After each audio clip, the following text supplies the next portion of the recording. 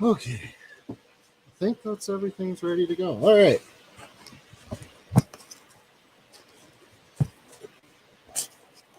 Okay, I think that's everything's ready to go. All right.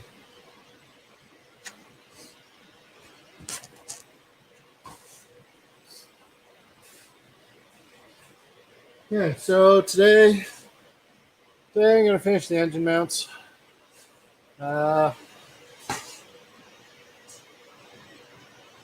Kind of off stream, I finished welding the one frame side bracket, so that's all ready to go. All this over there and show you guys.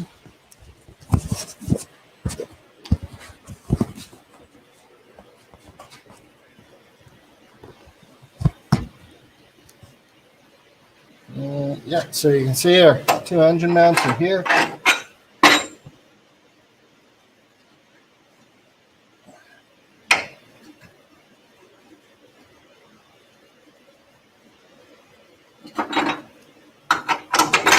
The other one's just right here.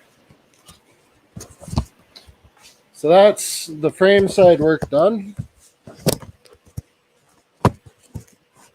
So now the next big job is going to be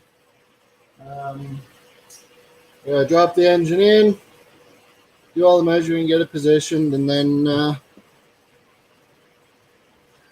I got to start measuring for the legs. Soon as I get my tablet to cooperate.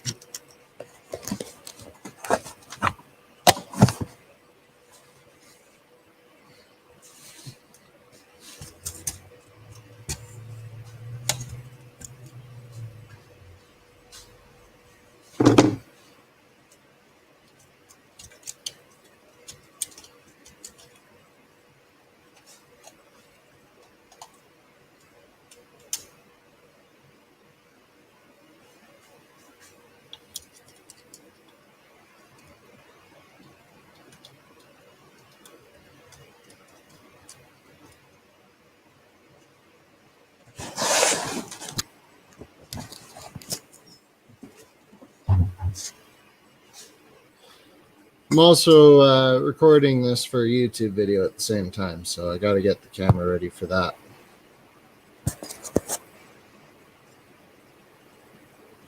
Come on.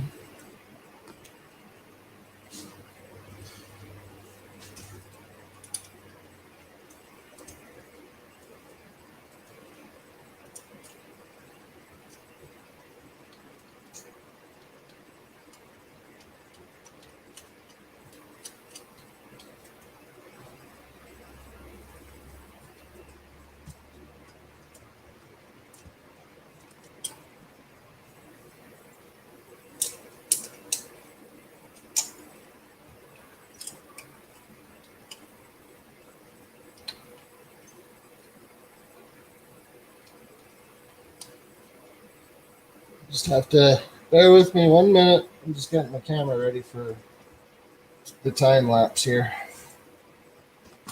And big old zap strap.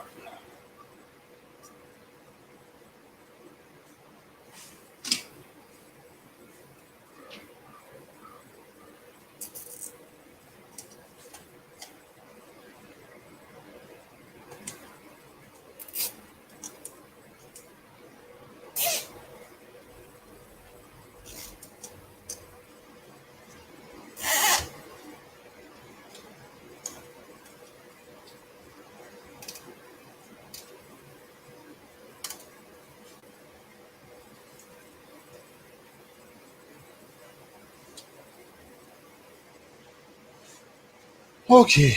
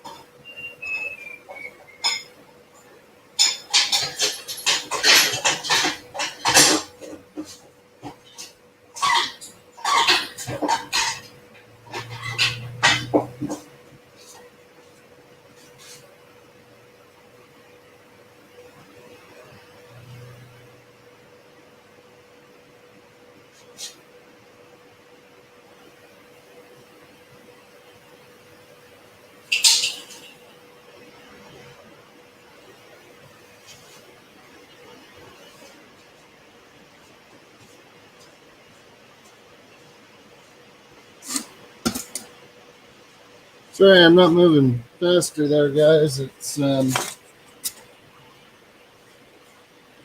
little green around the hills this morning.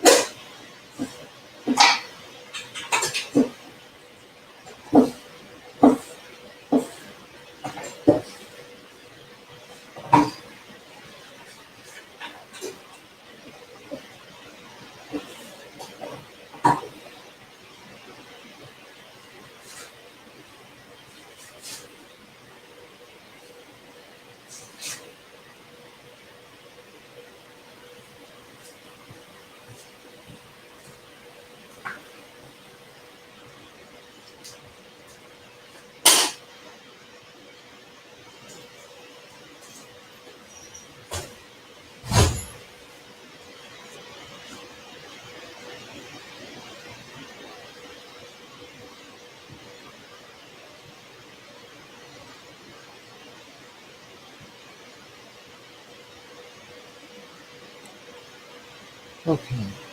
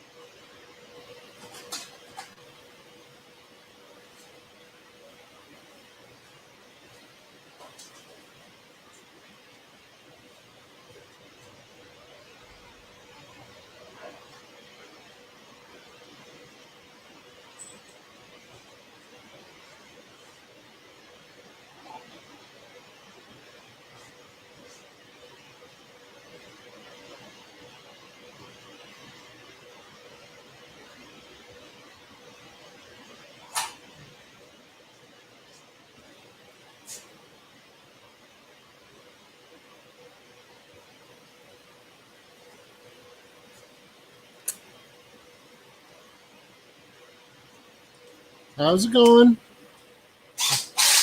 No one viewer.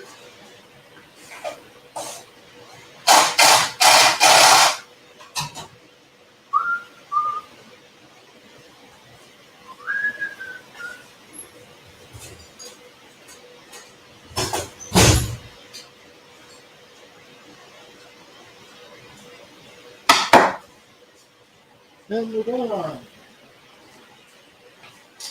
One day.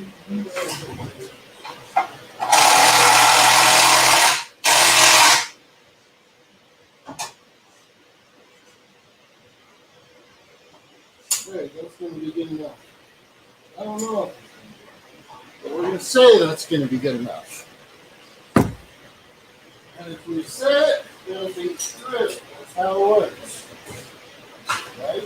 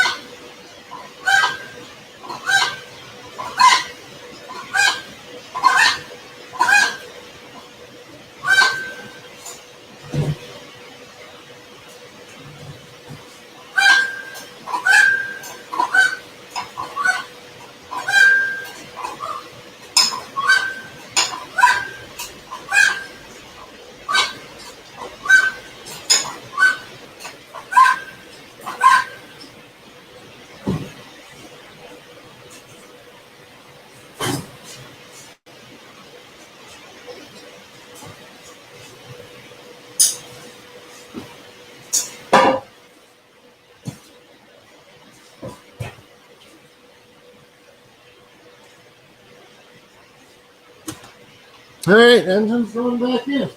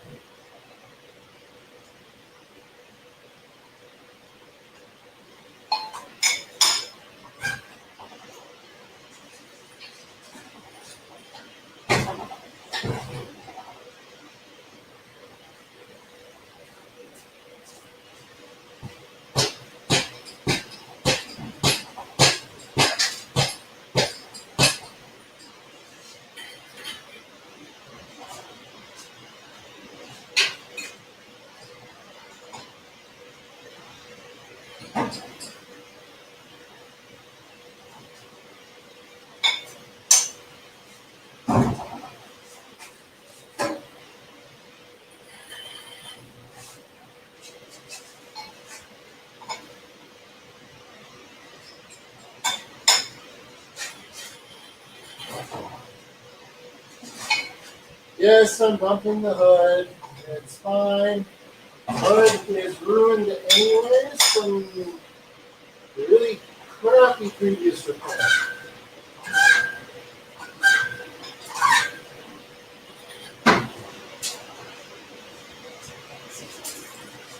There's nothing I can do about that. Because it's not, kid you not, but it's about yay much Bondo on the front. Good.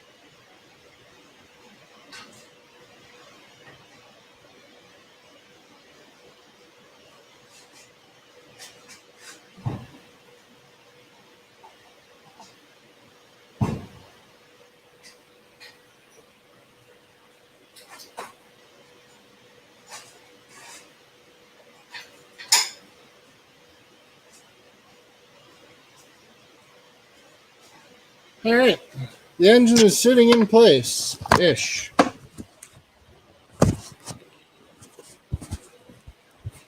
There it is. Whoop.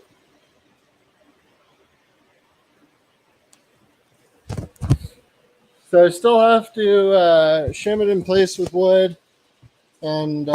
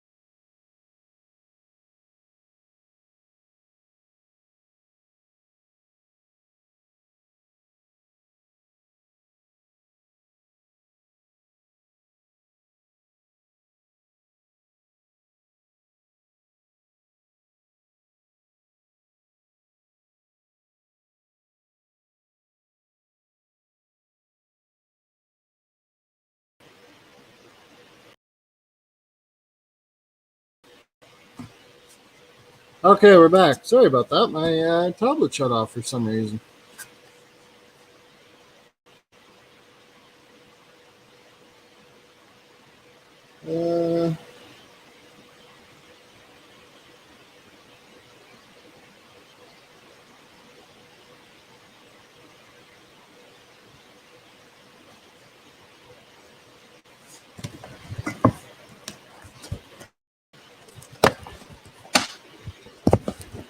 We are going to bring the tablet over. Why is it saying I've got...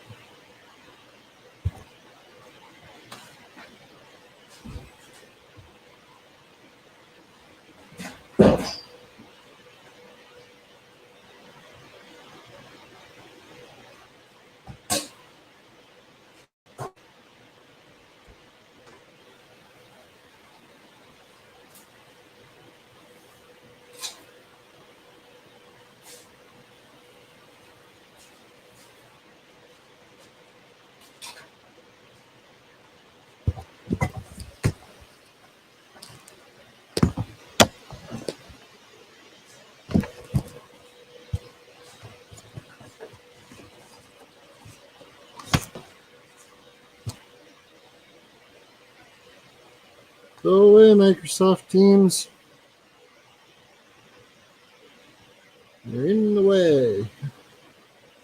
You too, Steam. Okay.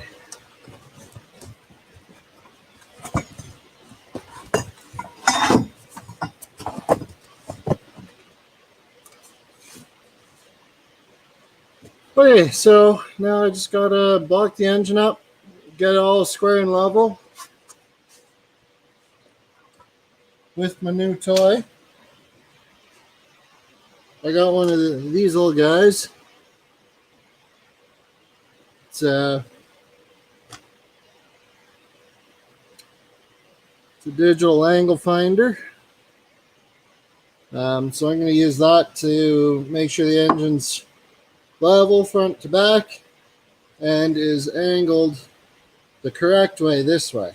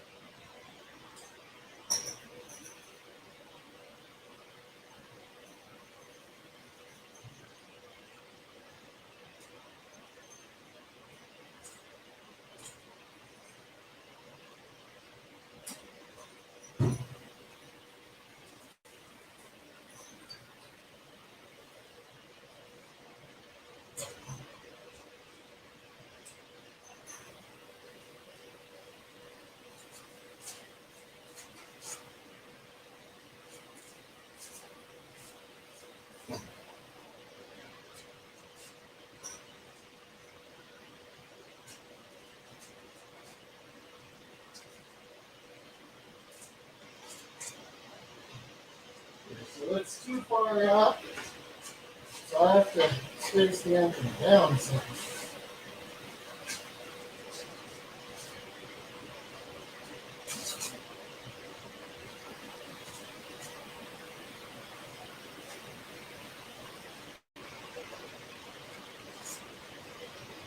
This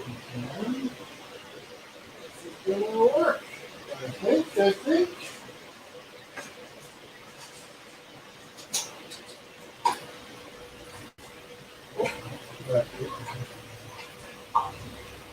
Come down half an inch in the front.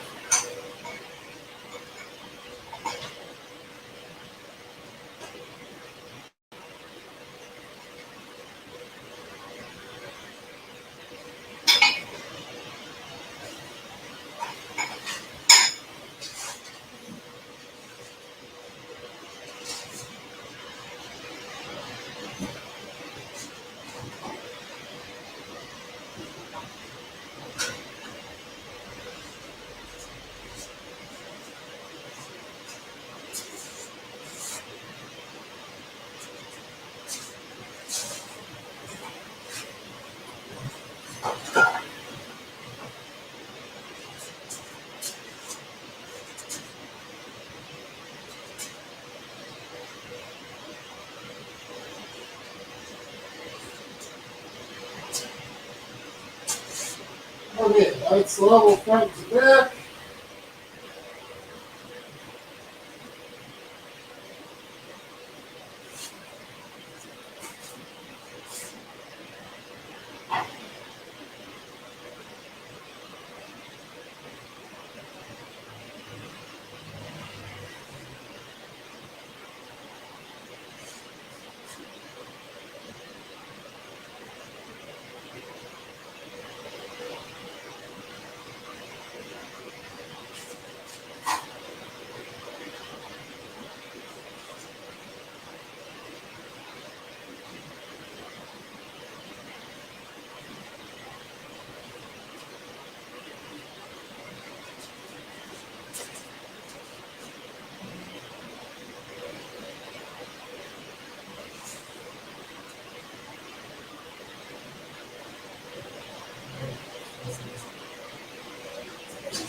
Back some. Sorry, it's just a really fiddly process. Up.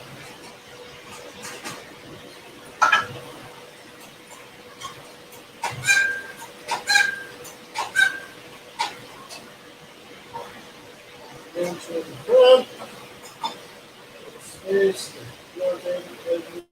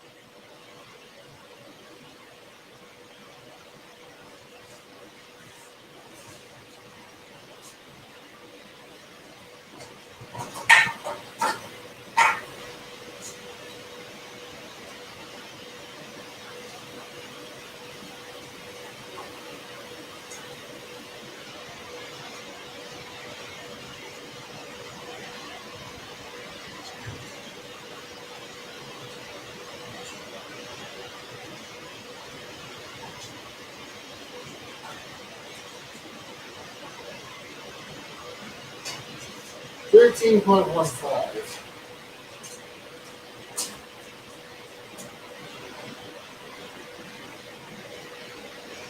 Okay.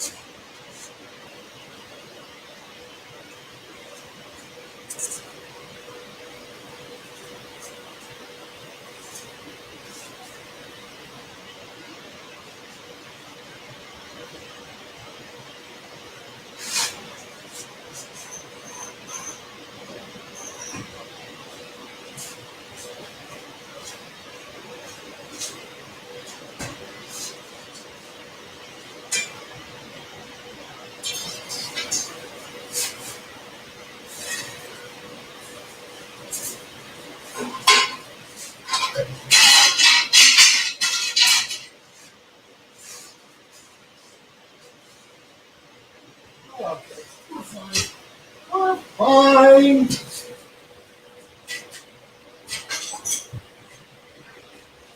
I just wanted to make sure. Just wanted to make sure that the in the transmission tunnel, because the transmission tunnel's like this, I just wanted to make sure that the output spline wasn't getting too close to the top.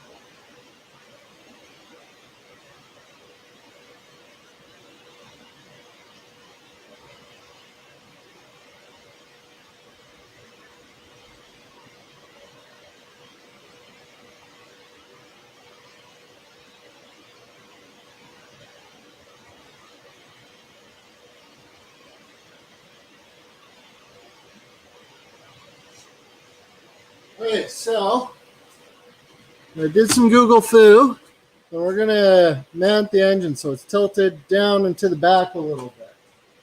I'm gonna go 2 degrees. Why? Because it's an easy number to do math with.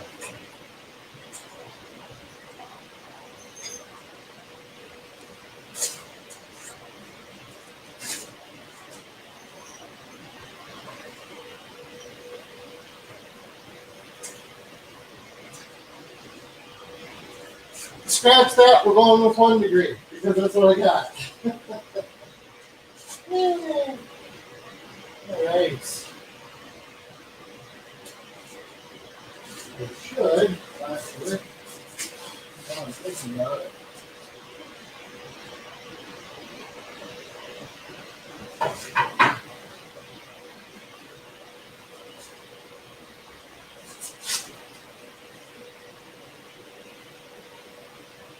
Wow. Okay.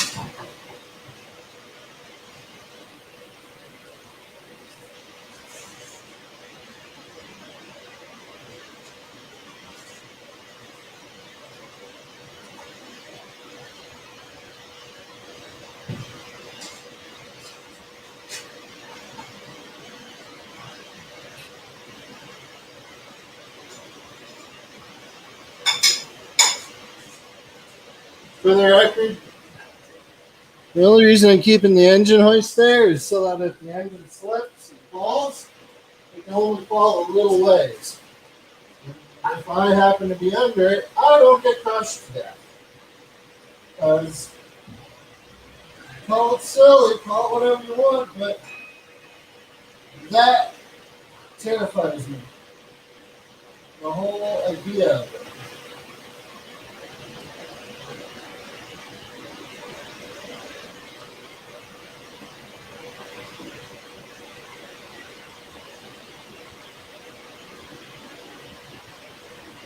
Woo! Exactly 13 degrees.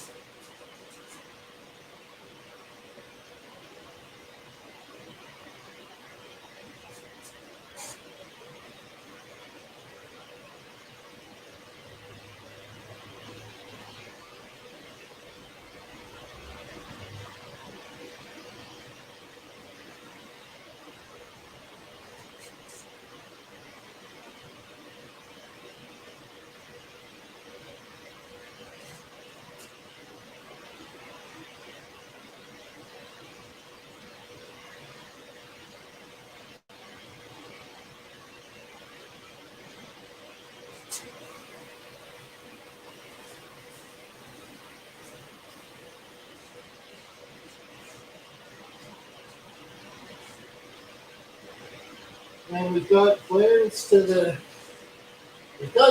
Clarence. Not a ton, but it'll be enough. It'll have to be enough.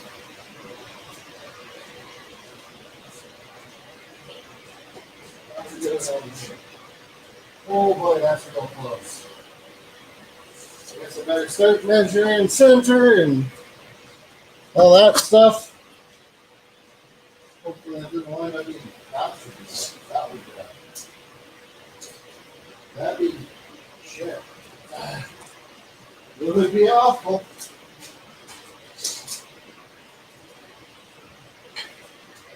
Okay.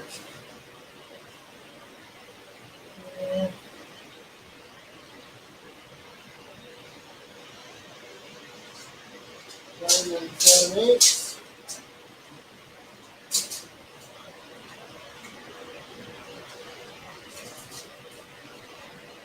Oh, good. Over to the right side. Okay.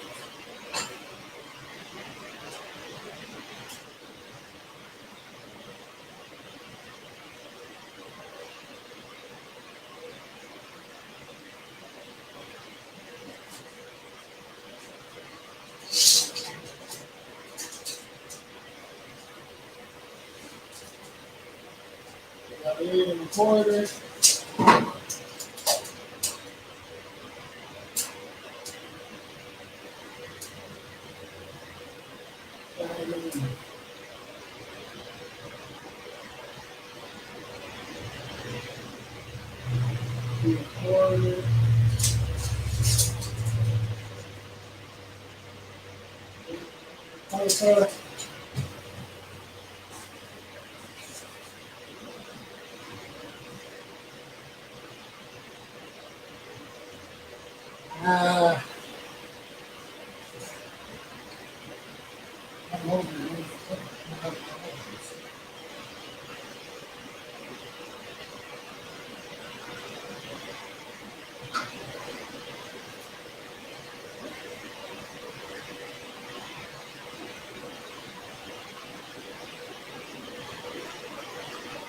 Might actually have to keep the engine off-centered in the engine bay, which should be kind of late.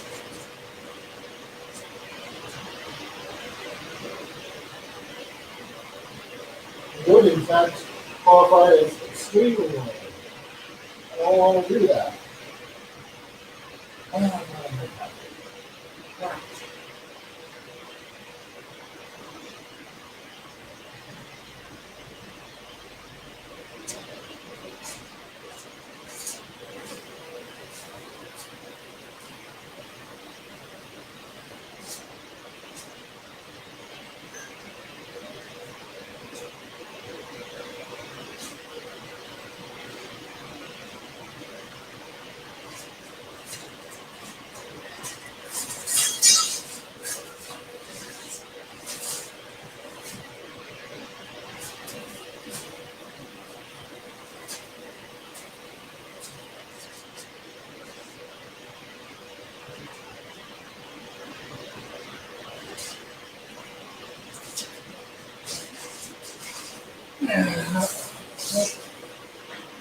Okay.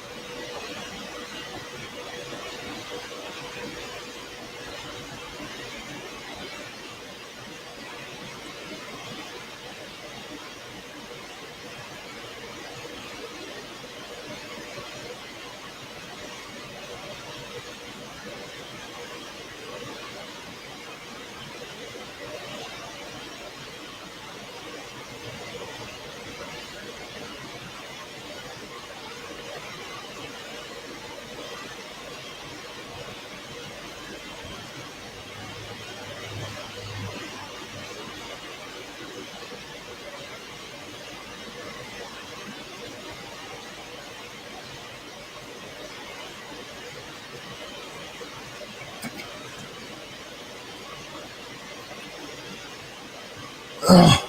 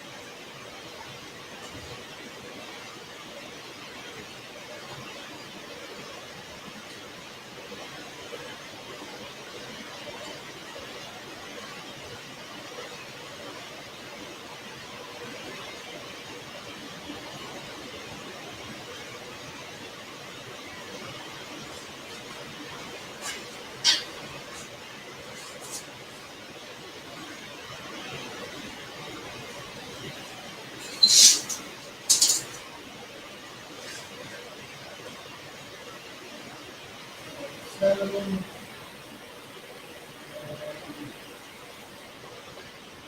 8,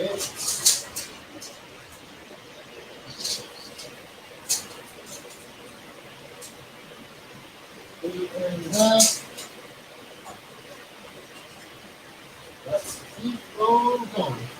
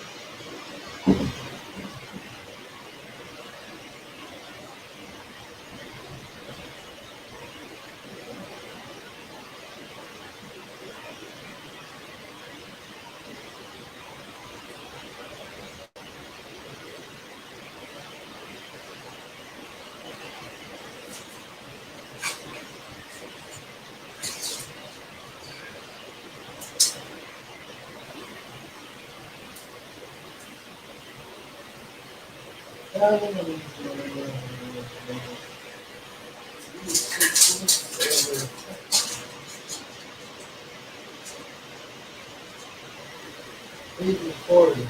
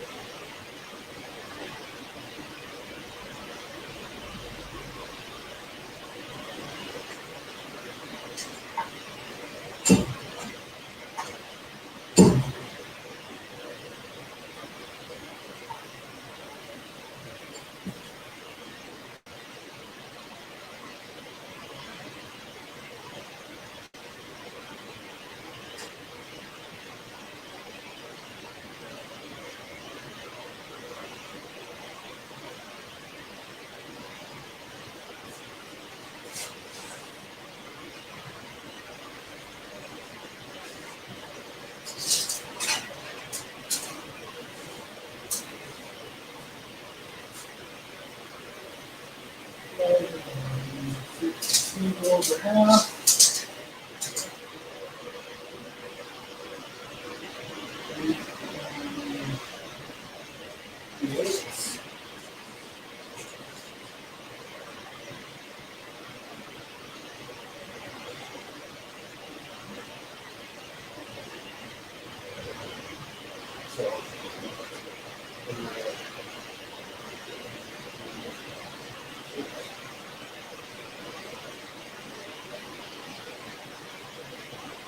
All right, 3/8 off center. I think you'll be fine. So the engine's 3/8 off center, offset to the passenger side.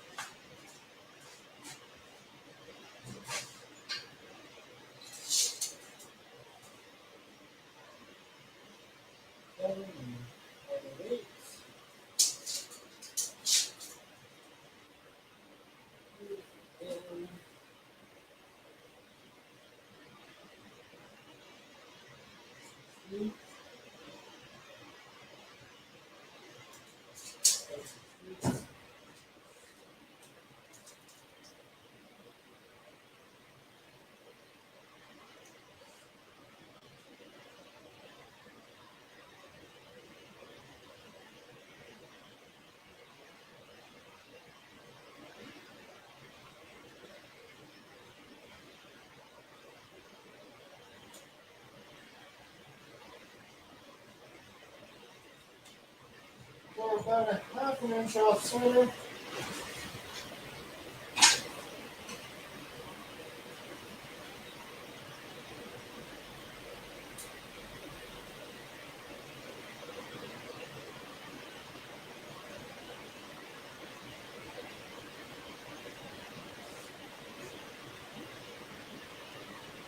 Okay.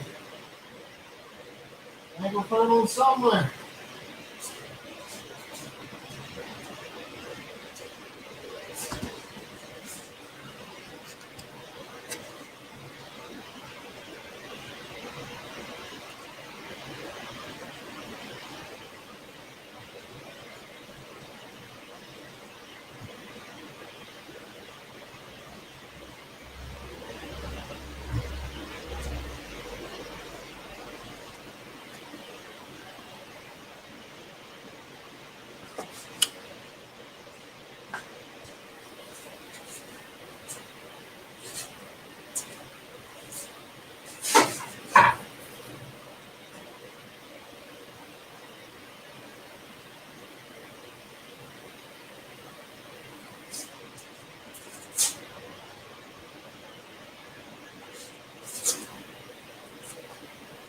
All right, so the final setting, 1.1 degree down towards the back, and 13. The head is tilted this way, 13.05 degrees, which is close enough for me.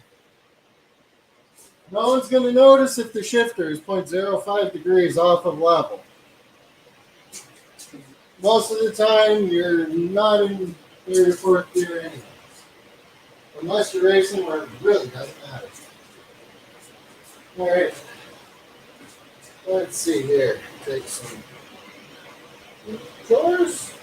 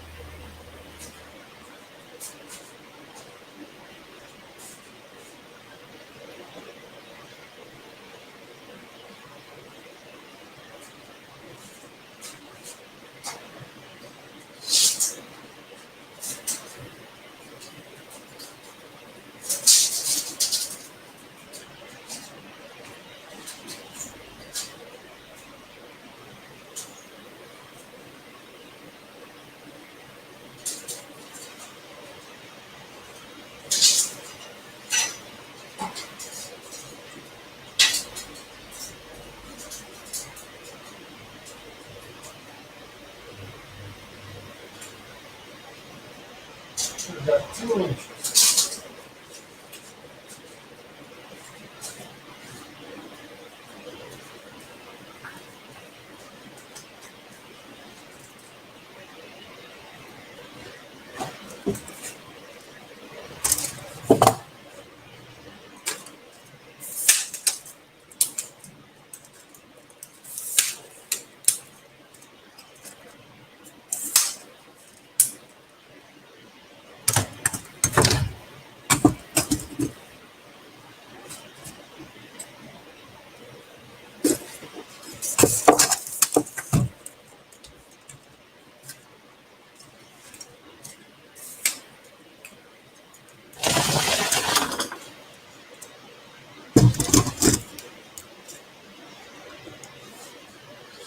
Okay, now we're getting into the slightly more interesting stuff for you guys because you're going to get to see what I'm doing.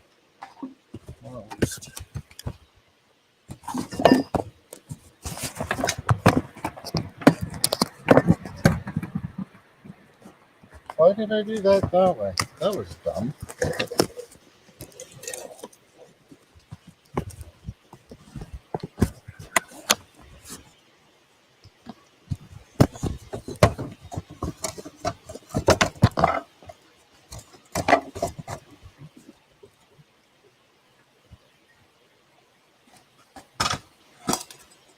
Bear with me for 1 minute here.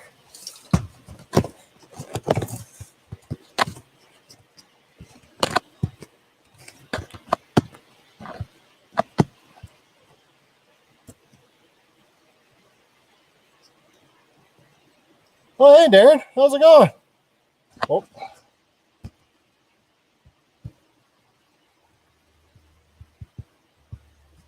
The window's popped up. And it's being annoying.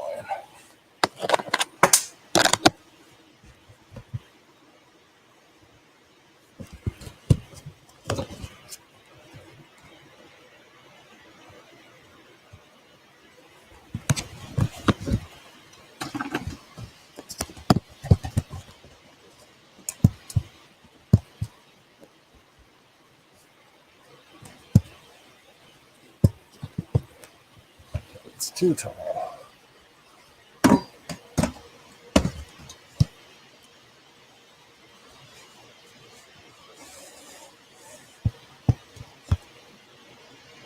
Okay. So,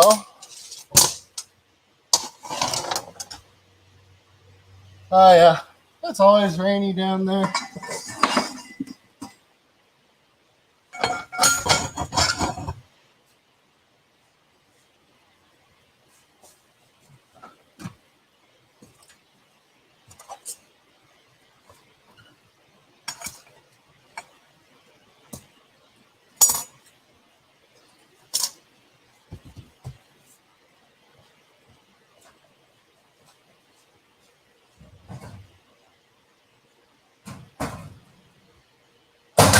That's not where I keep those anymore.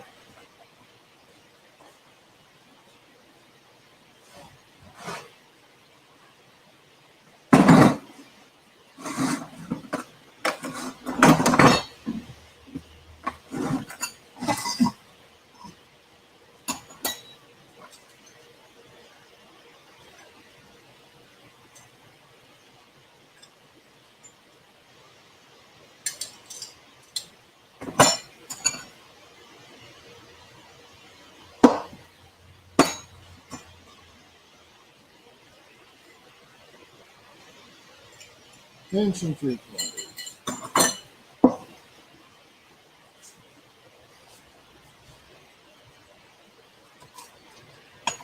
Alright, so I need to take the hole saw and the drill press and notch the end of the tube there.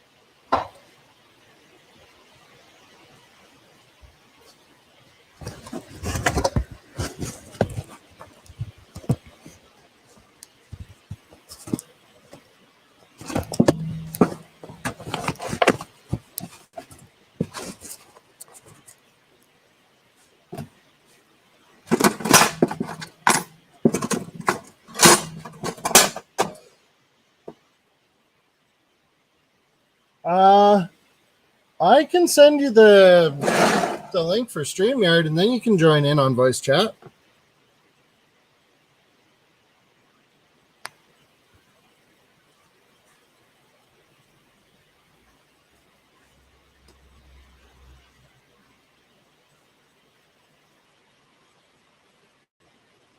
Let me just log in here and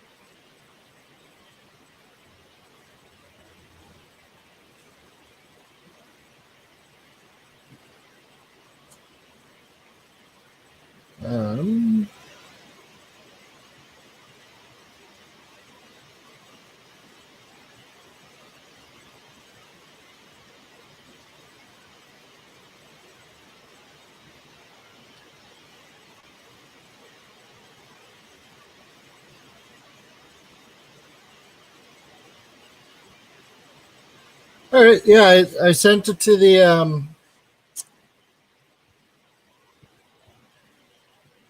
Facebook chat there. Now I just got to get that off the screen somehow.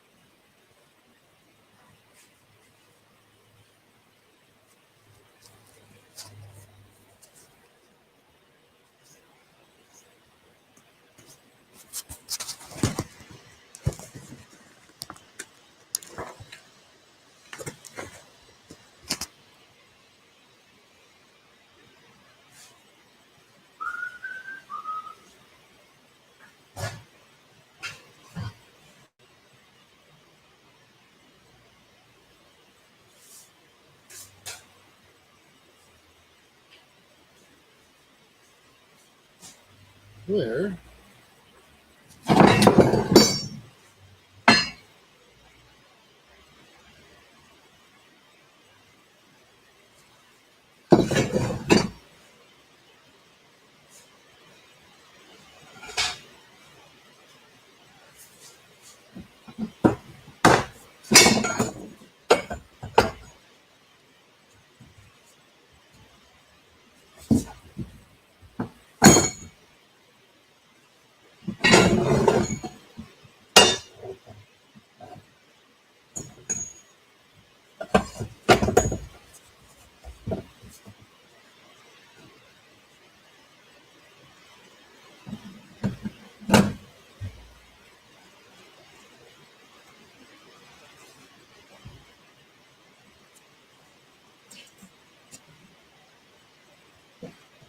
Oh.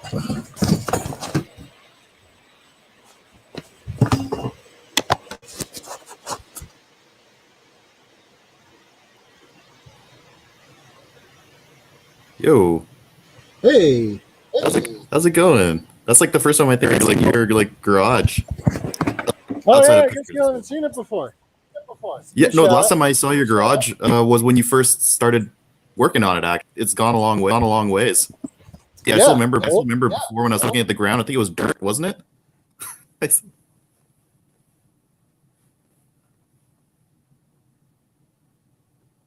I believe you've been in that house for how long now, Brad? Oh, oh,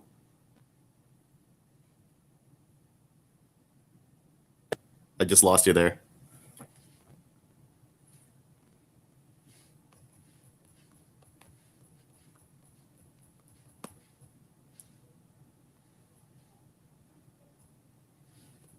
Just lost you there. Just lost you there. And There we go. I hear you. We're back. Yeah, I accidentally bumped the power button there.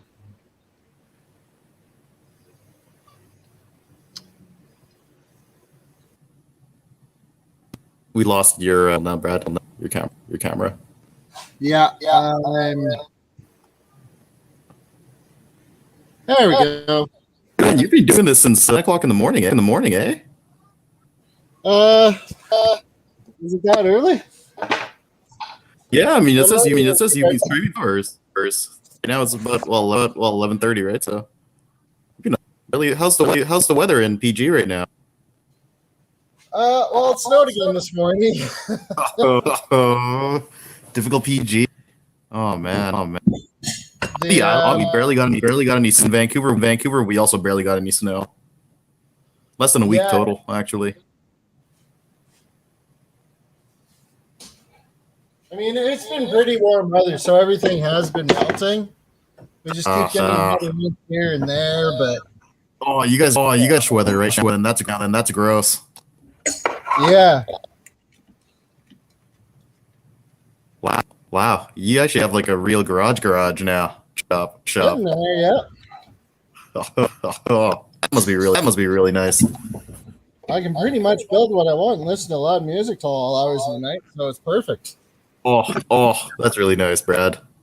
I know that's what you always wanted since high school. Yeah, pretty much. Not very far off now. All I need is heat to finish insulating and put up drywall, and then I can concentrate. Yeah, you have all the expensive. You have all the tools there. I like your tire rack up there, by the way. Oh yeah, I like how the one Jeep tire's slowly been going flat, and now it's just kind of barely hanging there. Kind of nice. You got all the equipment there. Actually, where you at? You're shopping. Slowly. Yeah. It's taken quite a while to get this far, but it's been worth it. Oh, that's fine. You got all stuff. Start doing the insulation. Well, yeah. So I just kind of been buying a bag here and there. Okay. Of course, having been off work for the last year didn't help much with that. But, I was gonna ask, how's work going? I mean, it's working pretty great. Everyone there is super nice, and I definitely am looking forward to work in the mornings again. So that's a nice change. Same engineering firm? No, I'm working for a demolitions contractor doing as a project coordinator. Okay. I just got tired of waiting for a call back, and fair enough, right? Can't always wait. Yeah. Gotta pay the bills. All right, this is probably gonna get noisy. No worries. Oh yeah. That's just wanting to jump around. I need a bolt. And I need a nut. And some washers. I keep trying to stand on this. And it's not something that should be stood on. So how things been for you? Oh, just as I was, got all my essentially all my pilot license and all my ratings, and COVID happened, right? Right. So yeah. Currently, is it like driver's licenses where if you don't pass within a certain time, it expires? Well, it's ratings. The thing is, with pilot licenses, and it doesn't expire, but you have to be recurrent. Oh, okay. Which isn't terrible. It isn't too bad. Usually, when you start work, when you're with a company, they'll because you do a recurrency every year on it. Right. That every year too.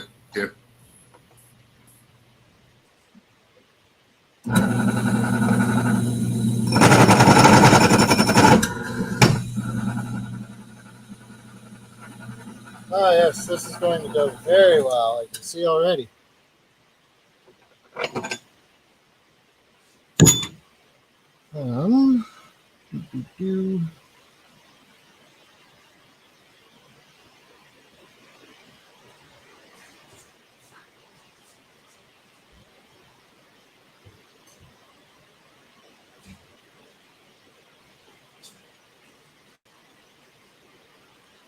I'd be mean to ask you, Brad. Your cobalt. Did you? Oh, so what was that? 3 or 4 years ago, I was down on the coast for a New Year's Eve party with all my racing buddies. Okay. Okay. And we were driving to the party, and I was maybe a half a click away. And it was. And you got T-boned, right? Pardon? T-boned, right? T-boned. Not T-boned. I had someone turn left right in front of me when I was cruising through on a solid green doing 60. Okay. And so I tried to drive around them because there's no way in hell I was going to be able to stop. Okay. And I would have been able to, but they panicked, floored the gas, and then completely blocked me off. So I went running straight head on into the front of my car hit their passenger front tire pretty near perpendicular. And somewhere I have a picture of the front end of my Cobalt was. I remember seeing it. You sent it to me, or before. I was wondering I was going to be a write-off, but did you end up keeping the vehicle? No, because like I would have tried to buy it back, but being down on the coast, there's just no way for me to get it from there to here. But they did pay me out for it, and they also let me pull all my stereo stuff out. Thank God. I mean, I would have been on that. The boosting it? No, I still have the engine sitting over in the corner there that was supposed to go in it. Okay, so it's fine actually. Pardon? Was fine? Fine? Yeah, so that it was going to get boosted. I had all the parts. I just had to put the engine together and put it in the car. Oh. But the engine was fine though from the attic. It was working?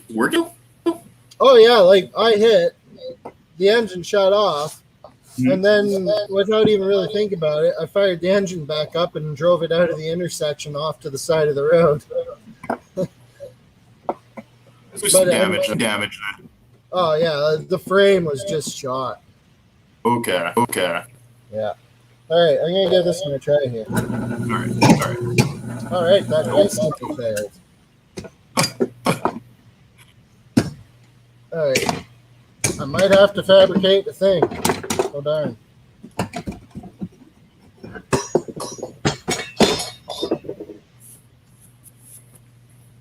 How's FRS? You got that working again? Yeah, I was driving it last year. All it needs is I do need to order a new front bumper for it because it's still got the record bumper on there. And then I just got to paint it and paint the fenders, and it's like done. Well, the repairs are finished. I don't know that car will ever be done. The motor though, is still running, or are you completely changed stuff on it? The engine was fine. Okay.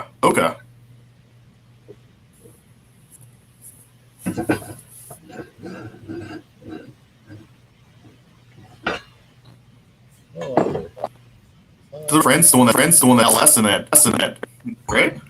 It is BRZ. Stuck in LS in it. Yeah, Lucas is putting an LS3 from a Camaro into his.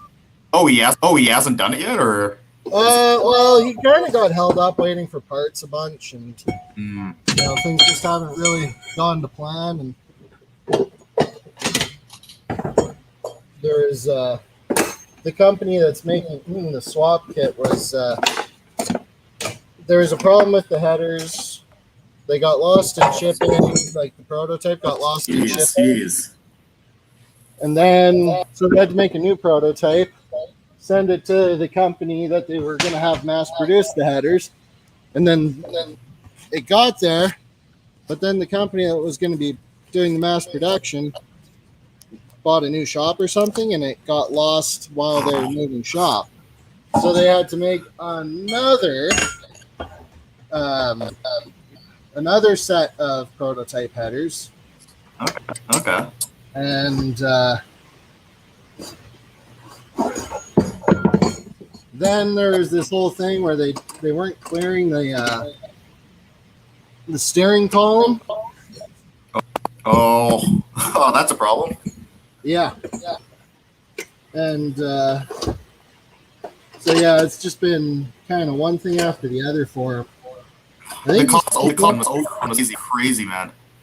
Yeah, well, I mean, it is a big engine to put in that car. Oh, for sure. Oh, for sure.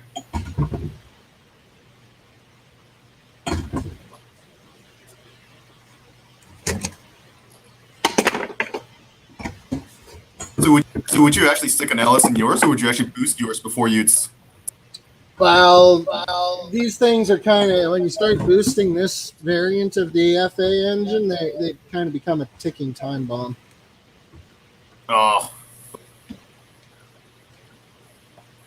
I mean, if people were more moderate with their power goals, it probably would be okay. But all the kits are, because they have to compete with They're a pretty big jump. Yeah, so they're all like 350 to 400 horsepower kits. So. You'd be looking at so much of the horsepower. I mean, even if you get yours up, say, to like 280, 300, it's a torque figure that you want to bump up. Yeah. But that's just the way it is. Like, that's what everyone wants, is big power numbers. I mean, I saw the new BRZ. I think it was 21, right? Where same engine, but similar bump up in torque. It's pretty much a torque, right? The horsepower they got a bump, but the torque has. Yeah, because it's a 2.4 liter, not a 2.0. It's bigger, right? Replacement engine. Yep. That's right.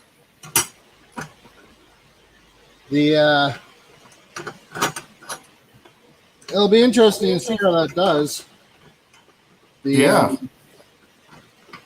Hopefully it does well. I'm not a big fan of the way the new front bumper looks. Oh yeah, the new style, it was kind of disappointing for sure. Yeah.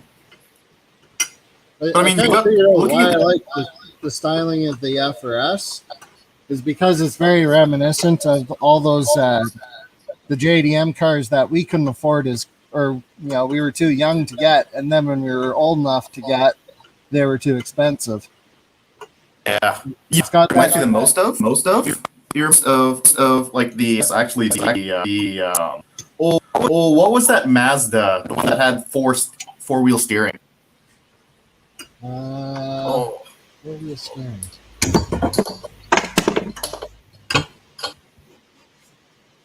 Shoot, I can't remember. It's been so long. You got me stumped.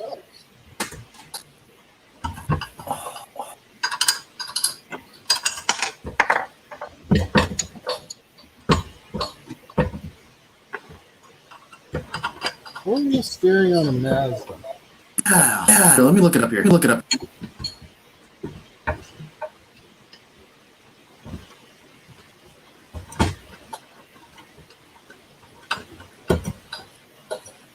It's a Mazda. Could be wrong.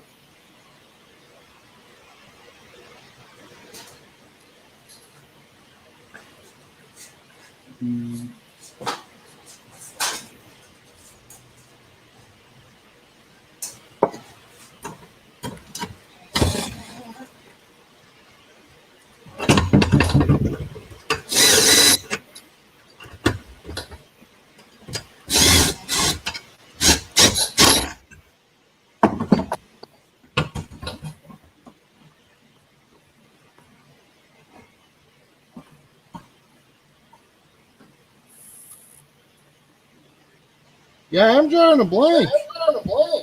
I'm just looking here. I think it was like MX6. Is that what it was? Oh yeah, that was just a little front-wheel drive car, though.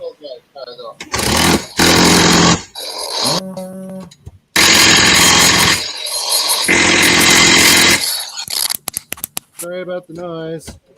No worries, man.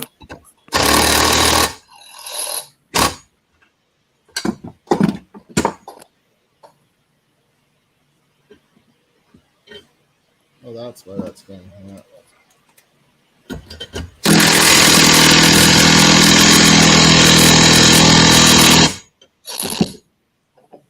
Yeah, it had four-wheel steering. GT. That's the one.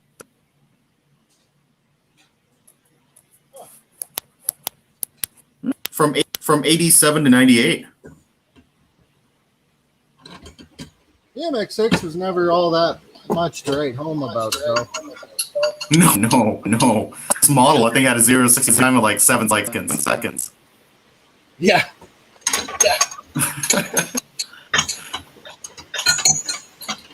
I remember once I was racing down in Vancouver.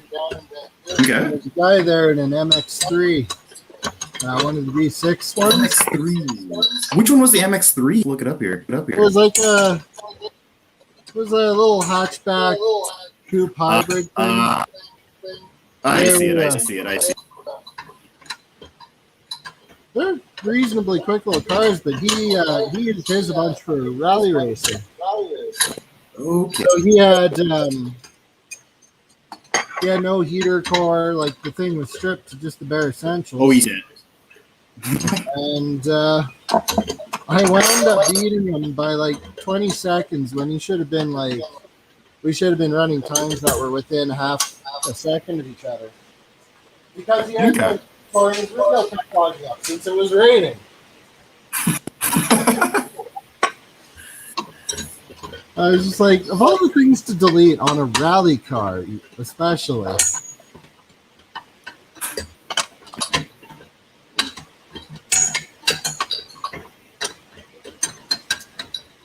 Well, I might have got this too tight.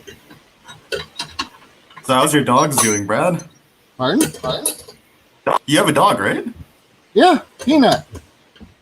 I know there was a dog named Peanut or a pet. I couldn't remember who was like. Sarah and Sheldon's dog Max used to live here when they were here. Because I thought you had multiple dogs. Because I remember seeing pictures of like multiple dogs. That makes sense. Yeah. Yeah, Max was a great man. Okay. Yeah. Okay, you must do it. You might now. Must be a big boy. Peanut by now. Yeah. Max is. He comes up to about my belly button when he's on all fours. Okay. That's Peanut. Peanut's a little bit shorter. She didn't grow as big. She's a lot. What's the word here? She's not fat, but she's built heavier. Okay. She's a bit more. So sturdy, built sturdy. Yeah.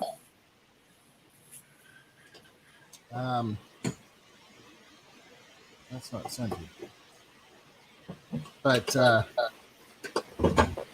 yeah, Sarah and Sheldon got their own place there last year. Yeah, last year. And so Max went with them because that was their dog. It's their dog. Okay. Oh no, then be sad then. Lost his friend. Or lost her friend. Oh, I think Max definitely had it worse because he was in a new place and everything. Where did they move to roughly? So you know where the Red Rock scales are when they rebuilt the highway out there? Oh, those are new scales? New scales? Yeah. New meaning like a couple of years. Yeah, just south of town where they split the highway up. I remember I went to PG. I think the last one was 5-6 years. And when I went part, I was like, am I going the right way? Like, yeah. So they put a scale in there, and their house is right at the scales. Okay. Yeah, I remember when we were driving through, just opening it up, but it still wasn't like working at the time. Yeah, active. So it was very confusing navigating through there. I was like, "What's happening here?" It's like, I don't recognize this. All right, I'm gonna give this another try. Luck.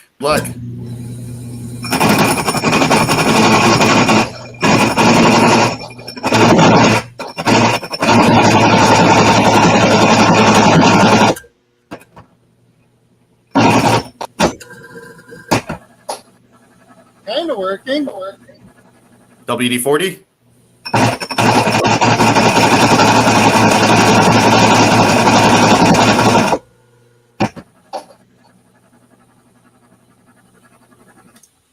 All right, now all I need to do is stop this thing from rotating. Ooh.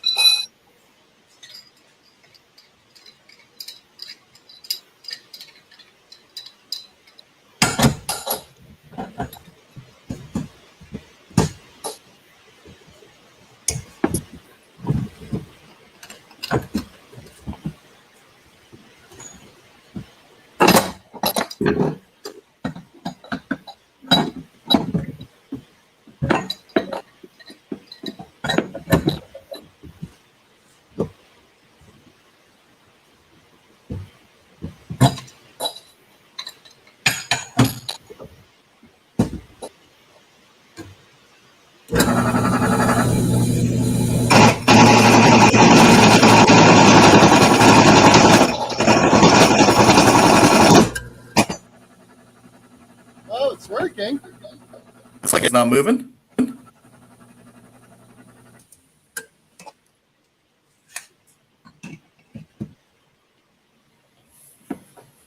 This is turning into something that's getting steadily more and more jank. I love it.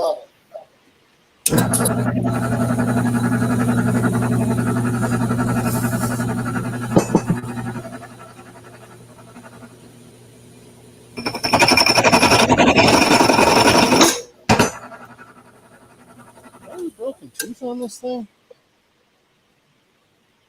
Oh yeah, I've got a couple broken teeth. Oh, it's snagging. It's gonna have to go real slow.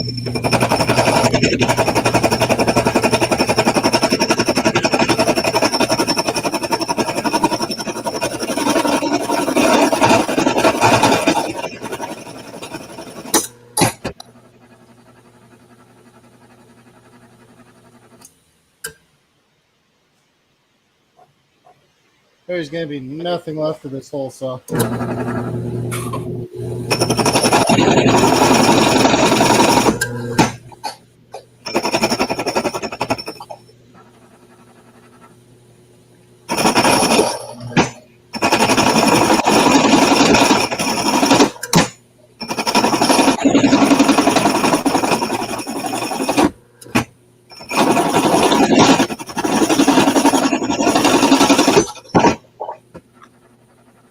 You know what? I think I'm just going to do this with the cutoff saw. Might have to. Otherwise.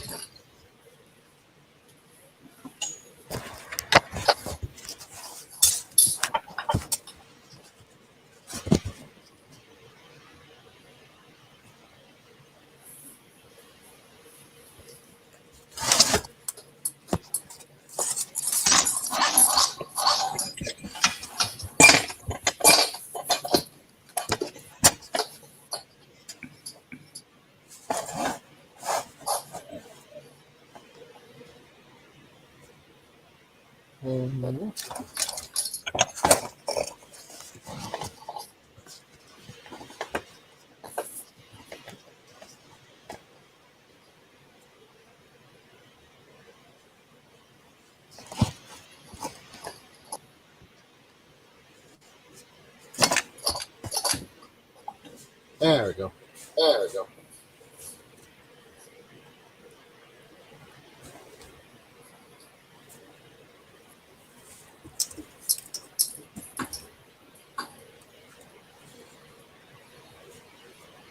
How many vehicles you got now, Brad? I know you got the MG back. I see the S. Do you have the G? I've got 5. Five. Whoa. Yeah, I've got the MG, the FRS, I've got the Sika 2, which is a motorcycle. I've got my little Shipbox Focus and the Jeep. Oh, right. I forgot about that Focus. Oh, it's like the motorcycle. That's same one, right? Yeah, it is Aaron's. Okay.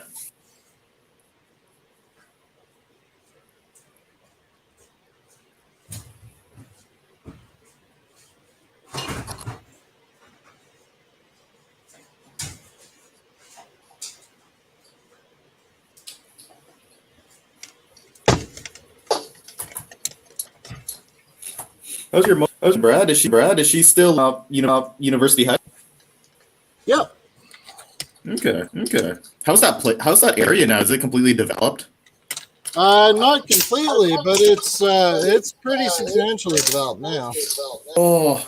Yeah. Because I haven't been now in oh gosh, like 6 years. It's probably changed quite a lot being there. Yeah.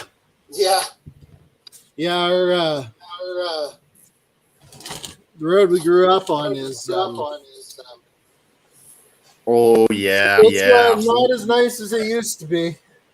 It's lost all of its green belt, huh? Not the section behind our houses because there's no way to get into there. Oh yeah, they can't build there. But behind Aaron's, for example, like around Aaron's place, that's got to be way different now. Oh, that's unfortunate. Yeah, it's kind of sad to see that go. They moved out the right before it completely became a middle of I guess. Yeah, I mean it was always slated for that, so I guess it can't get too bad. Oh no.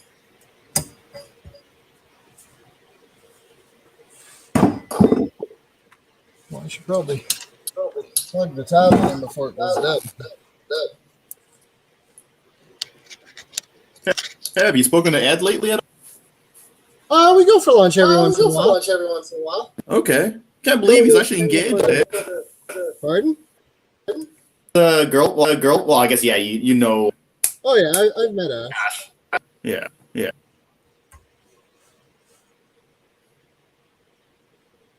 Yeah. All right.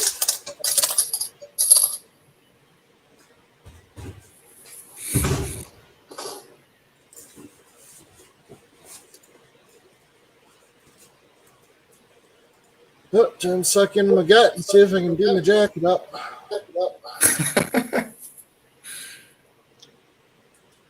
You got any ski gear, Brad? No, I didn't get out this year at all. Which is really disappointed with that.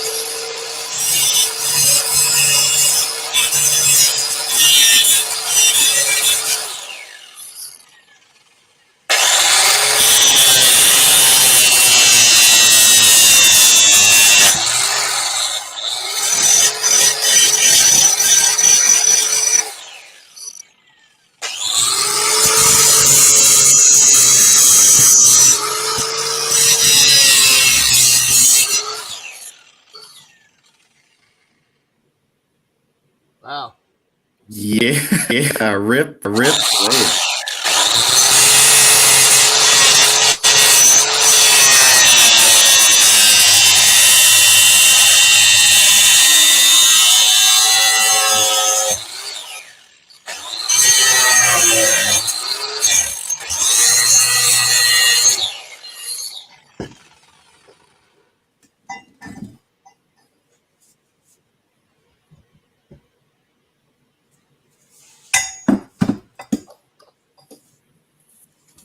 Yeah, there.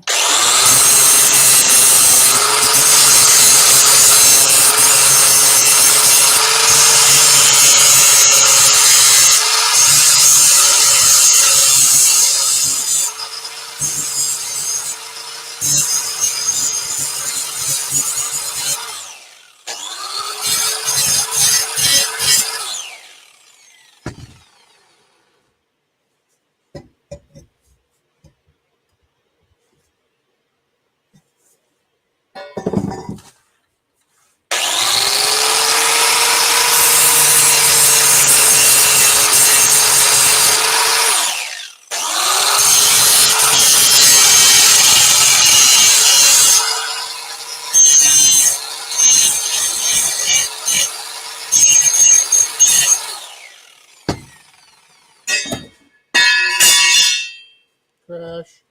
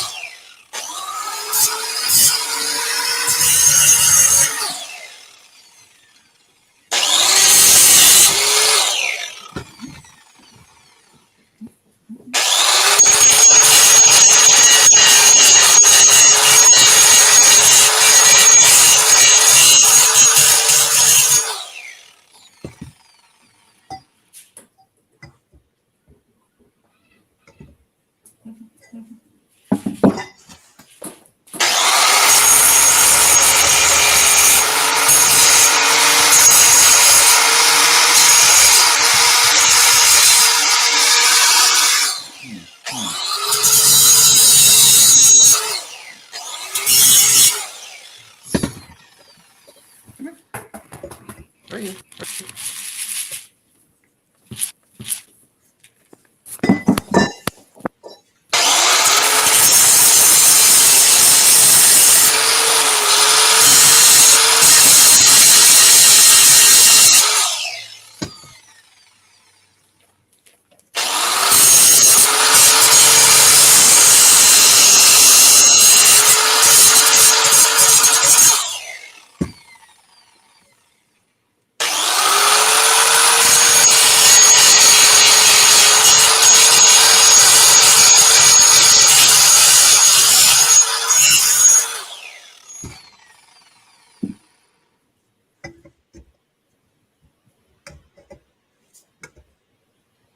Yeah, getting there.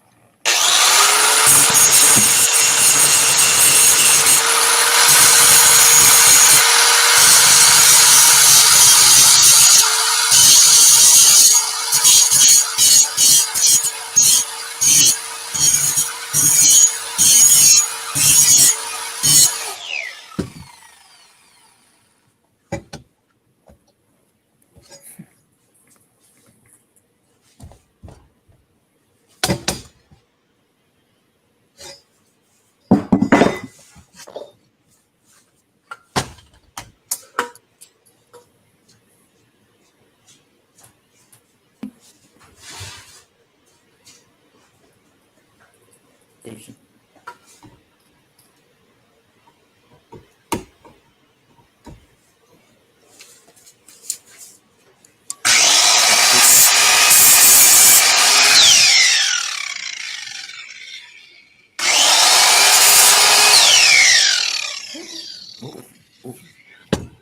Just stop something. Yep.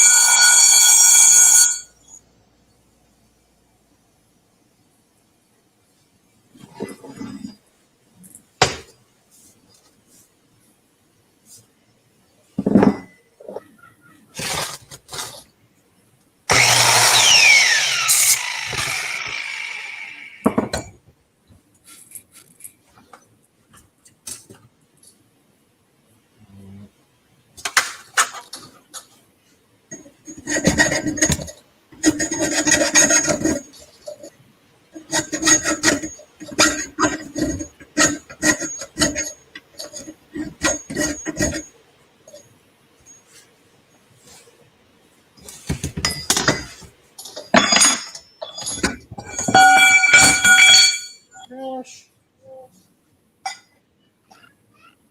Nice. All right.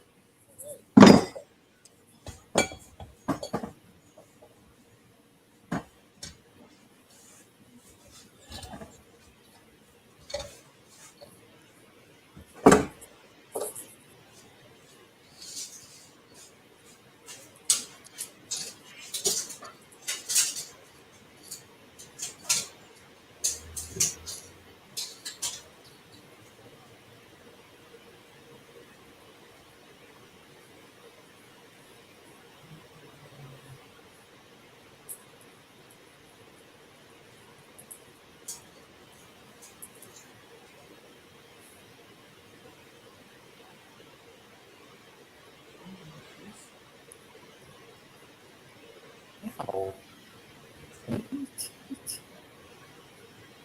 Wait.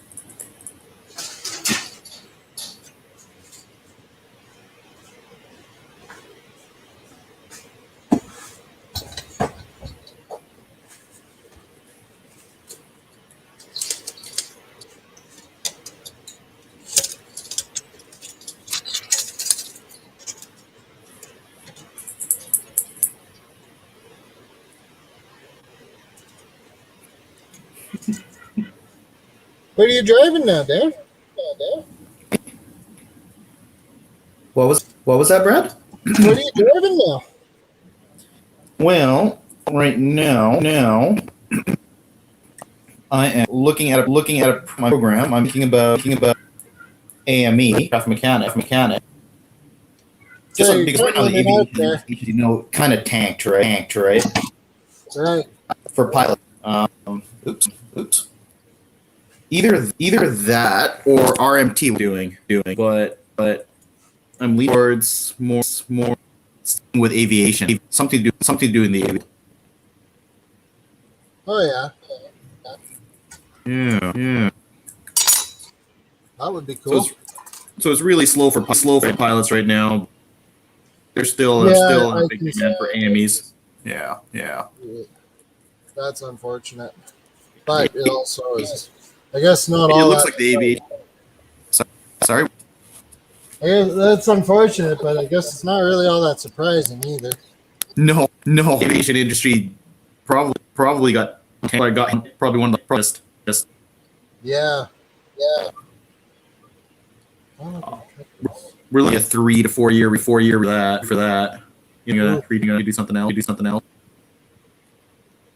Yeah, that's not good. No.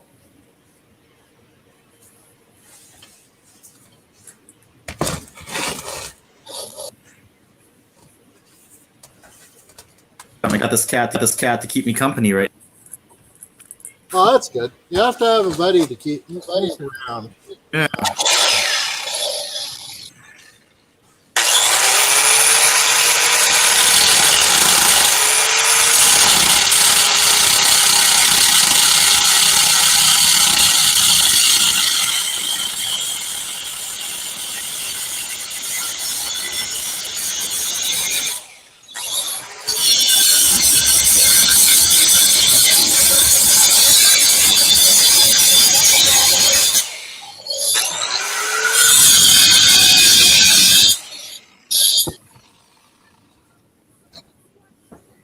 No, she was actually a stray. Oh yeah. She actually right this doorway here so. Oh. Well. Yeah.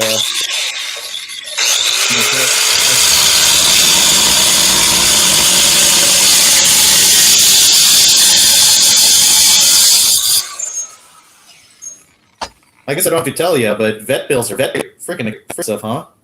Pardon? Vet very expensive. Oh yeah. Mine's not too bad, but yeah, it's even the ones that aren't too bad are still pricey.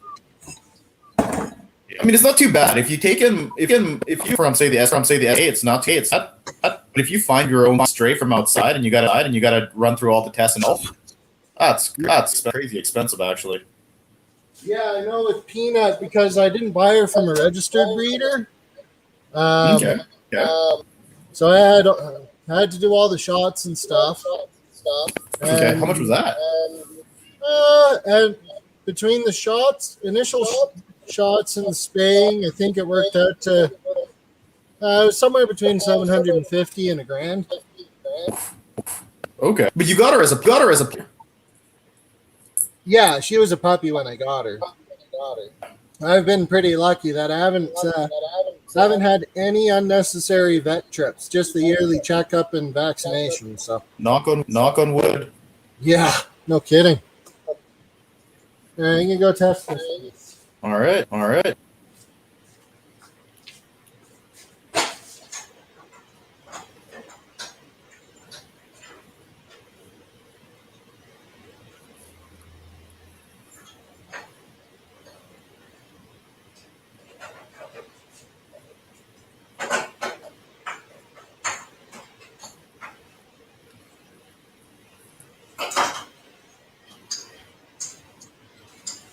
Ow. Hey there. Oh, you bit. No biting there.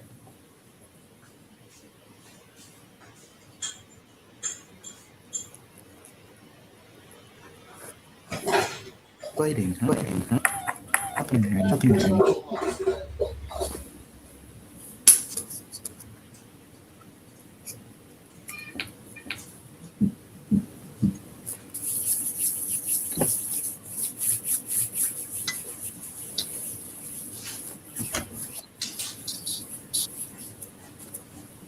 Gotta say, it's sure nice having more than one grinder, so I can just plug in a different tool and away I go, and I'm not always having to swap Checking the out. desk.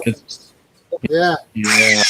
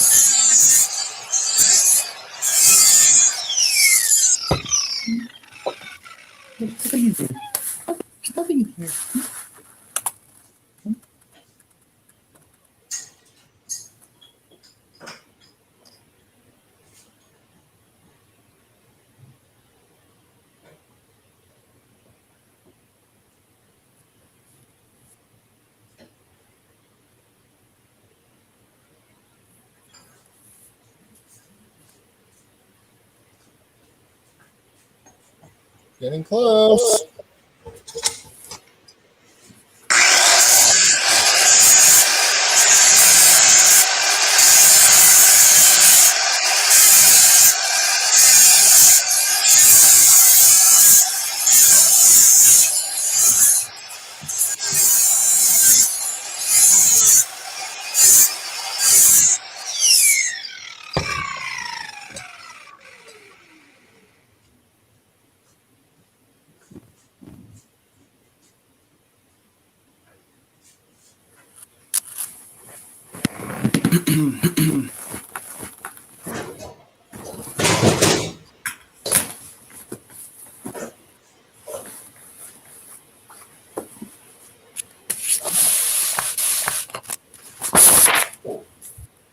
Move.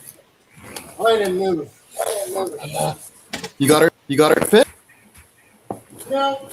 So all the engine moves. Now I have to reposition the safety thing again. Oh.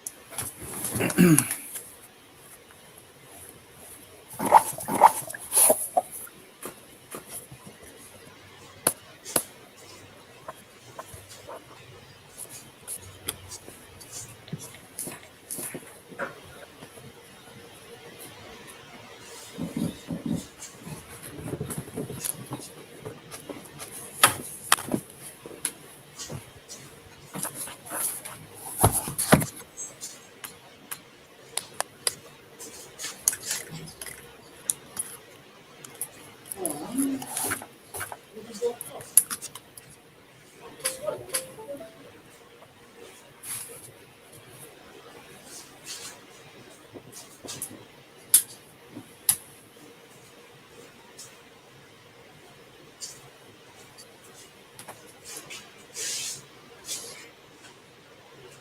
seem to have misplaced. Oh, there it is.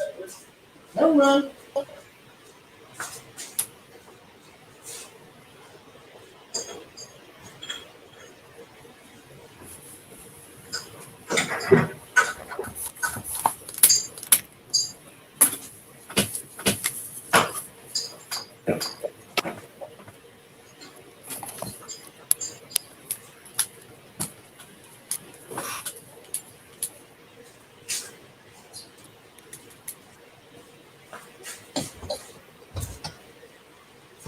So it turns out my measurement was right. I just need to actually follow it. You need to what? I just need to follow the measurement I marked down.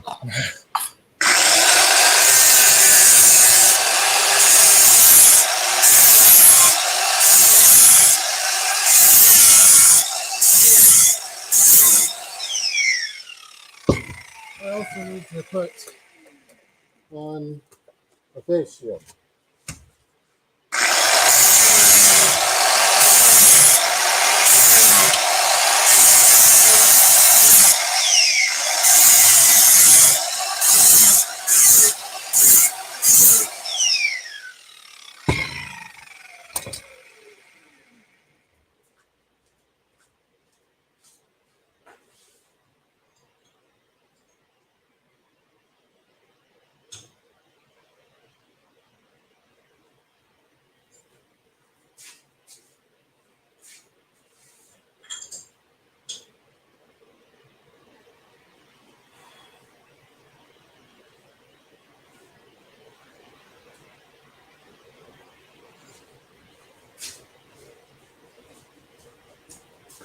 Close.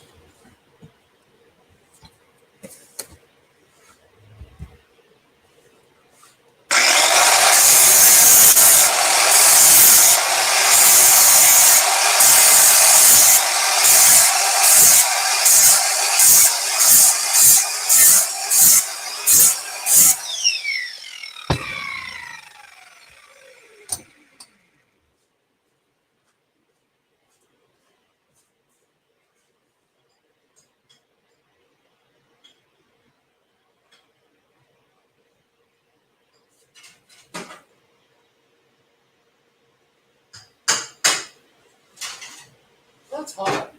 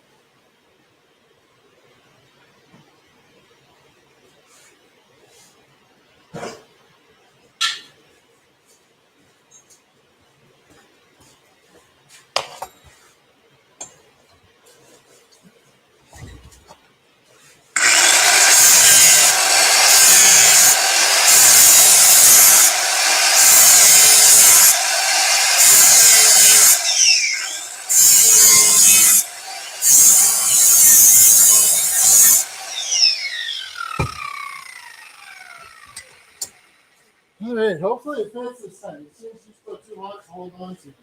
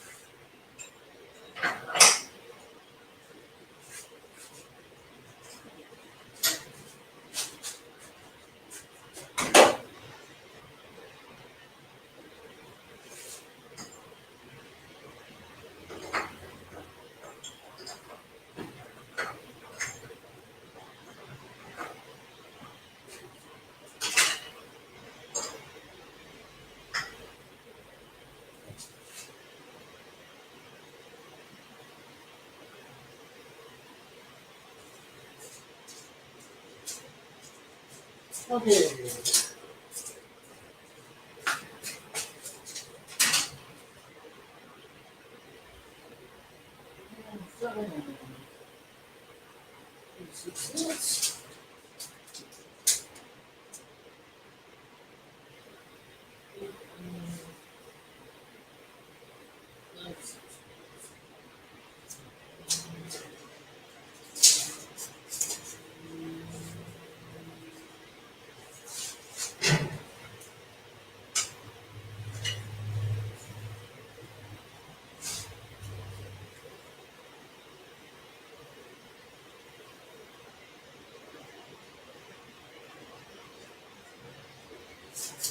Okay.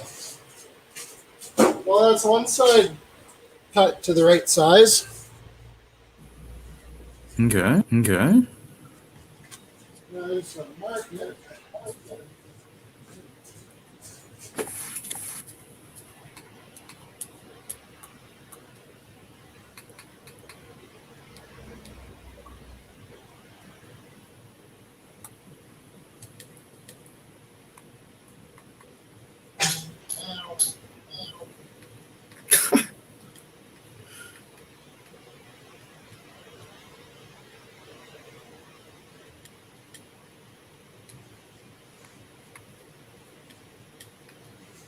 All right, now I just got to do all of that again. Why is that? Well, I got to build the one for the other side. Oh, right. The side. Oh well. Should be easier second time around, right? Yeah, let's go with that.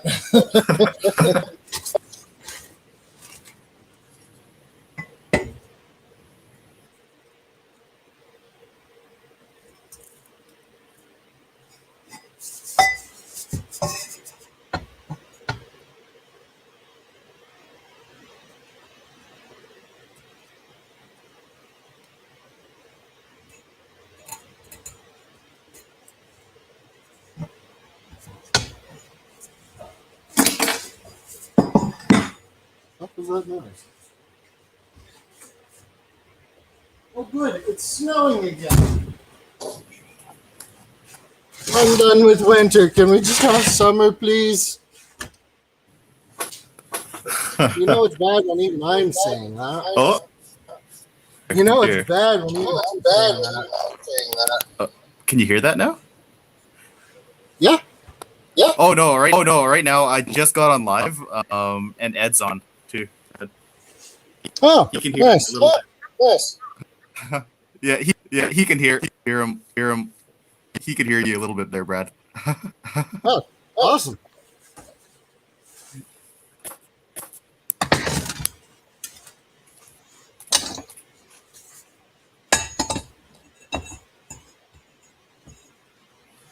Yeah. Be curious to know if it's snowing up in College Heights.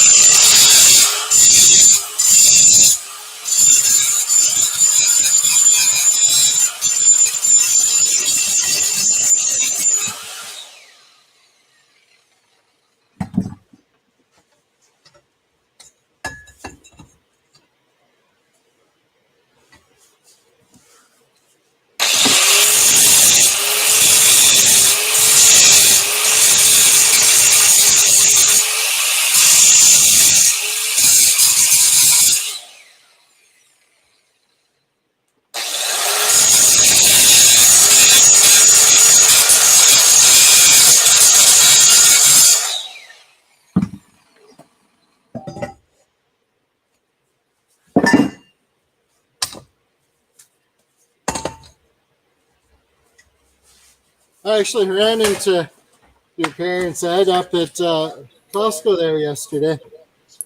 Sorry, what was that, Brad? I ran into David up at Costco yesterday. Oh, you ran to David. Said you ran to David. Yeah, David and Lauren are there. I think they're getting dog food because that's where I bumped into them. Ah.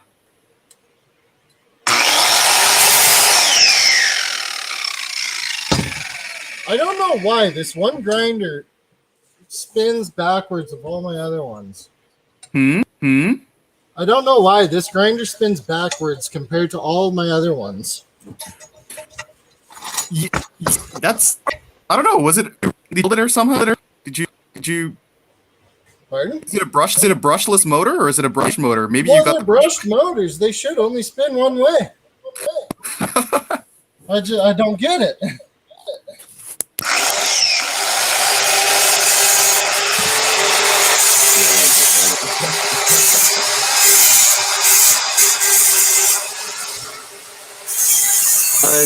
Neil, because Amanda's working.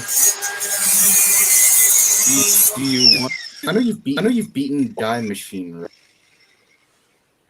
Beaten it. The mission. You haven't? Oh.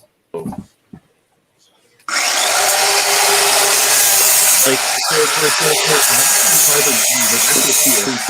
can actually beat it, and once usually ends like the match.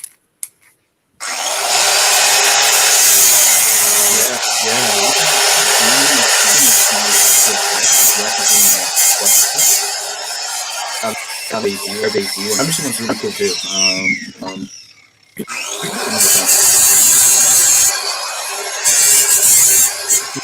We get Firebase. There's this one part. There's the one part on Firebase Z that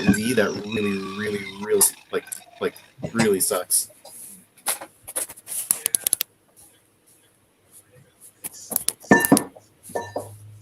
The part that's Phase Z is actually the part where you have to like capture the mimics on that stupid part.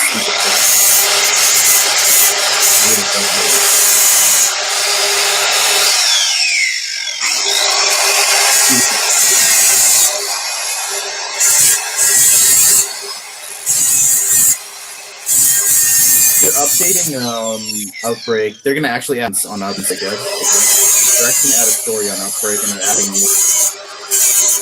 different variations, but not yet. But do you want to actually beat in Firebase then?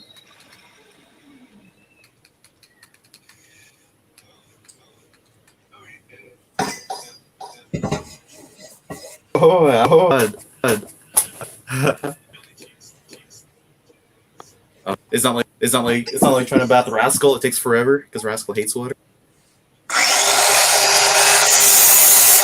Tolerate it. You give them a back. Okay.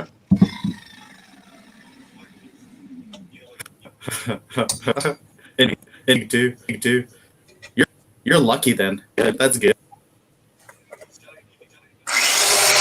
They'll tolerate it.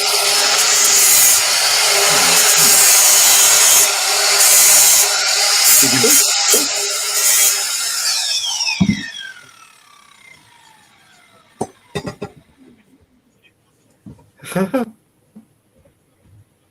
Yeah, I have to give Rascal that next month, or like in a couple of weeks. So. Pardon? Cats self clean, but yeah, they do. They don't.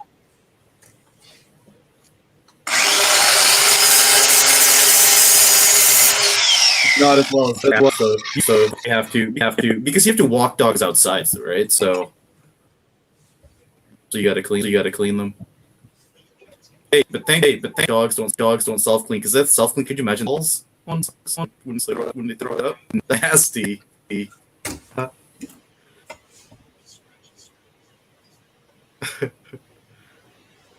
All right. Have fun.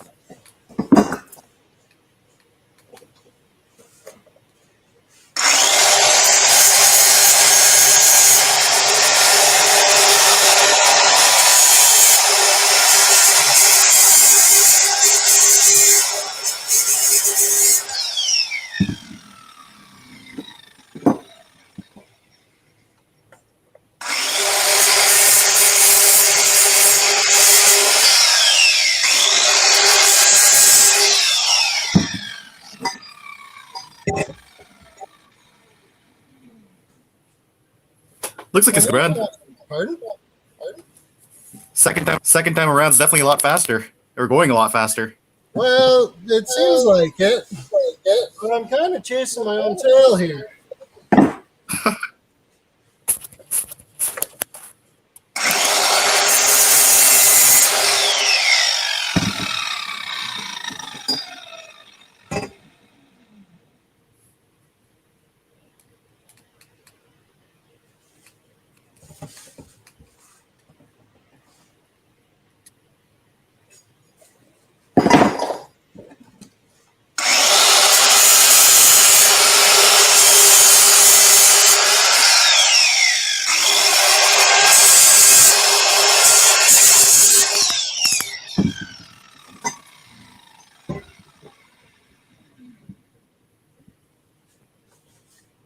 That's better. All right.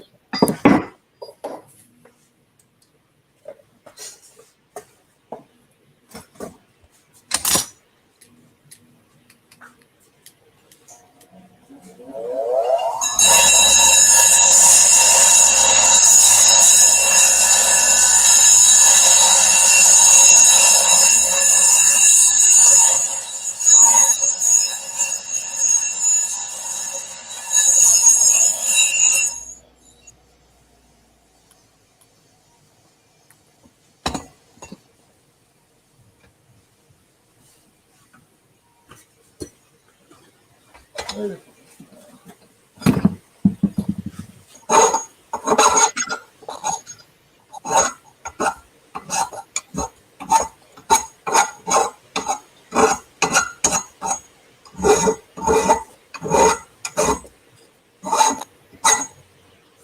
wonder if this thing's still recording.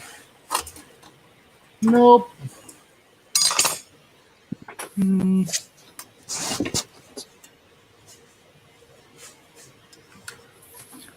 What are you recording with, Brad? The camera's good, pretty good. It's just my Surface tablet. Oh, not bad.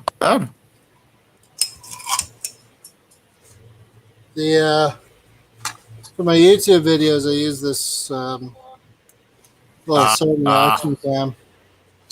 Okay. It's not great, but for now it'll do. Eventually, I'll get an actual camera here, but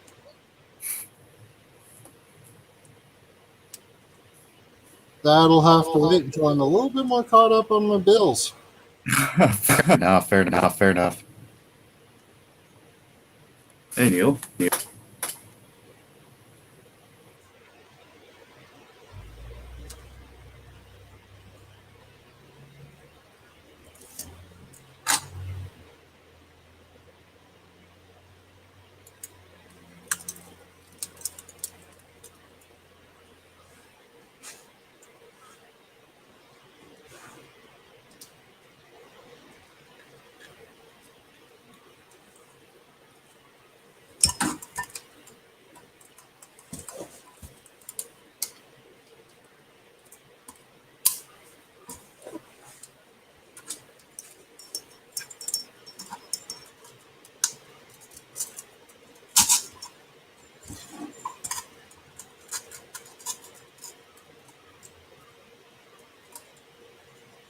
There we go.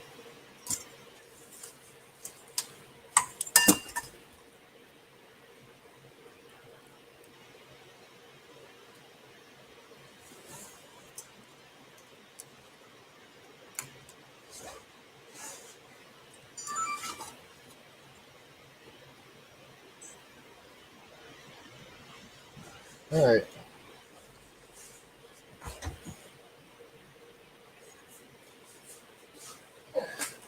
So is Ed down there with you, or?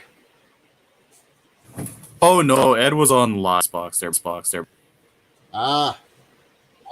Yeah, I just got on not long ago. Fair enough. Yeah. Man, you need your gloves there, Brad. That one's a little worn. Yeah, it's got this really convenient feature. See, it can flip out, and now I can use my I phone, see. and then I can just put it back away. All right, gonna quickly go measure this thing, and eyeball it up. And, well, it's gonna be real short.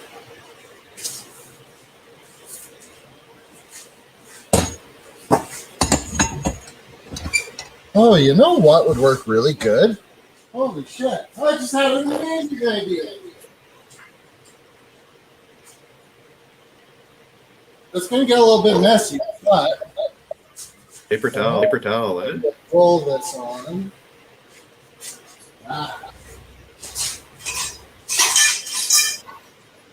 I can mock it up using cardboard tube from the paper towel roll. Hey, Brad, how high is the in your shop? Pardon? Is your ceiling in your shop? It's, I believe it's 11'6". Okay. Just shy of 12 feet. My party.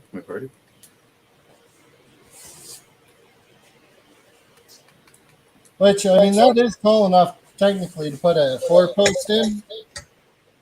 But, Yeah, you're gonna put a lift on there for to jack your cars up. I've thought about it, but you know the problem with a lift is you're stuck working around it. So if you're not using it, it's always in the way. That's true.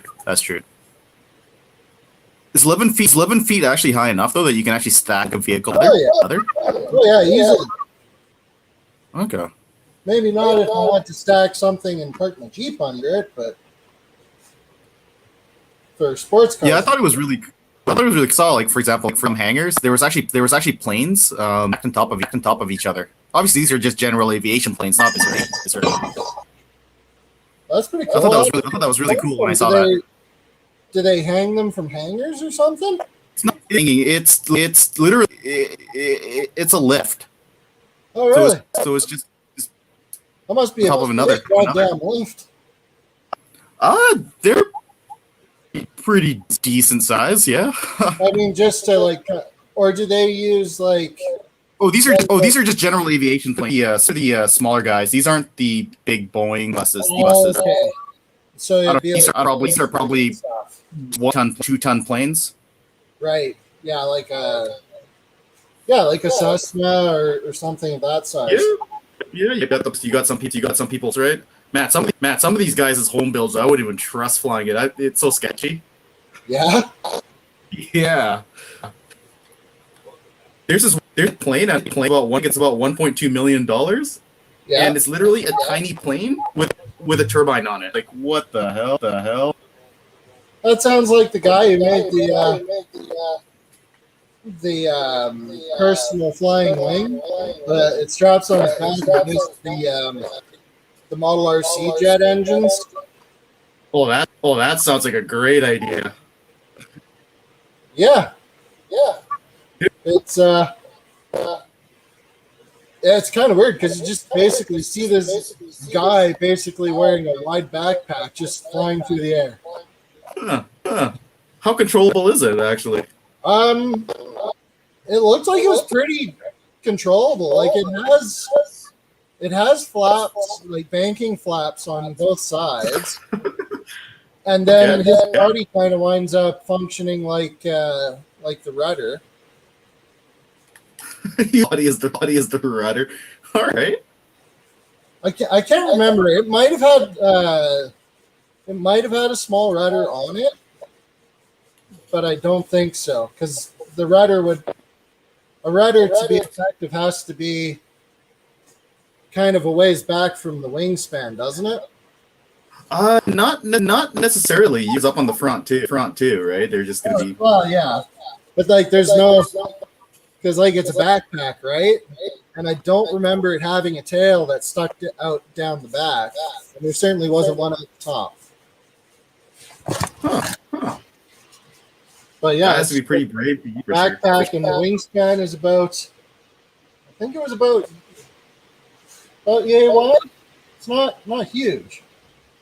And so he, to launch, he actually jumps out of, basically he does it like he would skydiving, right? Where you're jumping out of a moving plane. Because that's the only way you can take off.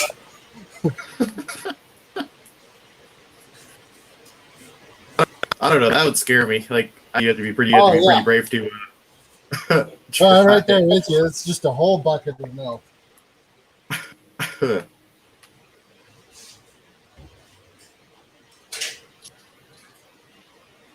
It's like it doesn't take a lot going wrong with something like that before you're like properly screwed. Man, we have a couple of the pilots here that's love the aerobatics, and then using wingsuits, right? And they have some videos of them. And I thought those are insane. Like you're essentially just you're like cliff. you just pop up in the wing. You're someone called those clearing ground for some reason. Those things are sketchy, man. Oh, they are. And yet, I still always want to try one. Every time I watch a video. You do. I don't know. It looks like I want to start. Where, you wouldn't do just it. Start with parachuting, man. Oh yeah. I start with skydiving. Skydiving's crazy enough, I think. Jumping out of a perfectly working airplane. Actually, there's one time I was racing down in Vancouver at the Pitt Meadows pad, which is on an airport, and there was a bunch of people skydiving, and one guy had a parachute failure. Like it got parachute up, and so he was spiraling really fast. Is it reserved though? Did it work? Did it work? No.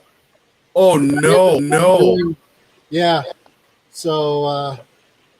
It didn't end well then. There's no fence between the airport land and the blueberry field, which is on the. So the airport land has a blueberry field on it, which is a private business. Okay. But there's no fence between the runway, the blueberry field, and the JIBC driver training pad where we were racing. So we saw this guy hit the ground, and we all booked it because like. We were sure the guy was dead. All right. He actually lived. His broken everything? Yeah. Oh, yeah. Like his legs were all sorts of fucked, but I think he did wind up walking again. But, holy shit. Damn. Yeah. Because, like, we're sitting there watching, we're on the pad, and we're like, oh. But, because, like, when the parachute first failed, he was way up there. Like we can hardly see him. We're kind of looking God. His parachute's out, but they're still kind of falling a bit fast. So it just slowed him down just enough for him to survive. Then basically, yeah. Like, I mean, he's really unlucky, but at the same time, he's really lucky. That's crazy. Both his main chute and his reserve chute didn't work then. Holy crap. I think the reserve chute deployed, but it got tangled on the primary chute. The primary chute didn't untangle itself. Yeah, because it was tangled in with the backpack. Or the harness, I should say. But yeah. Helicopter needles. Oh, man. And I always wanted to try skydiving until I saw that. I was just like, yeah, maybe in a few more years after I've forgotten about this. That's pretty rare though. So if it's 1 in 1,000, maybe that guy was the unlucky 1,000. Yeah, exactly. Well, the other thing too is he would have been doing it solo, right? I don't think he was part of a school.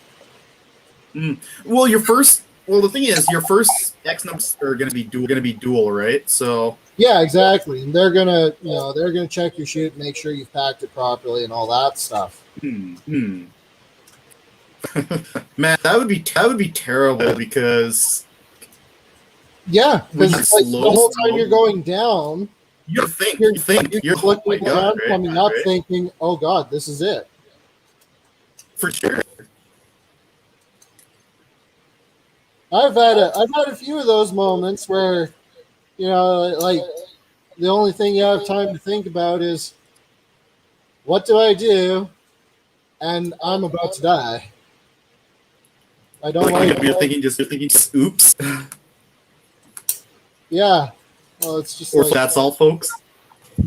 Well, like there's one time I was driving the Coke. I had a semi in front of me, like a loaded semi, Okay. a loaded semi behind me, and a loaded semi beside me. And this was going downhill right near the Great Bear Snow Shed by the big tunnel. All right. Oh, that place is sketchy. Yeah, and I think it was spring.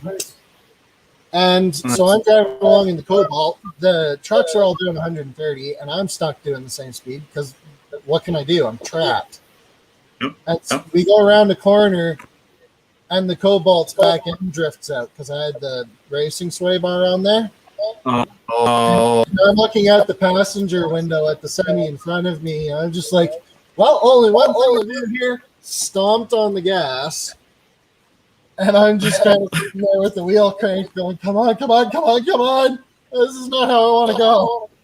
And the car pulled itself back straight. I was just kind of sitting there. I'm like, oh. So I pulled out at the next truck stop, just kind of so I could sit there for a few. And the truck gather yourself. Yeah, exactly. Yeah. The guy who was driving the truck behind me pulled in and comes over. He's like, I don't know how you didn't crash. I was just like, Neither. Lock and gas pedal. Oh man. Yeah, it was not a fun time. All right, I'm gonna go test it. Reason that bolt, eh?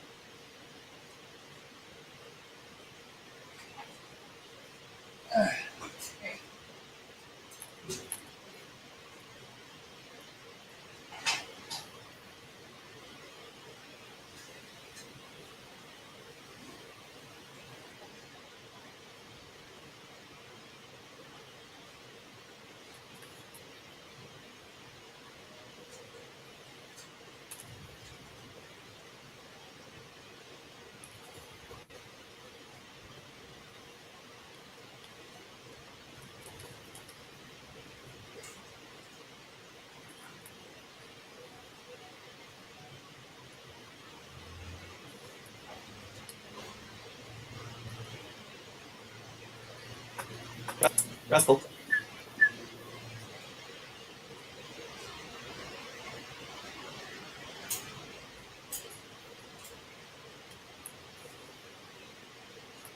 Hey Ed, you should be able to join us. We're only in level 1 here. Let's see.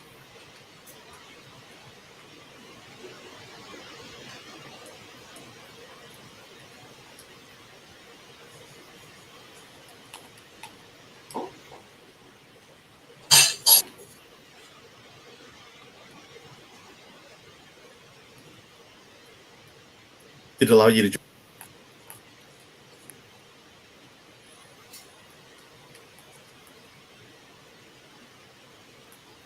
That was really quick, by the way. I expected you to actually take longer, even though you said it was long.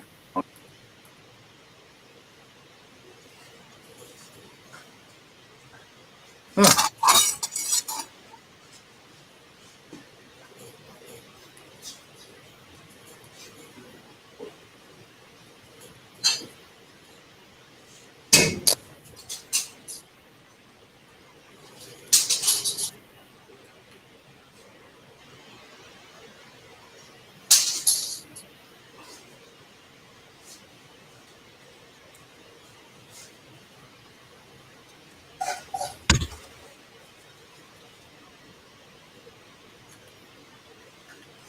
I don't think you have to. It's spawn. It's random spawn hit.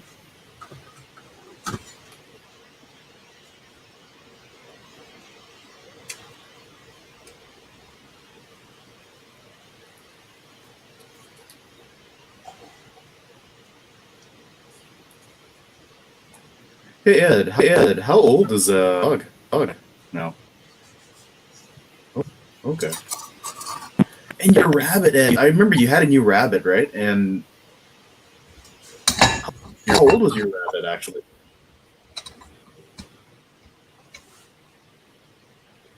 Wait, you have. Right. Wait. Why do you have 3 rabbits?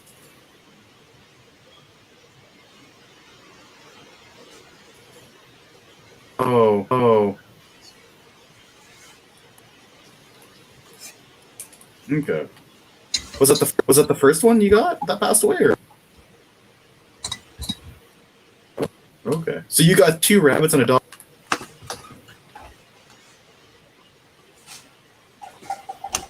Full house with 2 rabbits and a dog. How about the rabbits? Rabbits.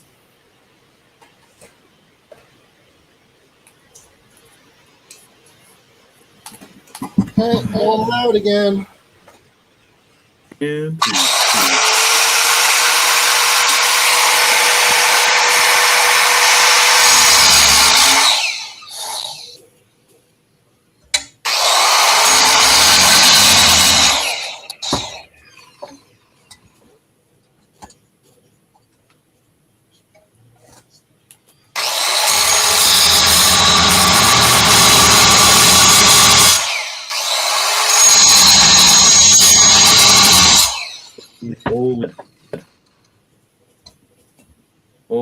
holy crap. There are 3 tempests right now. There's 4 tempests. What the? Hey.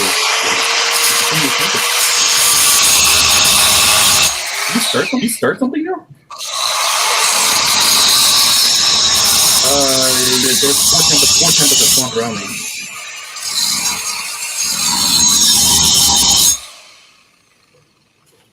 Yeah. Holy crap, that hurts.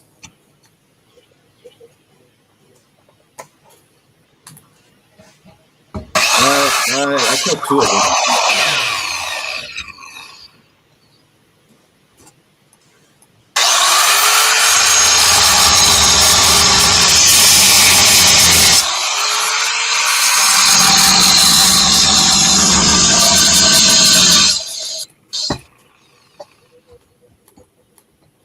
Ow.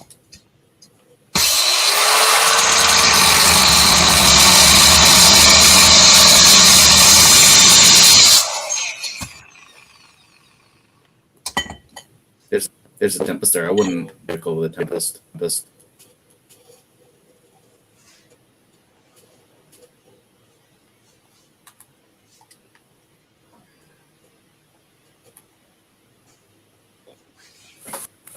Is it? Where'd the pizza just start go?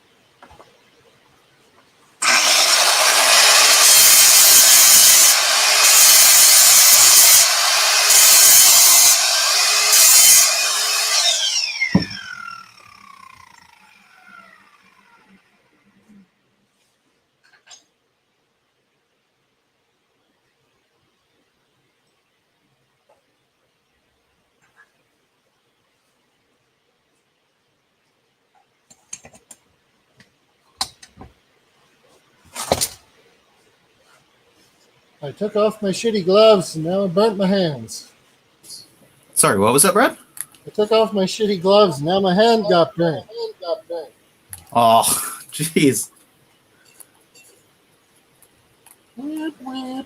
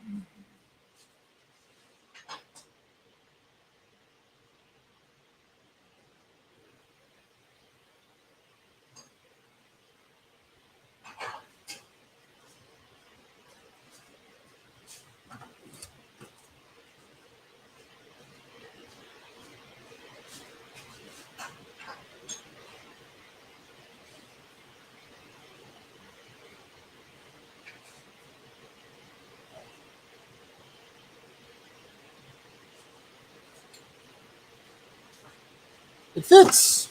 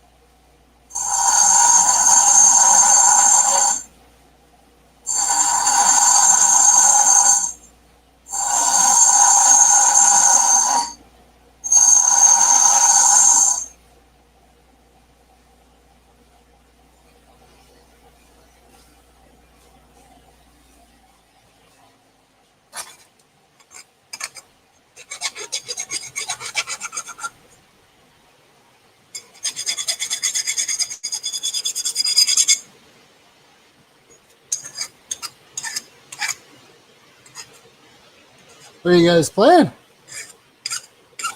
Call of Duty, Cold War, the zombies. Oh, nice.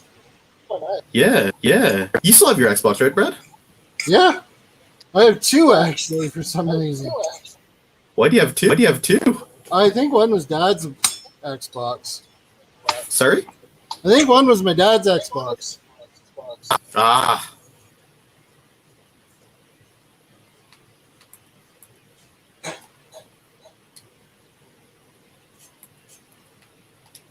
You still remember the old school Nazi zombies, don't you, Brad? Yeah, I'm surprised they still have it. This one's different. It's the new Call of Duty. Oh, yeah. Even still. Hmm.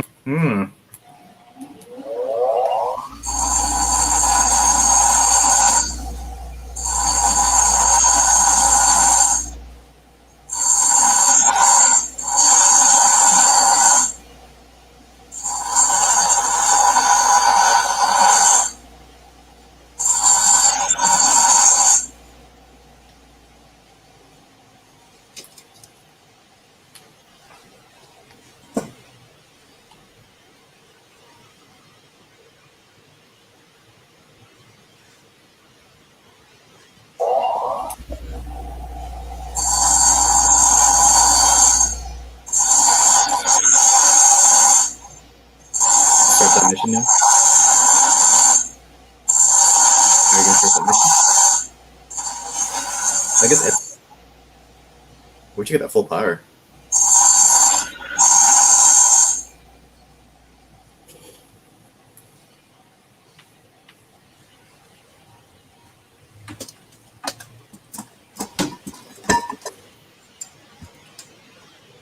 Oh, wait, no, I just need some sandpaper.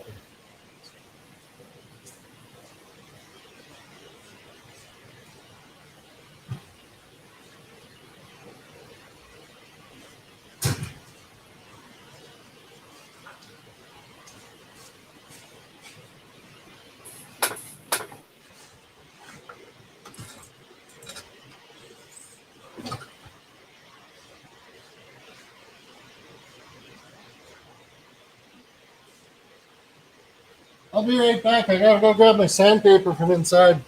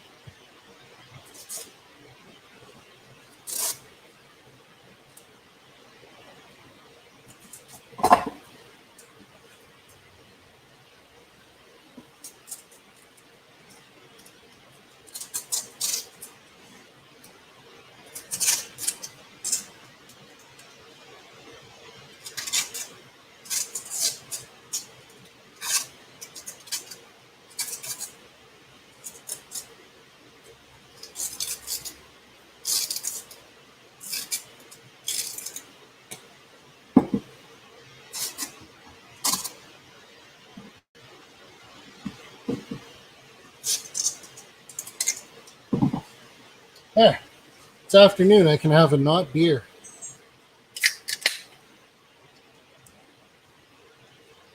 Oh, did the camera just run out of... no, the camera's full. What were you drinking there, bro? It's not beer. Not beer? Not beer? It smells like beer. But it's definitely not beer. Take that, YouTube algorithms. They don't like it when you have beer on stream. Oh. So I'm having not beer. I didn't know you can't drink beer on stream. I unfortunately have to open my SD card inside because it is full. Timing.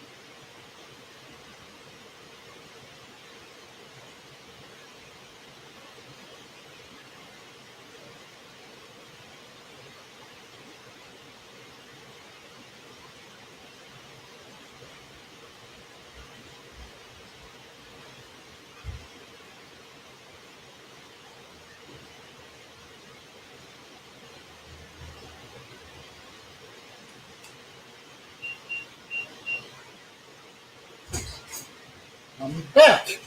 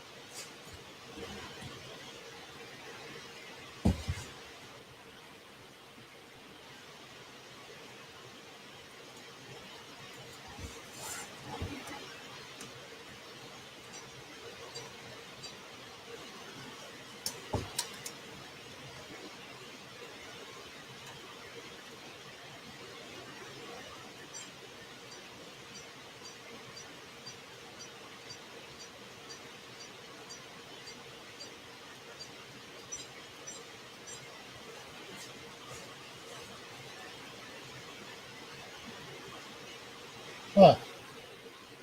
Maybe this SD card doesn't work. Is that for your little camera? Yeah, it's that's annoying. Streaming it on YouTube, Brad, doesn't it save on the cloud? It does, but it's easier to get some of the shots for the video with the camera since it fits on the tripod. Ah, okay, I see. Versus my tablet, which already has this cracked screen from kind of doing janky stuff, trying to hang it off things.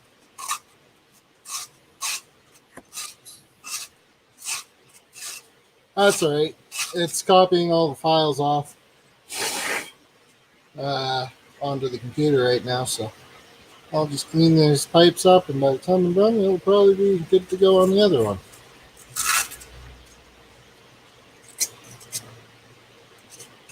Aren't you gonna have a lunch break, Brad? You must be hungry. I don't know. When I work in the shop like this, I usually don't. I just kind of work right through, and it never really seems to bother me, which is good because I need to lose some weight anyways. Yeah, but you don't really lose weight from starving yourself, though. No, but I don't know. I don't know, when I work out in the shop, I just don't feel hungry.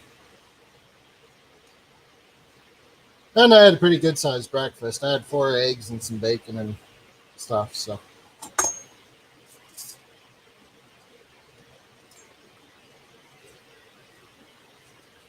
Yeah, I'm bad. Yeah, I'm bad for that. I should have breakfast more often. Yeah,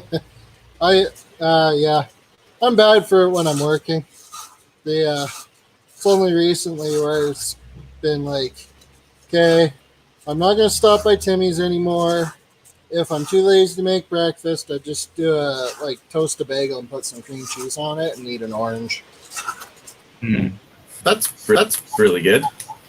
Yeah, it's a lot better than going to Timmy's and buying one of their wraps or something every day. Oh, no doubt.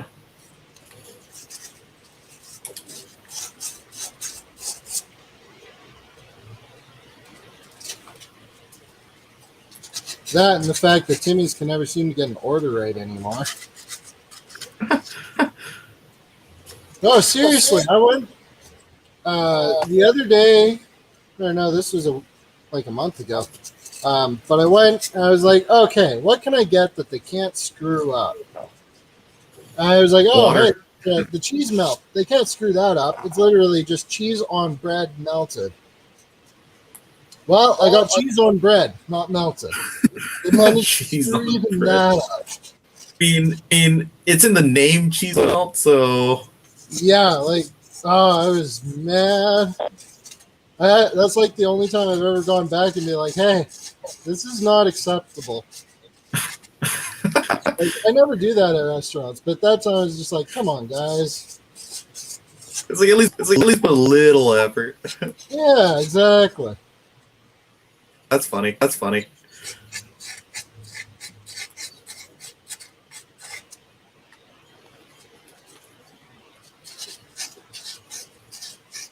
Do it at. It's not like it was particularly busy or anything. I haven't been in forever, actually. Last thing I had on Timmy's was probably ice cap. It's always been ice cap. I never really ordered food I'm a in sucker Timmy's. for ice caps. Mm-hmm.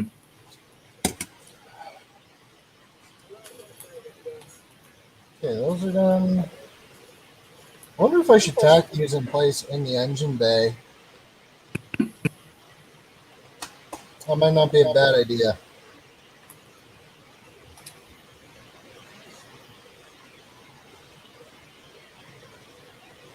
Yeah.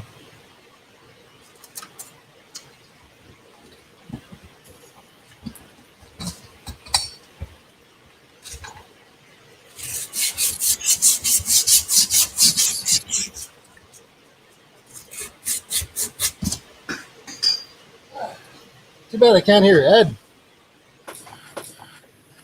Yeah. You should live one day, Ed, Brad. Yeah, eventually. At this point, I'm kind of waiting for the next generation to come out, though. They do have a version of Xbox already out. Oh, that's true. Well, it's just impossible to find right now Yeah. with the chip shortage, silicon shortage. Well, and I'm kind of waiting because I got the motherboard and RAM, so I need to get a CPU. But and it's like finding a 3800 XT, not that hard right now. But I figure, if I gotta wait a paycheck or two to afford the CPU, and there's a chip shortage on anyways, why don't I just wait and get the better CPU and get the 5000 series 5700X? Those ones I want actually the 50. It's weird how if you look at Intel and AMD, they flipped, right? Oh yeah. And then it's kind of interesting because Intel fired their CEO and brought in a guy who's they completely rechanged. They Oh, changed yeah. their everything. but They the have new guy, because the last guy was an accountant, their last CEO, right? So like he made a bunch of cuts, and that's kind of been a large part of Intel's problem. This guy's actually a chip engineer. Yeah, Okay. he is. So it'll be interesting to see. Like he's already changed a whole bunch of stuff. But it'll be really interesting to see. He's already brought back the TikTok cycle for Intel, which Yeah, they haven't followed that in forever. Well, they couldn't, right? Because they had fabrication issues. yeah. Trying to fab that 7. But They're still on 10 nanometer. Even they're 14. Yep. At the same time, it's like the TikTok cycle kind of led into this problem for them, right? Like they weren't getting the big jumps generation to generation with the TikTok. Yeah, we'll see because it's going to be a big lag, right? It's going to take Years a and couple years to get back into things for sure. Exactly.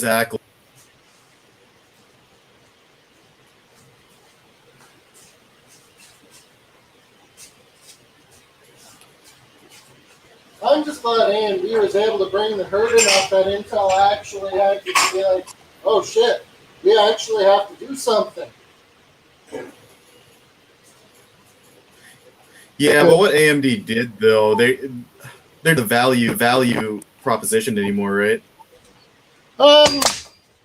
Yeah, no, they do have value CPUs that are really good, but Intel does too.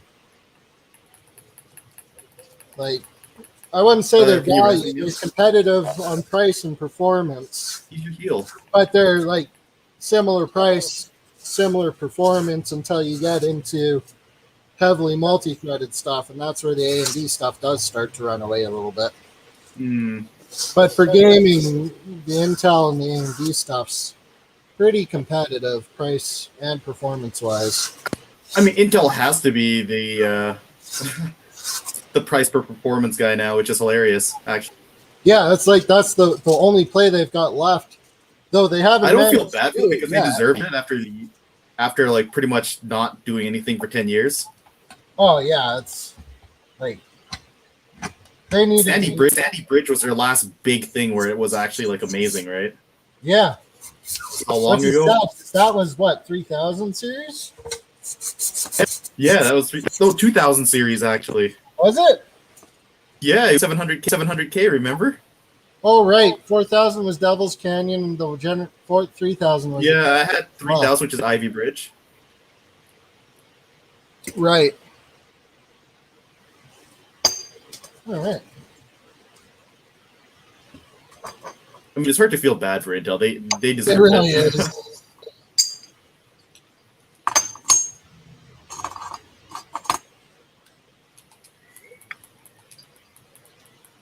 Because I mean, at a certain point, they had to know this was going to happen with the jumps AMD was making generation to generation with Ryzen. For sure. They're like, yeah, they had a bit of a rough start. Won't deny that. But I mean, there's a reason why Intel's on its like 5th generation of 14 nanometer. Yeah, it's because they can't figure it. Like, it's cool that they're trying to do it all in one chip, but honestly, like AMD's approach of using more smaller chips to get better yield, just it makes more sense. Yep. And I've like one of my friends was like, well, yeah, but once Intel figures their stuff out and gets their yields up, they'll be better. I was like, yeah, but if Intel's yields go up because they're using TSMC to cast all their silicon, if their yields go up, so does AMD's. So AMD will make more chips too. Well, the difference is AMD uses TSMC, whereas have their own fab, right? No, Intel shut TSMC down all their own fabs. That was TSMC is just way ahead of Intel, like way ahead of Intel. Well, yeah, but like Intel has been using TSMC. They shut down their own fabs. This new, for consumer products. I mean, Intel's new. This new guy, right? He's sunk in 10 billion to. Oh yeah, they're building a new one, but it's going to take them a while to troubleshoot the factory and get all the equipment running properly. It'll just be nice to have because there hasn't been this kind of competition since the Athlon 64 would have been the most recent. Even that was kind of just a little past AMD's heyday.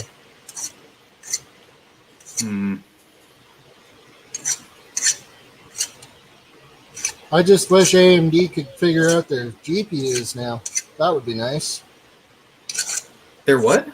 Yeah, I mean, the difference is between NVIDIA and Intel's. They don't really just sit there. They actually do proper R&D. Yeah, and I mean, like AMD's GPUs are good. They're just their ray tracing performance isn't there, and that's where NVIDIA is kicking their ass. Well, I mean, NVIDIA was the first one to have it. I mean, they're on their what? Yeah, they're on their 2nd generation now, and AMD's still on its 1st. So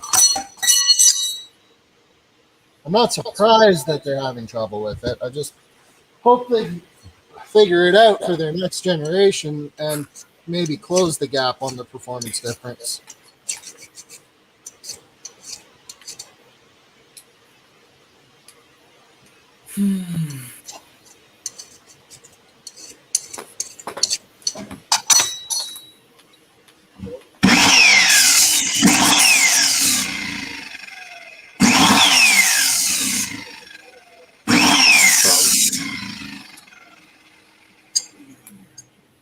Really? I mean, Ash come into it. Pardon? Bring in your dog.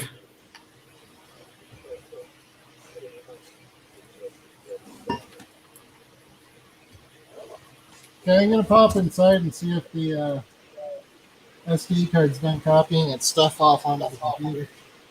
Be right back. See you in a bit, Brad.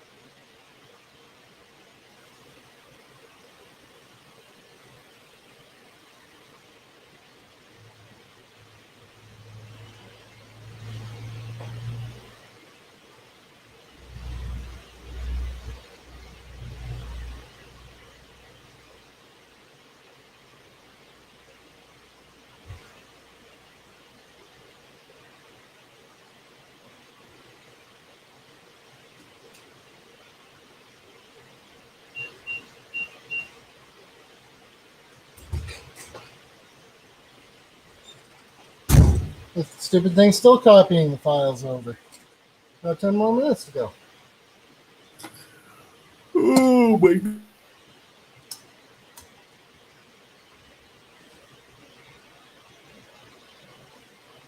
Alright, well, I guess I need to find something to do for 10 minutes.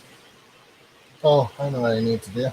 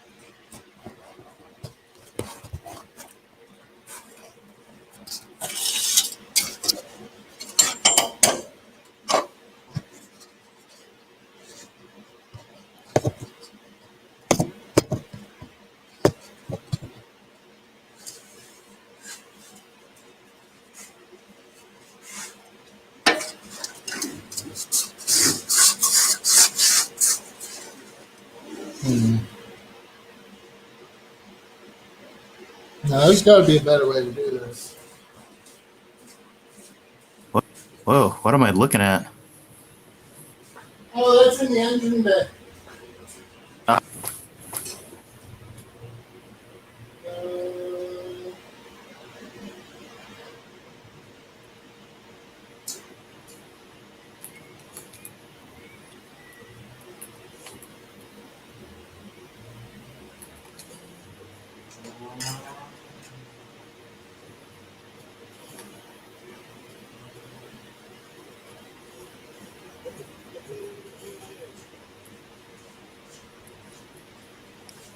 I'm trying to figure out how to take all the mill scale off this plate without having to pull the engine and stuff out or move it at all.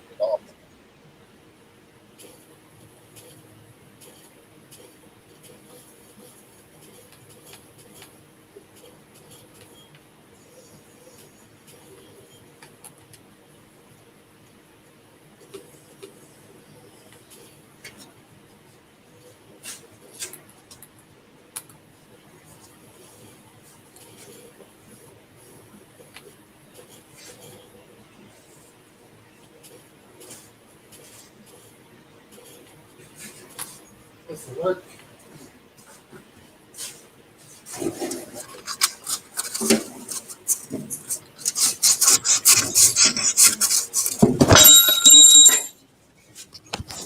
Crash bang.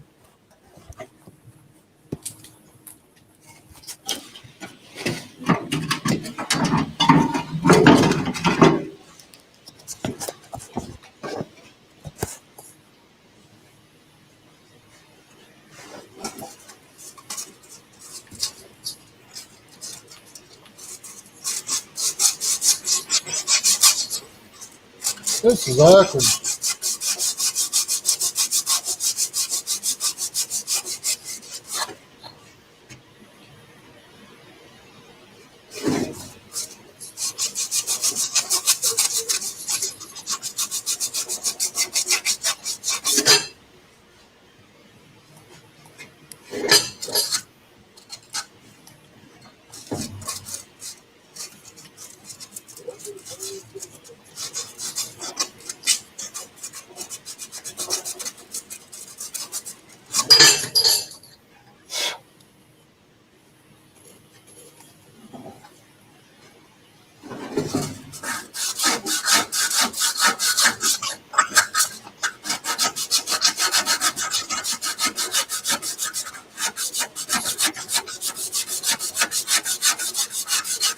Yo, what's up?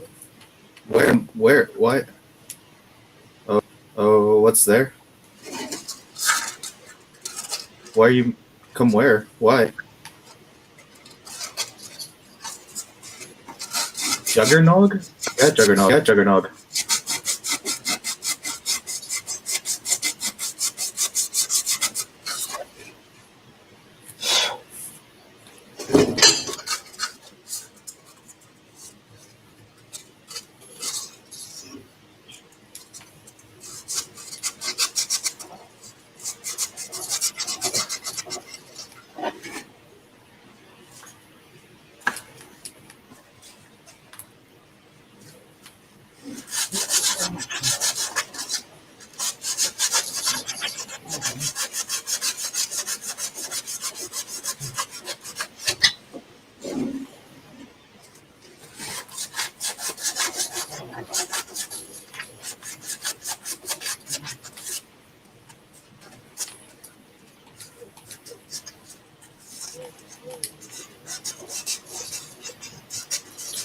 Okay.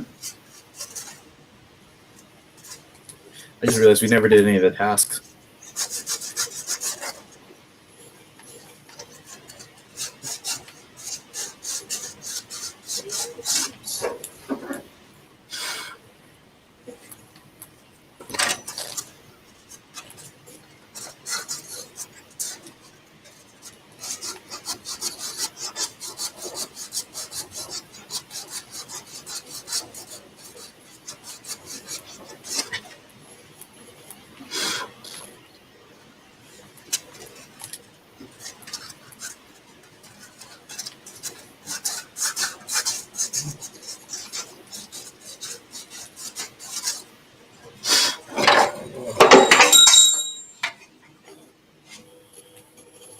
Oh, that's garbage.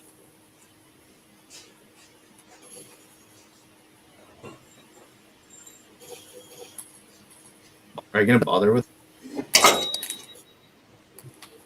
I hate this one. It takes forever. Long time though.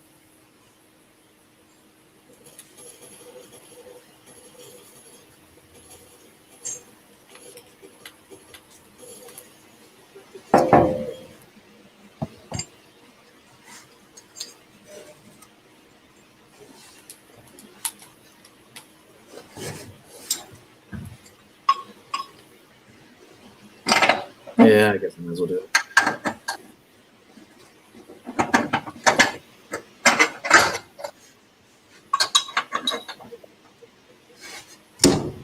Council in common.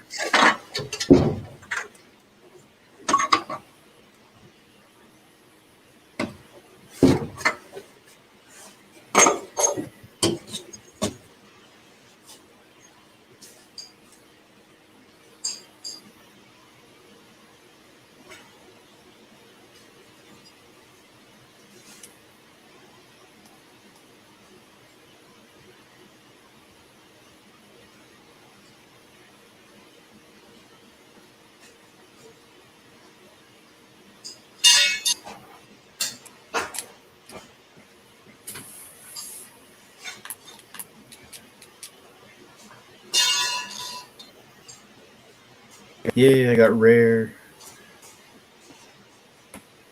Yeah.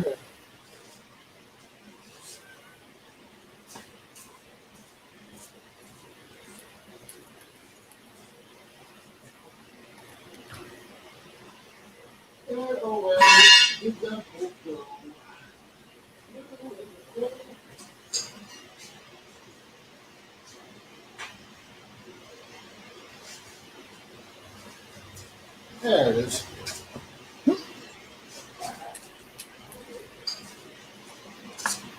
What's he doing? What's he doing?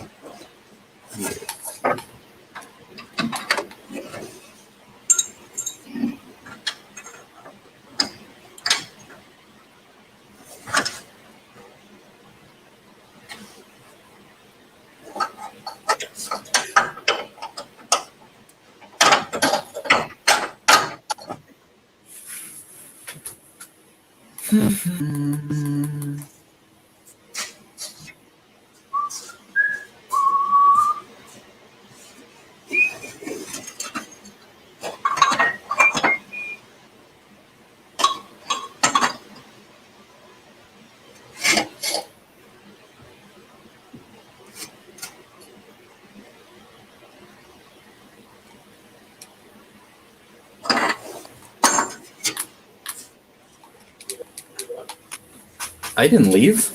I didn't leave. Where are you? I don't see you anymore. Did you leave? If you look at the score, I still see you on the score. Do you see me on the score? On the bottom left corner, I don't see you either. Oh, I see where you are, though. I think you found a better spot than me parachuting, huh?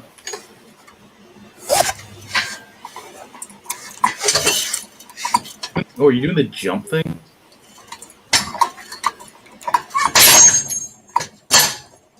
Noises.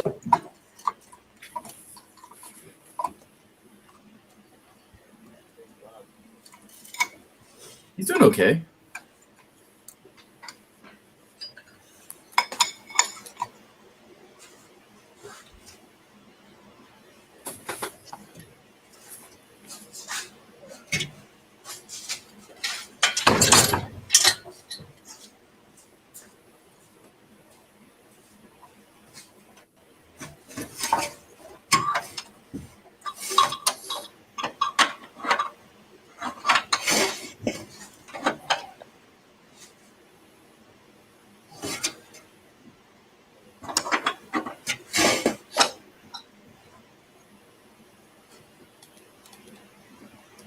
Yeah.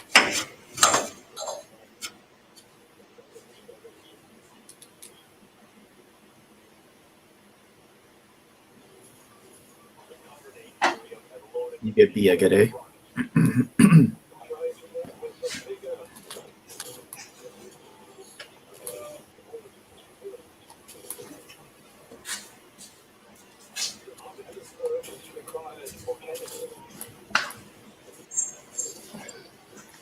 That's handy. That's handy. Whoa.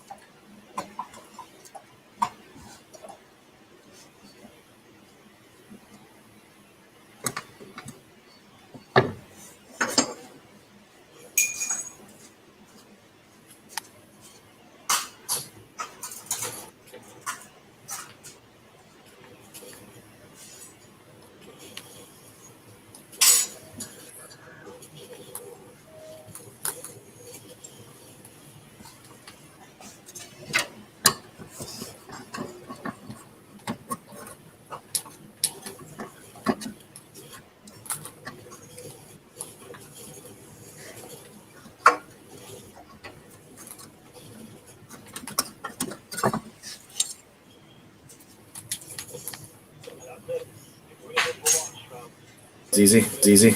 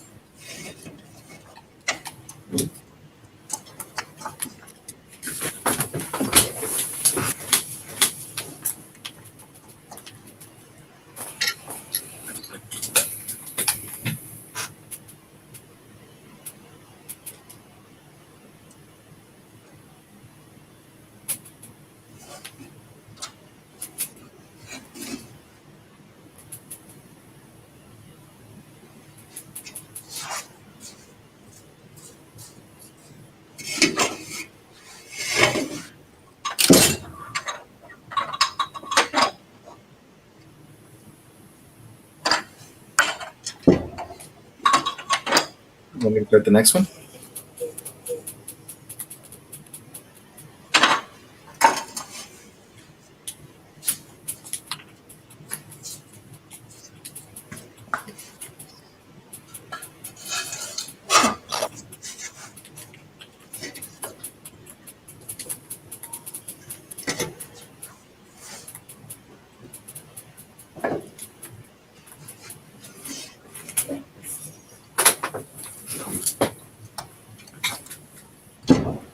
Oh,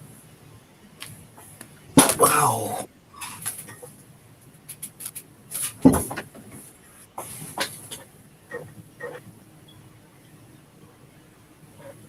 Must have sleeping.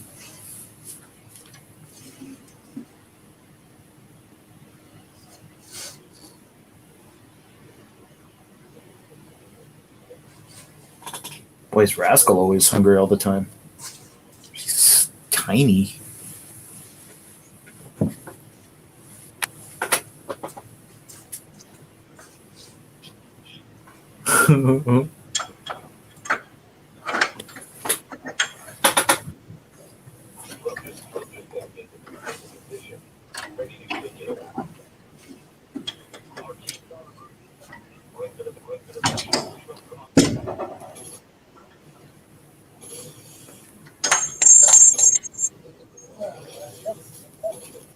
This is gonna be a pain in the ass.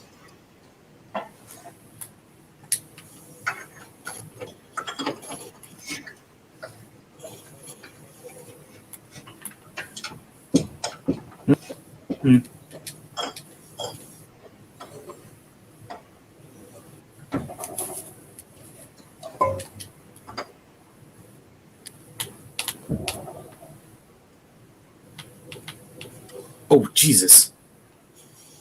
Scared. I was like, where is it? Oh, behind you.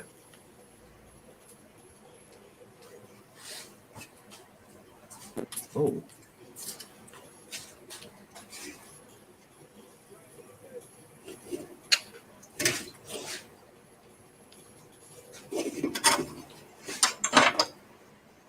Oh.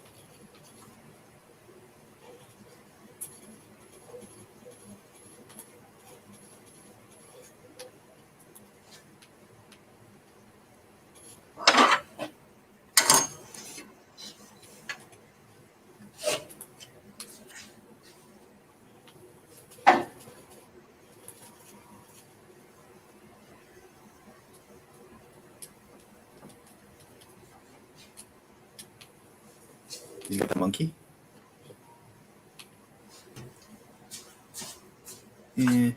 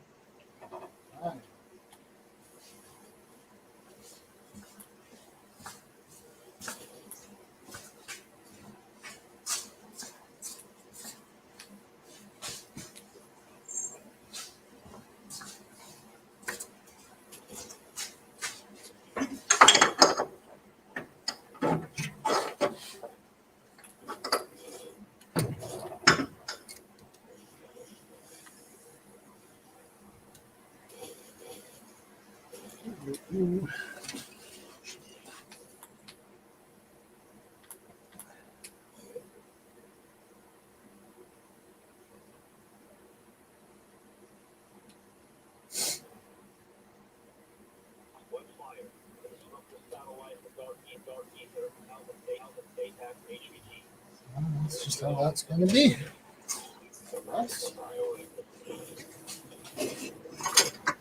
That one.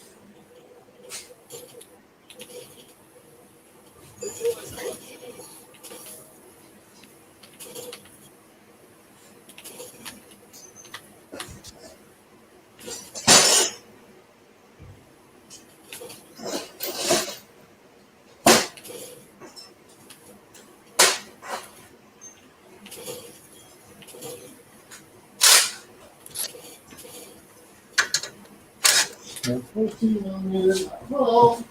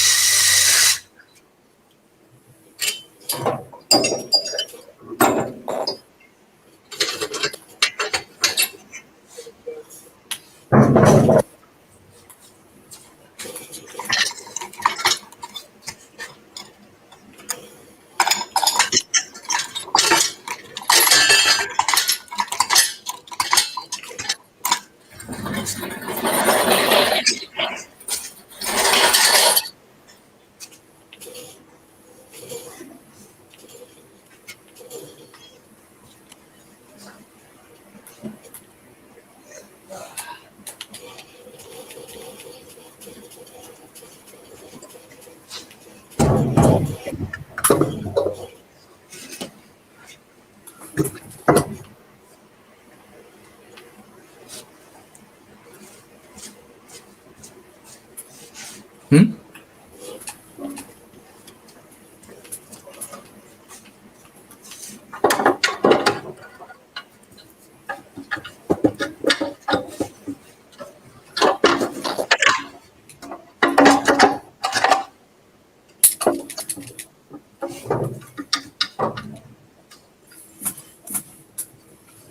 Oh, there's a lemon far away from this now.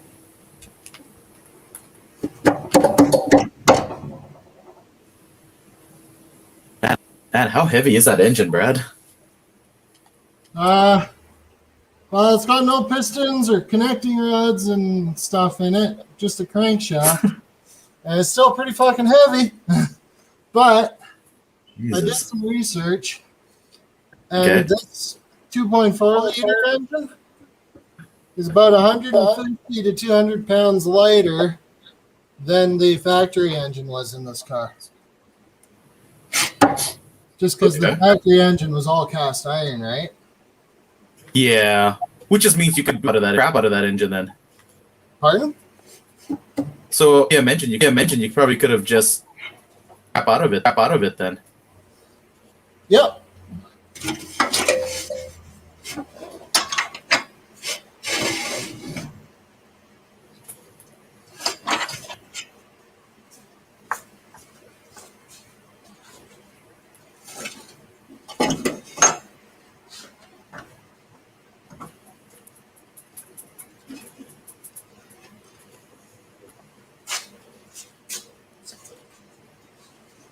I just got to make sure this thing still clears the hood.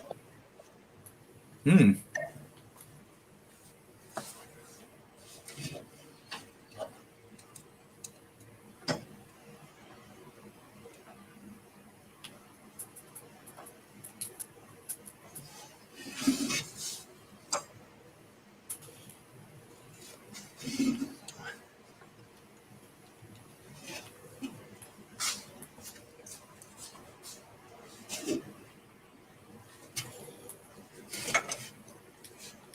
Because, yeah, if it doesn't clear the hood, it doesn't do me much good.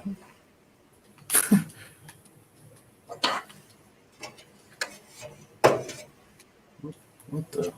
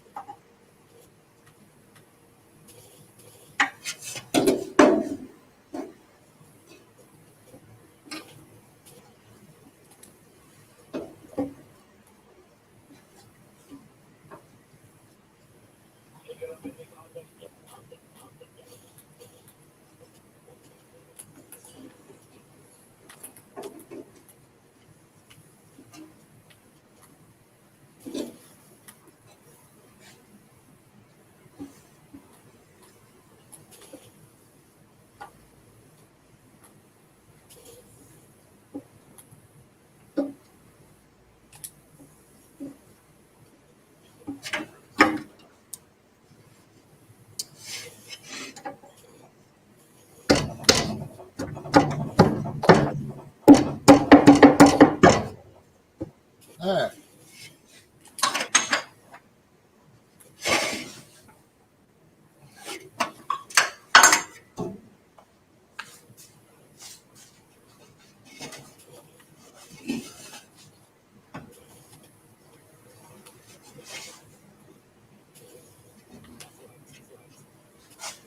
All right, things are going to get real dark here for a second. We.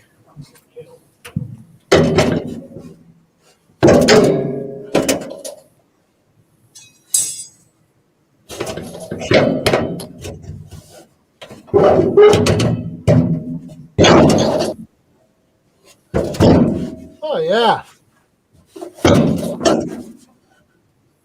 We've got like a whole, I don't know. How much clearance did you get? It's pretty dark under the hood. I have a stupid trouble light every time. Just when I need it, it craps out.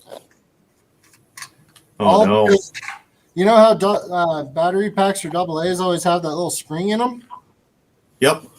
Well, one of them is missing, Of course it would be. So I like wadded up a piece of tinfoil and stuck it in there. But That should work. every time it gets bumped, even just a little bit, the Oh. tinfoil compacts, and then it's too short, and it doesn't make connection.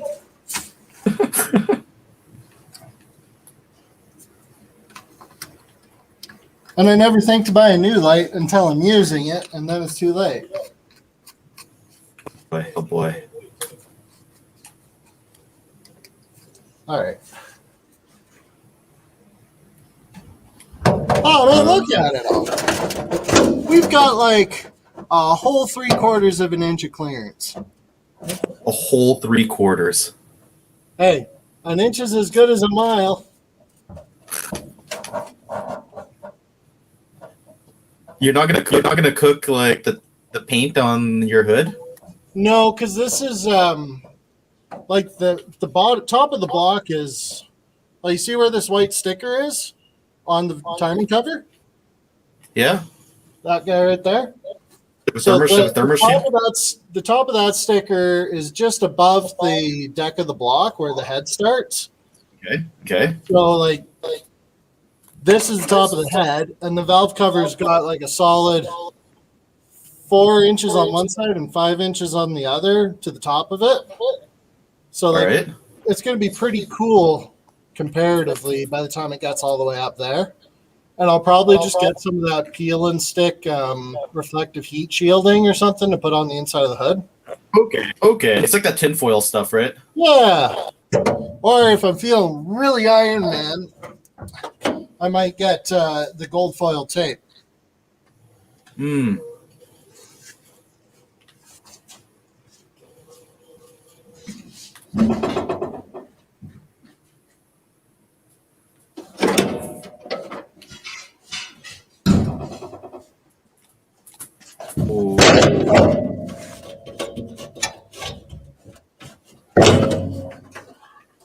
Where?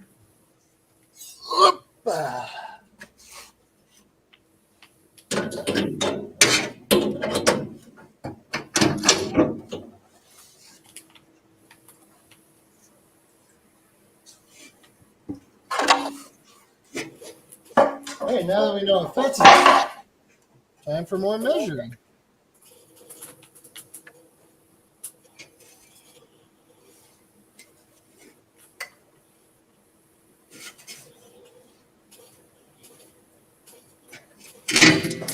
I already got that shot.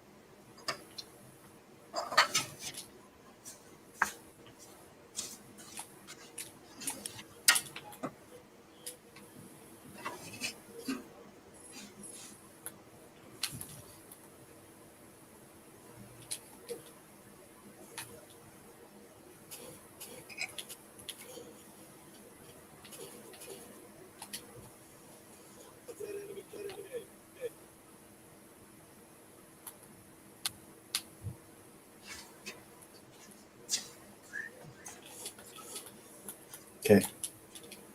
My safety glasses are all plugged up.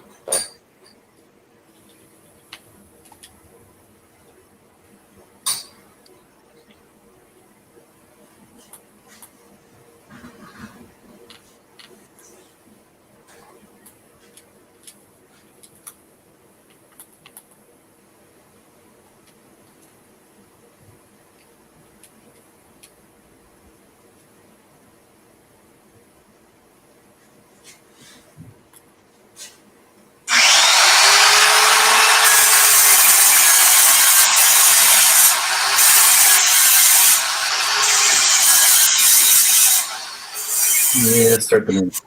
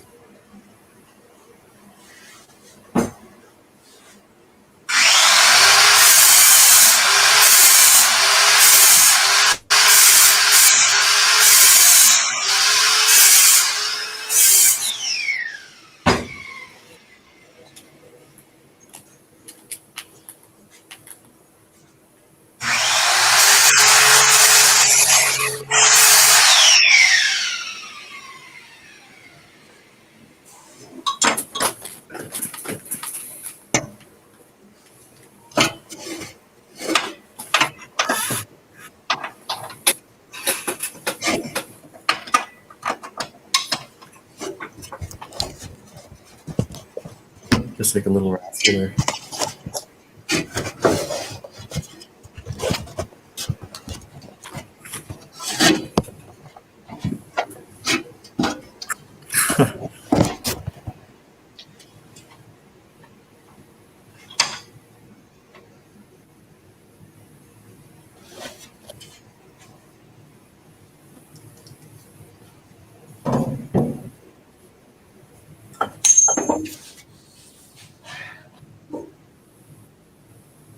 Running down.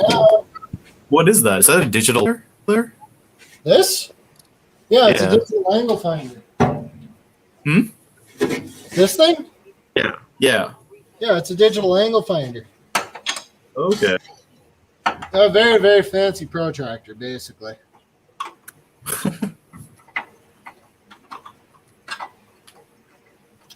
I kind of like it though because it allows, because it's kind of like a caliper, so you can zero it out at whatever angle. So like Okay. what I did today is I zeroed it out so it's so that crossways this way. Okay. Its zero is square with the car because the car is not sitting perfectly flat, of course. So this way, if I see 13 degrees on here, which is what I need, I know that's 13 degrees relative to the car. I don't have to do all the math in my head, which means I can keep my, I can keep my brain on the job, which means I'm not going to knock something up down the road. Yeah, just a really. So you inherited a lot of your tools from your dad, eh? All of them. Sarah got the MGB and I got the tools. For the most Wait, part. Sarah got the what? Pardon? What did Sarah get? Sarah got the MGB. Oh, the MGB. The MGB. Okay. Yeah. I see. Really? She was into that? Pardon? I didn't think she was into MGB. Yeah, it's remember the one that we got when me and Aaron lived in the apartment? Yeah, I remembered that. I just didn't think that she was cars. Oh, Sarah likes cars. Okay. No, she last year we the Father's Day show and shine. Yeah, I remember that. I remember you showed me that before. Yeah. No, it's she likes it, and I can't complain because the value of the tools that I got is like many, many, many times the value of that car. Oh yeah. It's just she doesn't. Well, she'll get a lot more use out of the tools than she would. For sure. Yeah. For sure. And Dad always kind of knew I wanted to hot rod one of these, so, and his wasn't a good one to be hot rodding. It was just too clean. Okay. It was too clean and too good a shape. I would have felt bad doing it. So this worked out bad.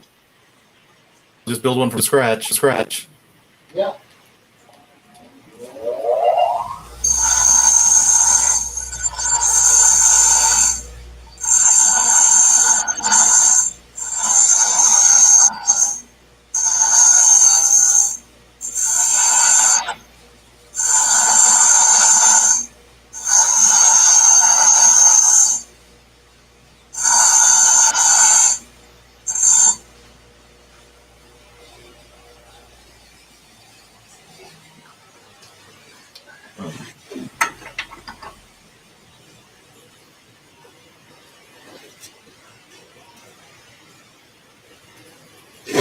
Plus, I built the shop. I needed to have a project to work on.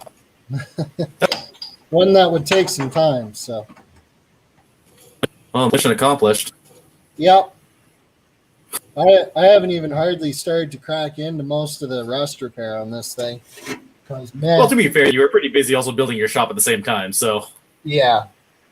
that takes a lot of time. Yeah, And and resources. this thing still needs about, what's it? $1,800 worth of just raw sheet, not raw sheet metal, but panels. It's getting there.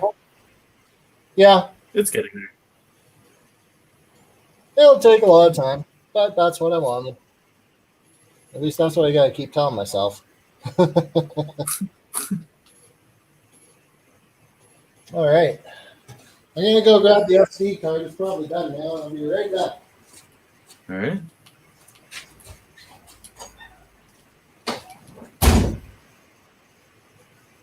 What time is Amanda done today, Neil?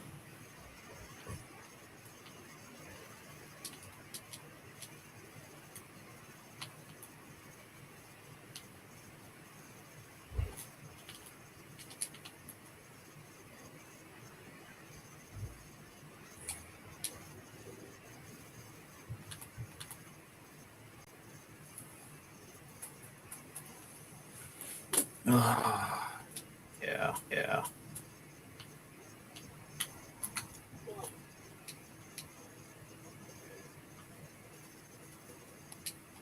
There's a tombstone here if you want, Neil.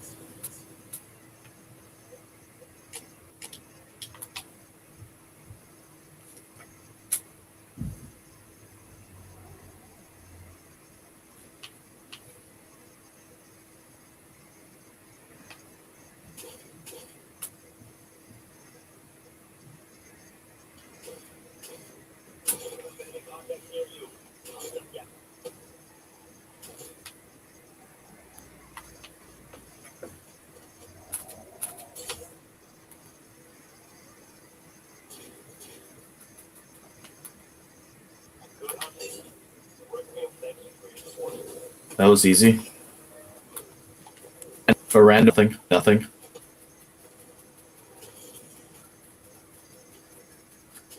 Wow. After you finish that, like they all just spawned out of nowhere.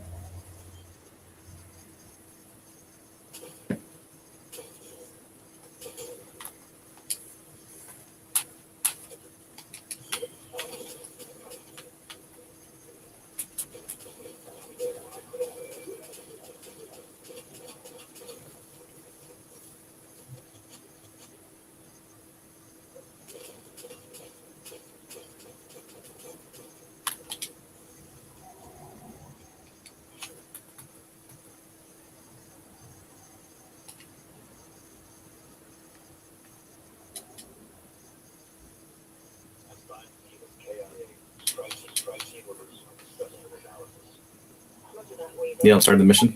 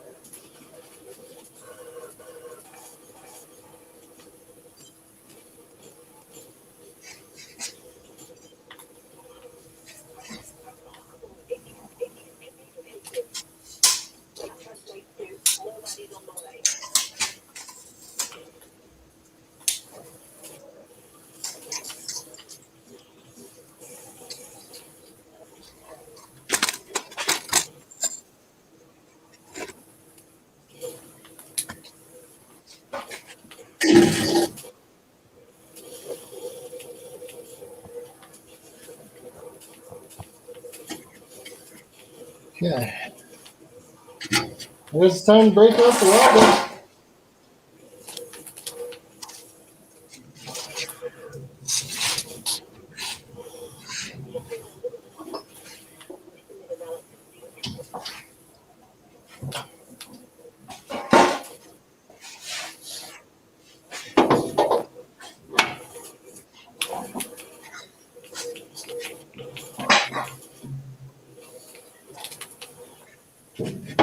Now the real question, where the heck?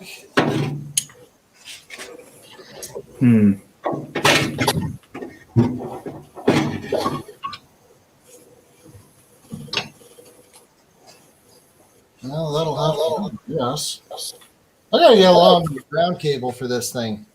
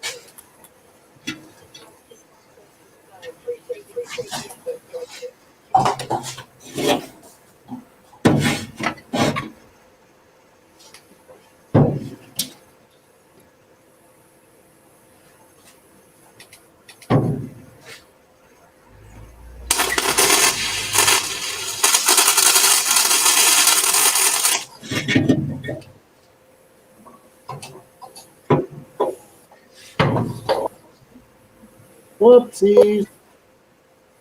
What did you do? What did you do? I forgot to turn the welder up. I still have the old setting I use for sheet metal.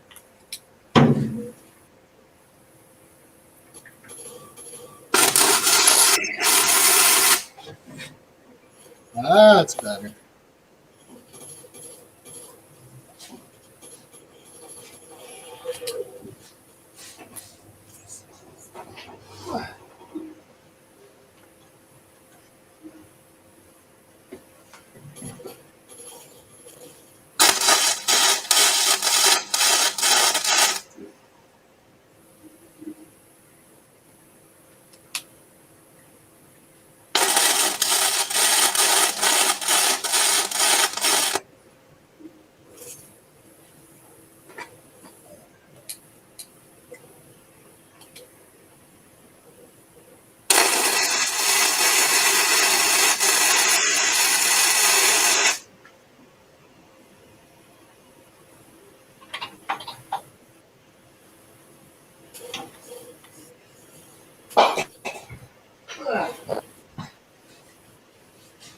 One.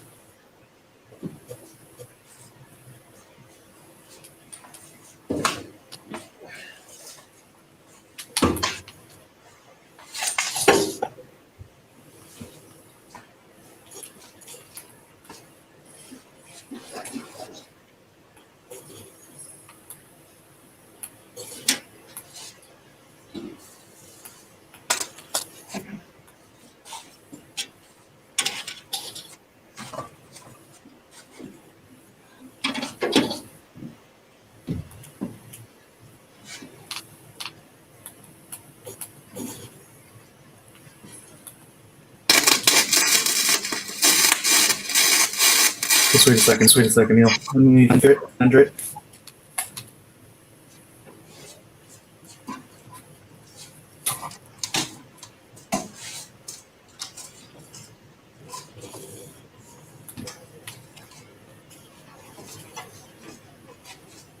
What was that, Neil?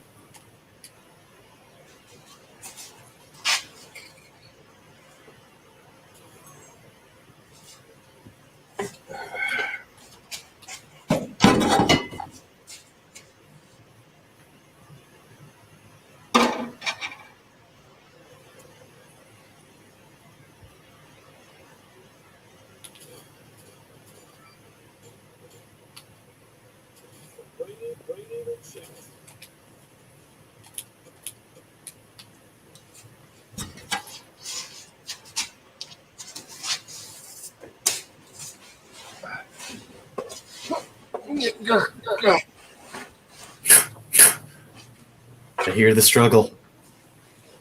Struggle is real. Struggles for real.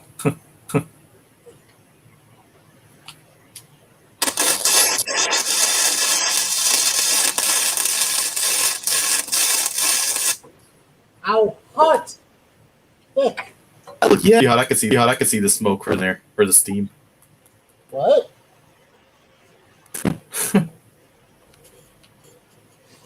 Did you say something about safety equipment? I just like it smoke.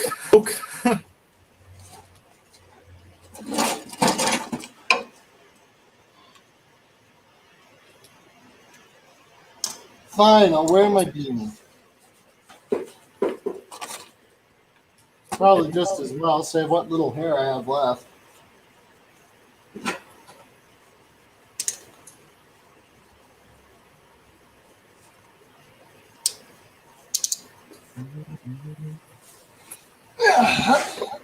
Oh, and I should probably wear my welding gloves. That would be a good idea. Look at me being all responsible. Yeah, being blind isn't very fun. Wait, what? Wait, you said you're welding goggles, right?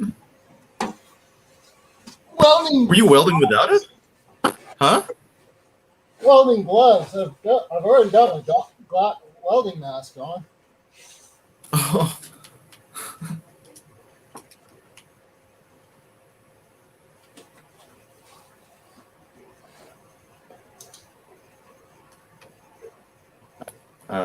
Yeah, I guess ready, Neil. Oh wait a second. I need the monkeys. Wait a second.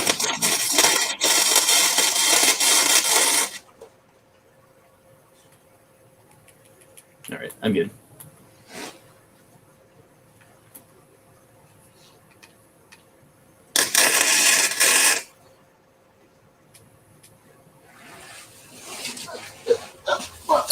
Switch seats, Neil. Switch seats. Oh, wait a second. There we go. Where is it? That one.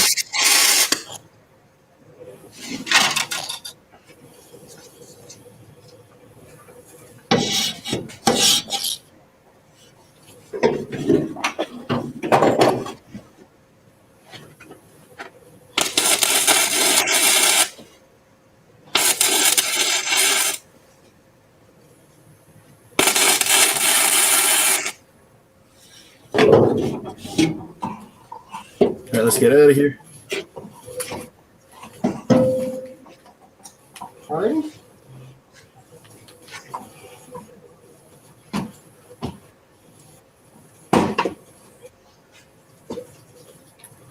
I guess so.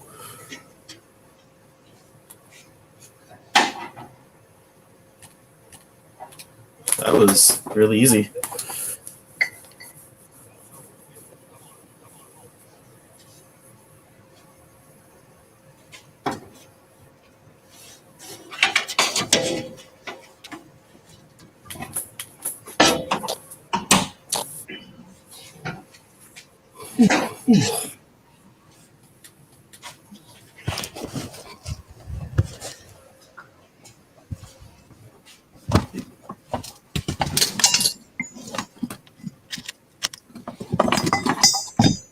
Yo, Brad, have you tried growing out a beard before? Yeah, a few times, but I actually just had one. But Shoot you. I had to get fit tested for a mask at work in case I have to do a site inspection where there's asbestos or something. Okay.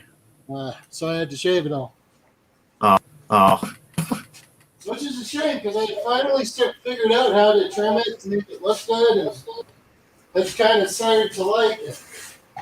And then I had to shave it. Sad days. The disappointment was real.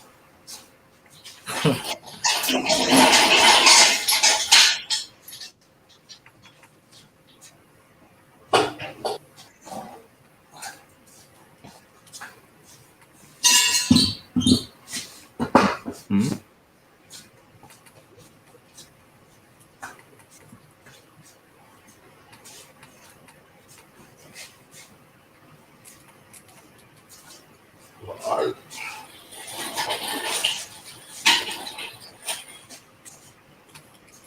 Yeah, that raised a lot of my weapon.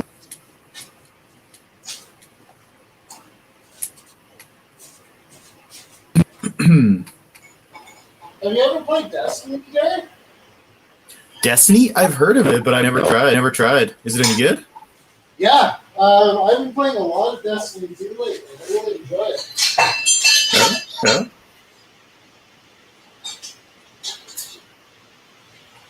I'm not sure if it's got cross-platform. What was that? I'm not sure if it's got cross-platform support, but we all play on Steam. Sure. Might. But it's really fun. The raids are extremely well done in it. Okay. I mean, it is a AAA title, so it is a AAA title. Yeah, but like, you know how with most MMOs, it's like, oh, we have a raid and there's a big enemy boss. And it's like, you know, it's some variant on hit it till it dies. Okay. Well, in this one, there's like all sorts of puzzles you have to do. And like, you know, puzzles you have to do to be able to kill the boss. And like, it requires a ton of teamwork. Like, if you didn't have voice chat, there's just no way you could do it. How is it? It sounds difficult to then. It can be. All right, Neil, you can take your dab, Neil. I'll talk to you later then, Neil. Yeah. Oh.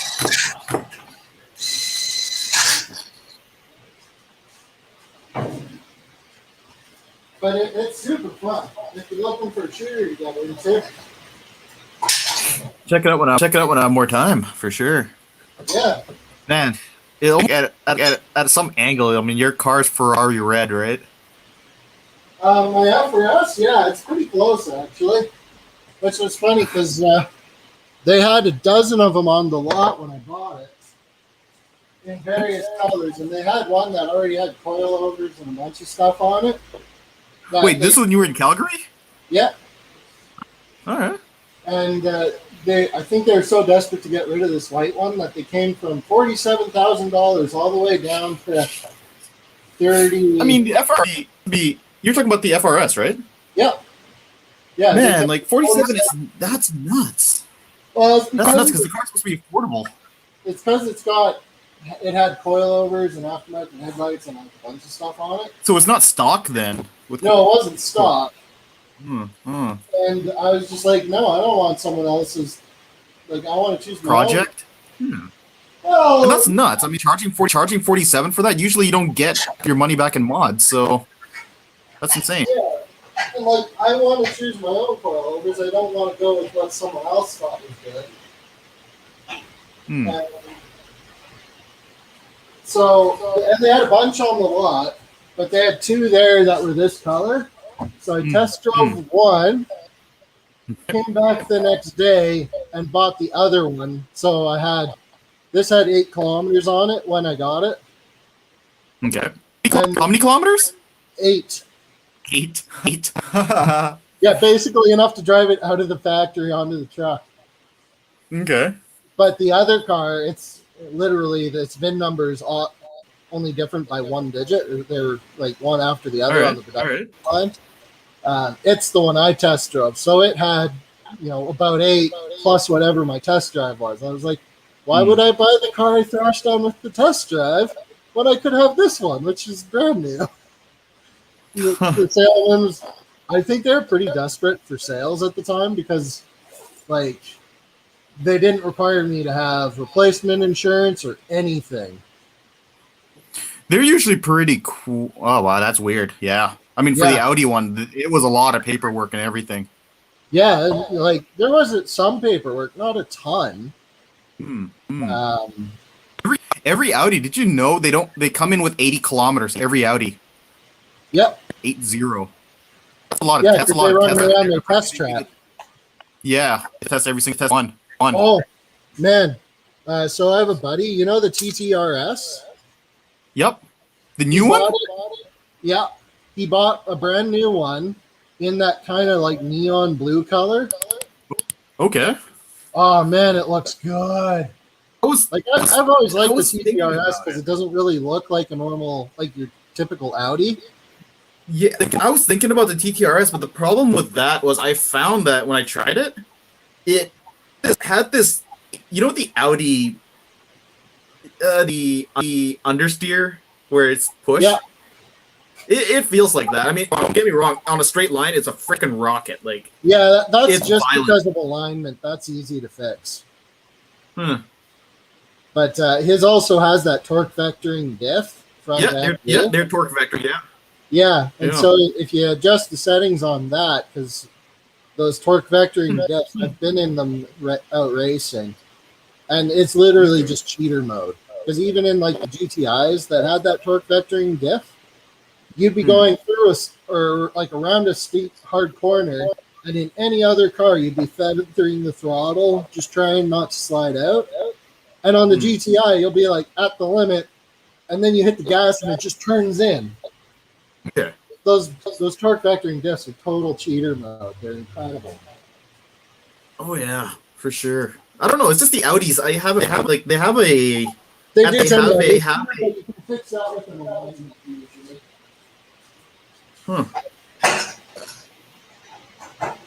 You know the car that's supposed to be actually a rocket right now is actually the new Golf R. They're supposed to be amazing, actually.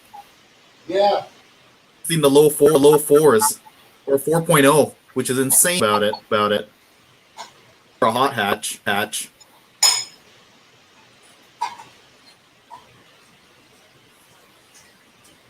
Yeah. I don't know. I don't think I could ever buy a hot hatch.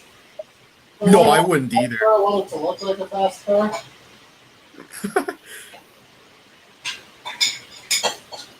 No, I'm not into hot hatches either, though. That's the thing. After SUV, I was just like, yeah, you know, a car. I like the feel of a car more than an SUV. Oh yeah, definitely. I'm not a big fan of SUVs. That's why I have the Jeep. The Jeep isn't. It's as SUV as yes, but it's also a 4x4. So when it goes around the corner, it's all floppy and stuff. That's why when I got the Ford Fusion as a Winnipeg, I was just like, after driving it for a little bit, I'm just like, you know, they miss the SQ so much. I mean, I miss the engine, the transmission. I mean, the ZF8 is so much nicer than what the Ford has in it, but as far as seating position and the way a car drives versus I much prefer a car. I know what you mean, and that's why I got the Focus for a daily. It's a decent little daily, and it's still reasonably fun to drive. I mean, I do miss the audio system in it, and obviously mostly I miss the drivetrain the most, or the powertrain actually too. Pretty much all my stuff has a pretty good sound system in it. It's not so bad though. I mean, pretty much all. Pretty decent sound. So what I just was I took off all the door panels. I put in soundproofing. You know that almost like a Dynamat material. Yeah. I bought a couple of Morels, and it sounds a hell of a lot better now. Yeah, well, that's good. I was surprised actually because I was thinking it's like, do I want Alpines in there or do I want Morels? And then I tried the Morels and God, I found them so much better than the Alpines. Oh yeah. Well, you remember my granddad? It had Morels. Eleanor? Huh? Because there was the three options. It was either I was going to go Alpine, Folk, or Morel. Yeah, well, my granddad, that blue car, the first car I had, blue one, Yep. it had Morels in it. Okay, did you take the Morels out of there when you sold it? No, we were young. I hooked way too big of an axle, ran them loud, and then when I got rid of the car, they were, I mean, they still sounded incredible, but they were a little worse to wear. But man, it made a huge difference actually soundproofing your car.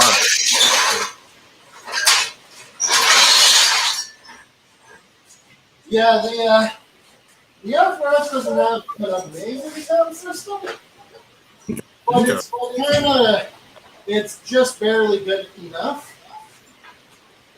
Okay. I was lucky, the Sport Fusion, because the car had the I guess the optional Sony upgrade, right? So it actually had its own DS, actually an amp, its own separate amp. Yeah, which is kind of nice.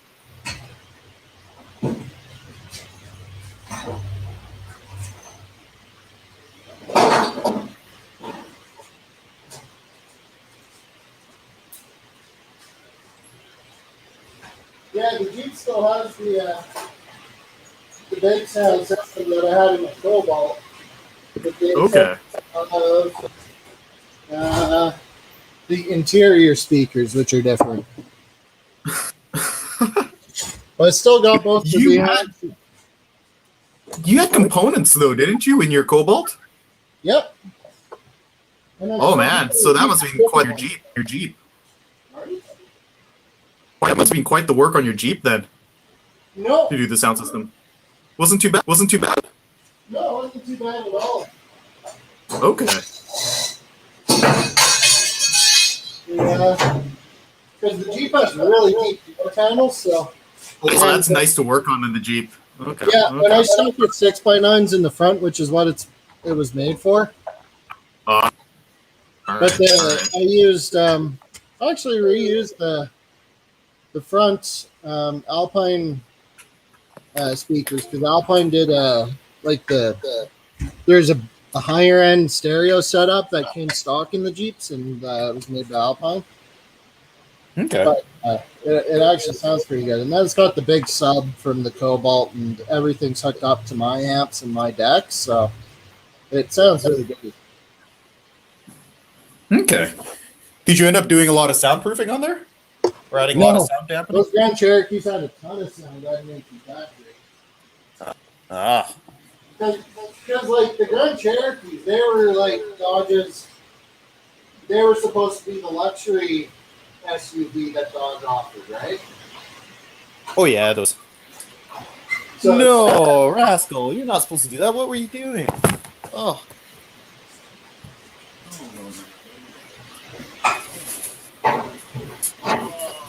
Not last year.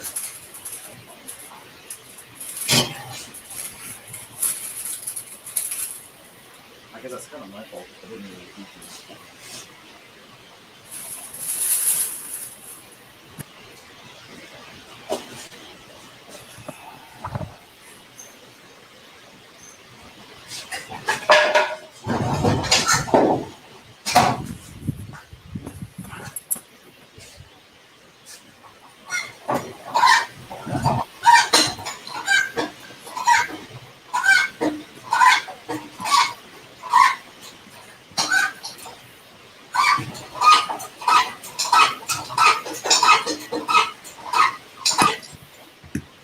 No, I really do need to get new gloves. The worst part is I have tons of gloves. They're just all for the right hand. I don't know where all my left-handed gloves keep going.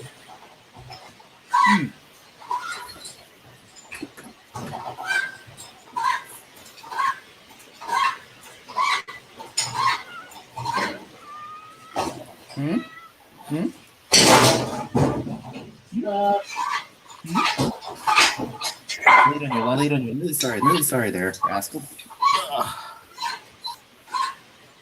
Don't do that. Don't do that, though. Not supposed to go in the kitchen like that.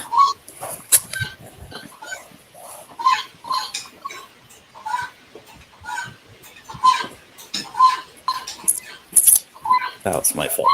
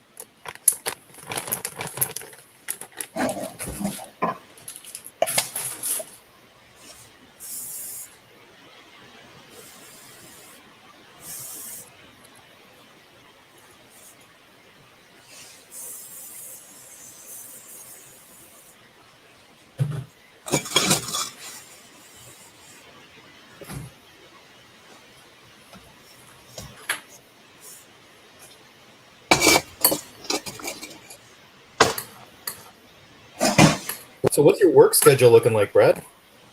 For the most part, it's just a kind of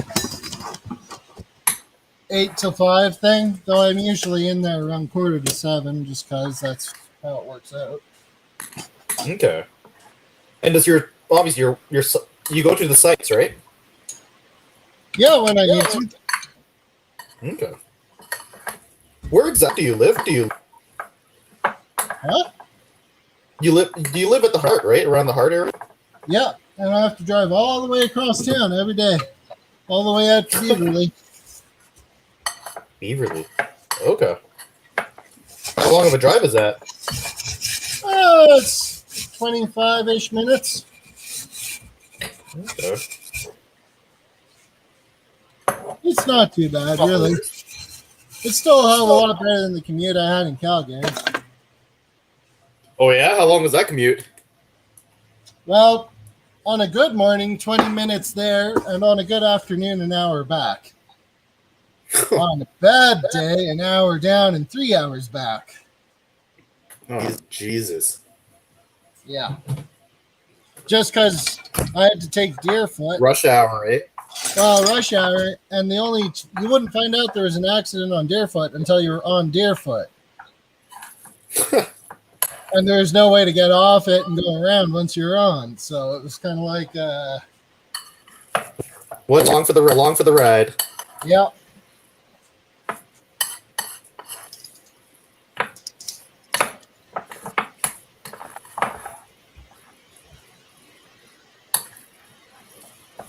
Well, on the bright side, you had a comfortable new car, so. During the summer, but that's not when most of the accidents were.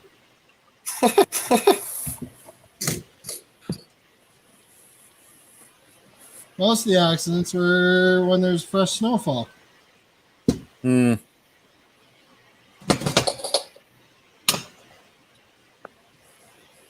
Jeez.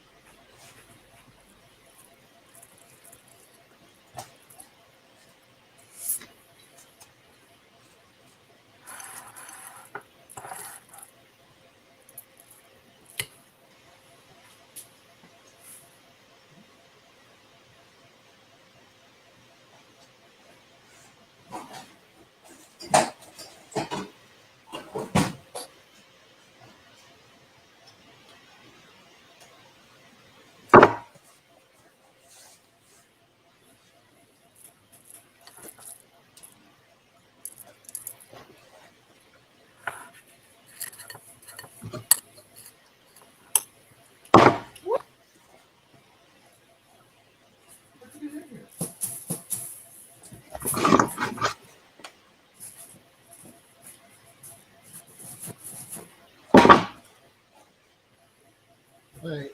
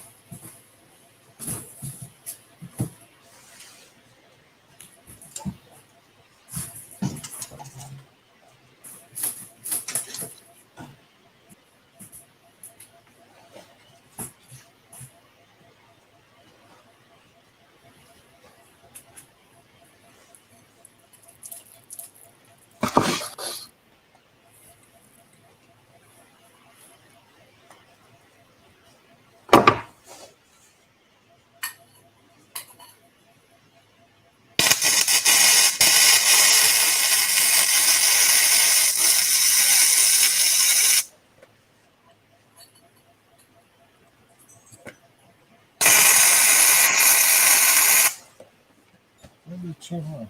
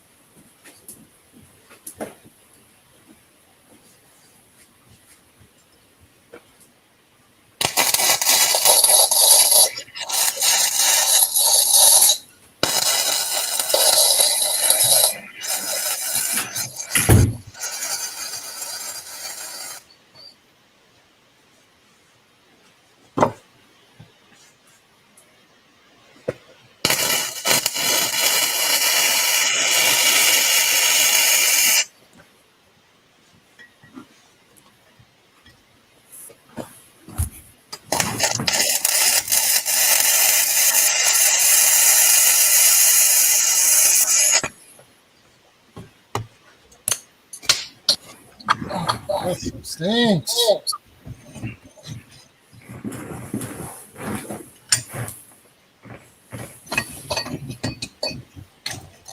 What?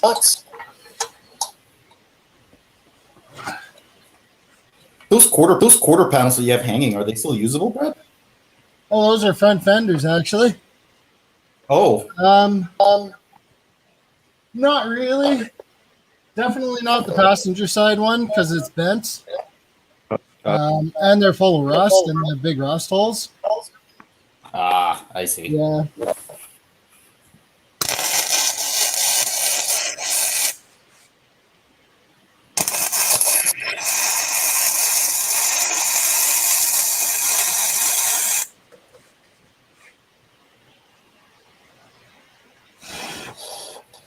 It's unfortunate, but that's how she goes sometimes, I guess. So how would you actually find parts for it? You just Oh, they still make new panels for these.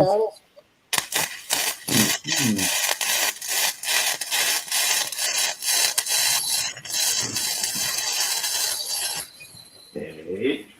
There's a company down in the States, and we have a UK branch as well called Moss Motors, and they specialize in making reproduction parts for old British cars.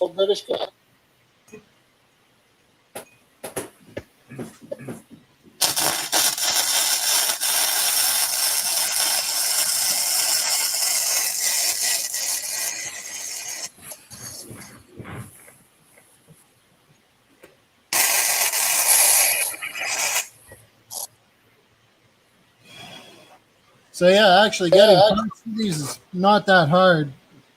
Wow. Okay. I guess it's just expensive then. Pardon? It's just expensive then.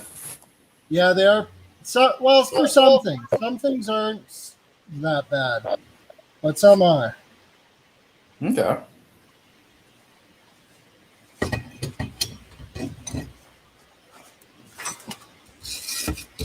But there's a lot of these MGBs around. And so there's I've seen a few in Vancouver, and I've seen a few on the island too. yeah, they're not rare by any means. So there's pretty good aftermarket for them.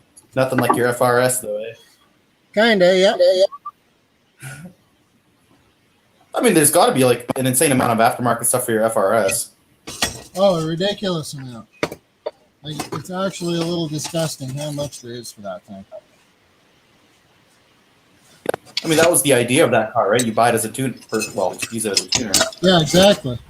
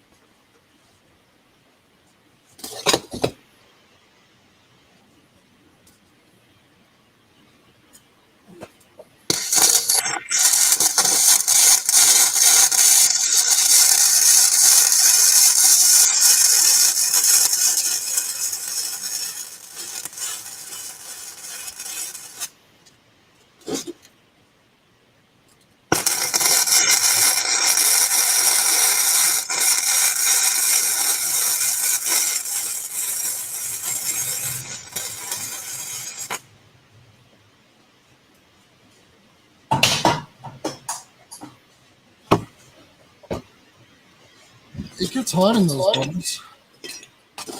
Yeah, no doubt.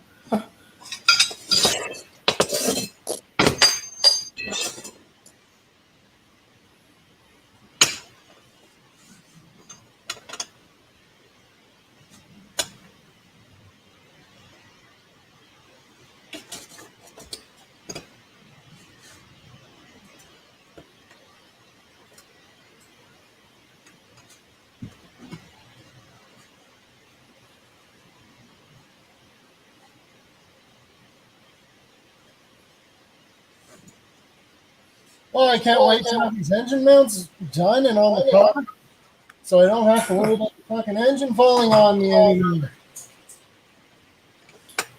How long, or how far away are you from actually having that thing driven on the road?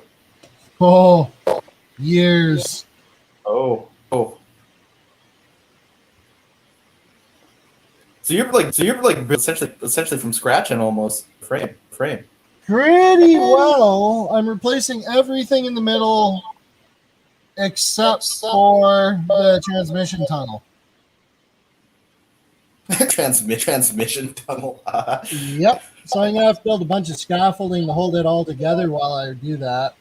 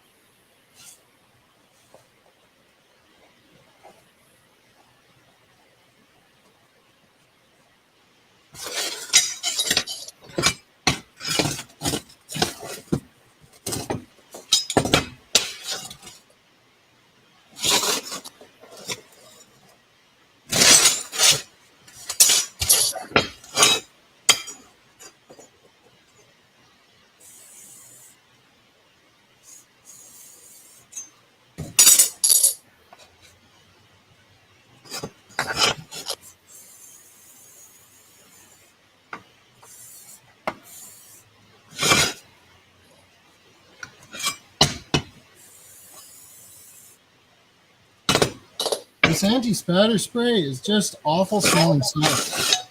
The what spray? Anti-spatter. It stops, like when you weld it, it sprays those little balls of molten metal all over the place and they stick to the steel. What does the anti-spatter spray look like, actually? Is it like stuff? Yeah, it's... Oh. Okay. How well does it work, actually? Pretty good. Well, it's a bit hard to see, but you can see where all the bells were bouncing off, but not sticking. Okay, I gotta put that down. Holy shit, that's hot. That's hot, eh? Yeah.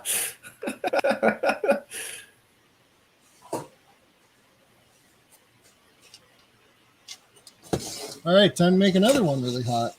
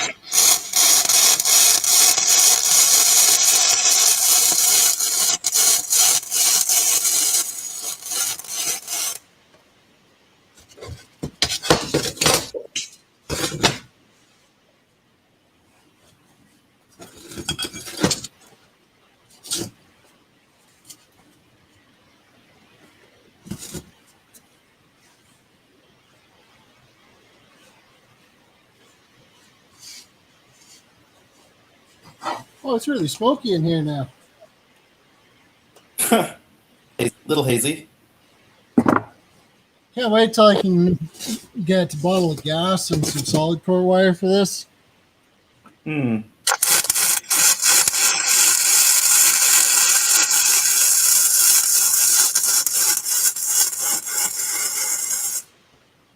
Like it does pretty good as wire feed, whereas flux core. But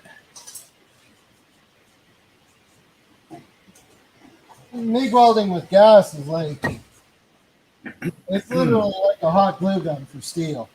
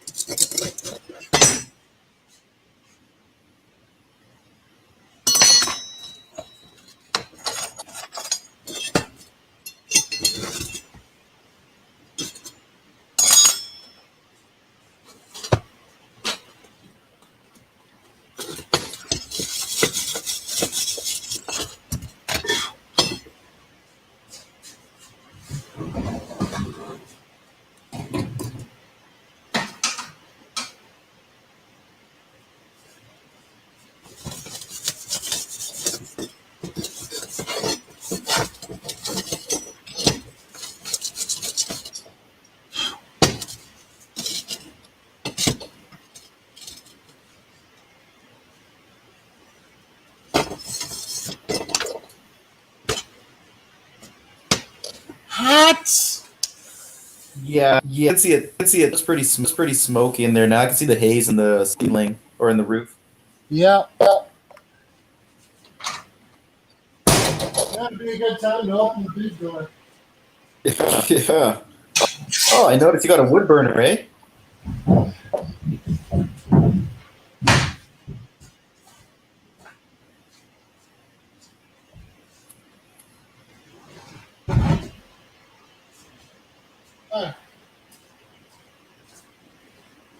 Fresh air. What's the temperature there? Well, inside my shop it's 6 degrees. Oh, that's cold in the shop. I actually like it around this temperature because if it's much warmer than this, I just wind up sweating like a. Oh, fair enough. That's right. You are moving a lot, and you are be cooler outside, so maybe 4 or 5 degrees. okay. But yeah, I kind of like working in this kind of weather because it's I don't overheat. Is it snowing outside right now? Or raining? No, it's really overcast though. Ah. Oh, I lied. It is snowing. It's pretty windy and overcast here and rainy, so it's been a pretty gross Sunday here. Yeah.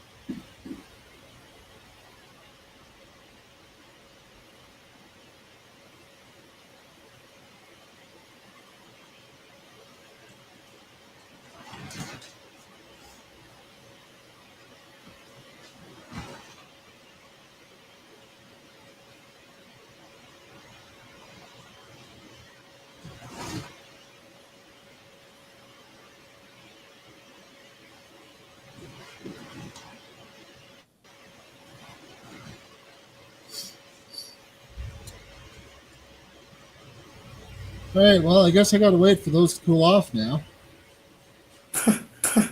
Should be pretty quick how cold the shop is. You would think, but doesn't seem to ever work out that way. I guess, yeah. I mean, solid chunk of metal. They say it retains its heat for a long time, I guess. Yeah.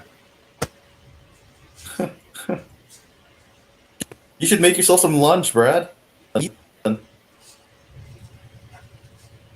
Pardon? You should grab something to eat, a little bit of food before starting. Yeah, might as well. Yeah, I'll probably run inside here and grab an apple. Probably water, have some fluid. I have fluid. Not the not beer stuff. What are you saying? That's not okay to just drink that? All right, I'll be back in a minute here. All right.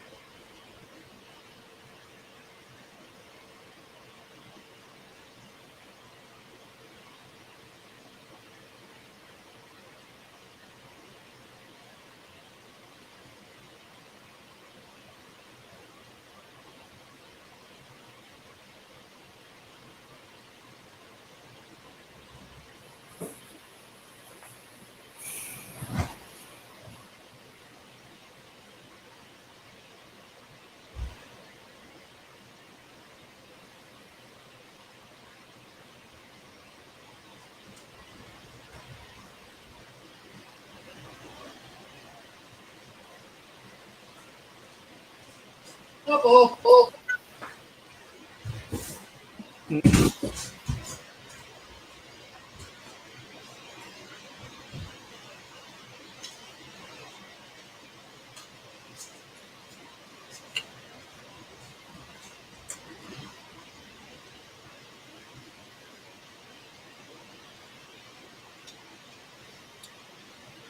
I guess I could put these in the solvent tank and run solvent over them to help cool them off. You have a solvent tank? Yep. What's a solvent tank for? To degrease stuff? Washing parts. Sorry for what? It's for washing parts. Hmm.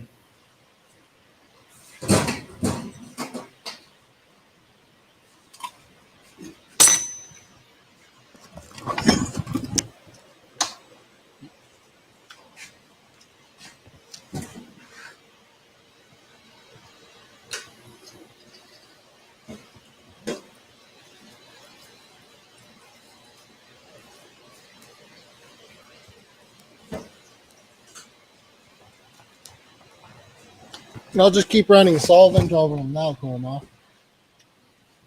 Yeah.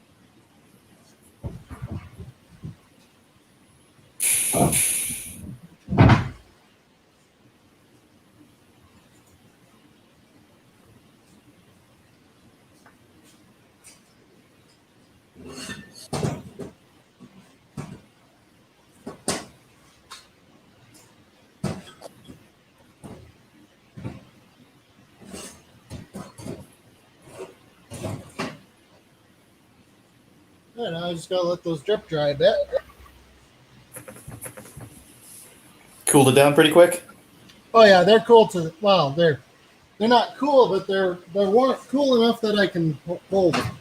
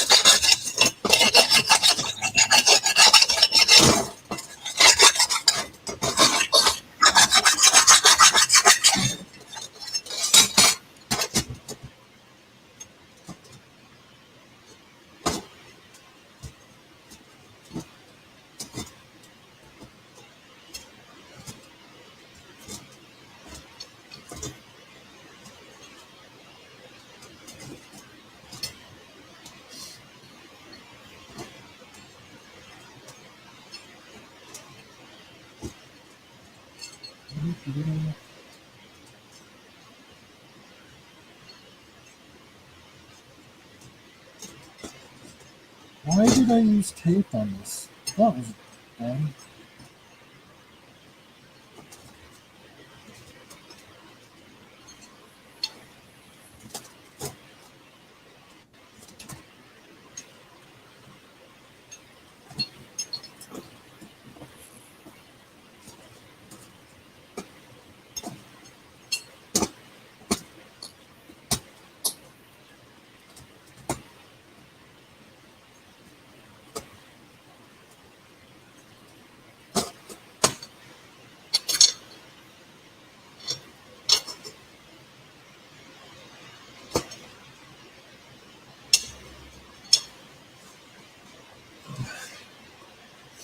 All right.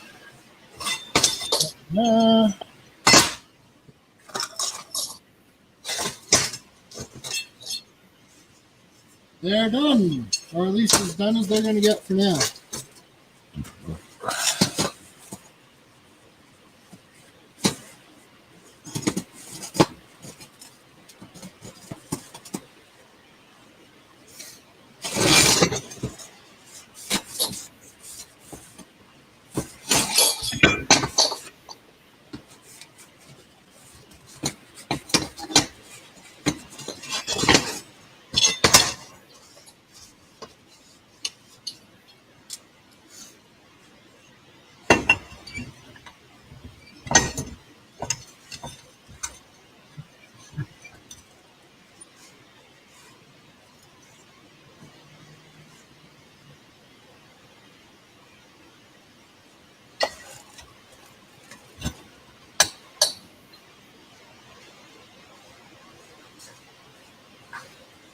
Then I put them back on, put them back in the car.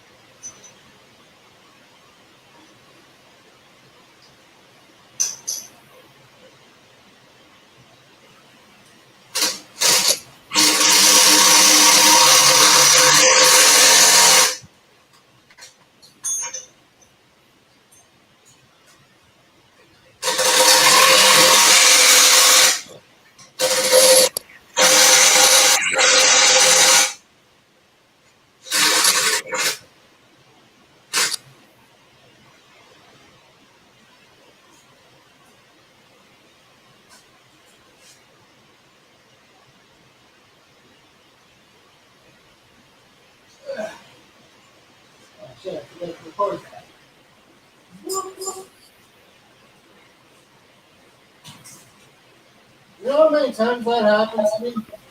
I'll do something thinking I'm recording it, and then I'll get and it'll be off. Happens all the time.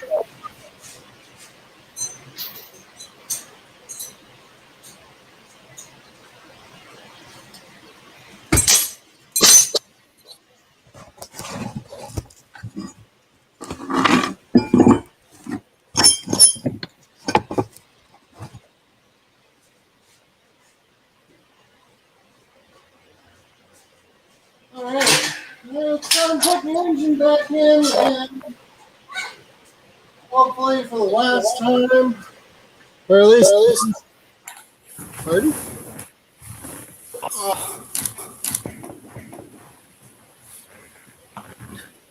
Man, you must be just beat, Brad. No, not really. No? I guess if you're doing what you enjoy.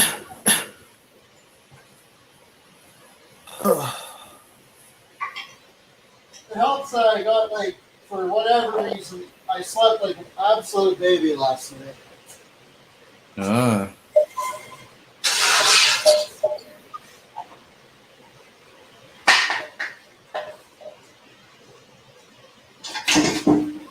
What time is it? It is 3:53.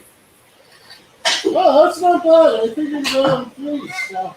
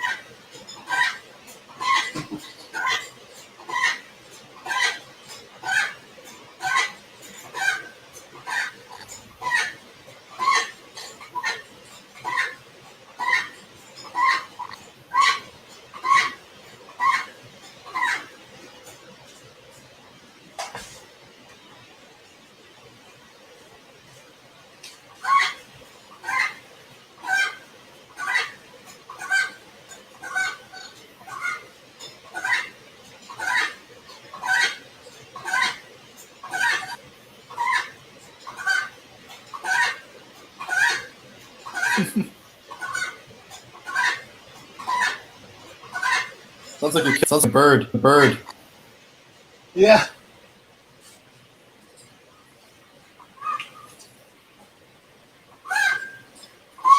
The worst part is you can't even go faster because the pump won't suck fluid in fast enough. Well, it's a workout. Looks like it's exercise. Not really, because it only takes like maybe 5 pounds, 5 pounds to push down on the lever. And it's got a spring return, so. More cardio. Huh? Cardio than muscle building. Muscle building. Oh. Sorry, you cut out. I still can hear you. I thought it was more like cardio. Yeah, it would be more like cardio, actually. I really gotta fix this engine stand. It's so sketchy. Seriously, look how far over the thing leans. I see that. Yeah. It's bad. I got it for $70, so I mean, it was cheap. How much did you pay? It was, like when I went to buy it, the guy's like, "Yeah, this thing's bad." That's why it's listed for the price. I was like, "Well, at least it's something. And something's better than It's nothing." better than nothing. I remember when you were working on the Sunfire, and we didn't have an engine.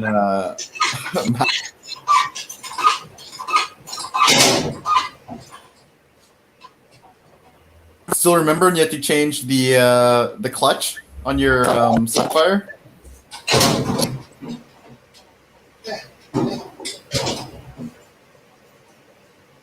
That's gonna be fun. Jeez, Brett, that looks like a two-man job. It should be. I mean, it usually is.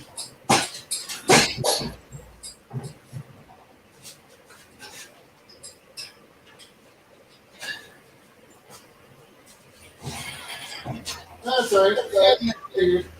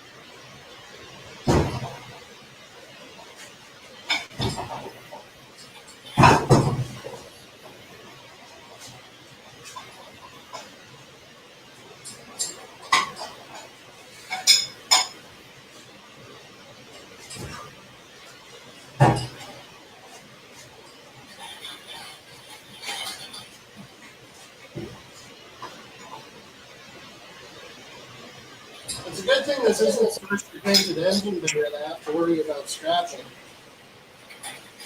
Yeah, that's true.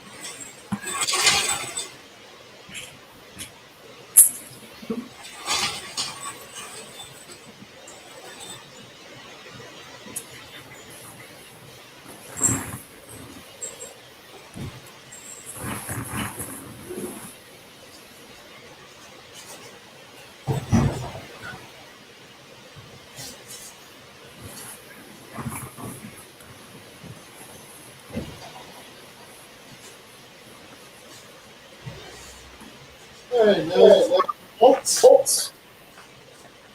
Bolts. Do.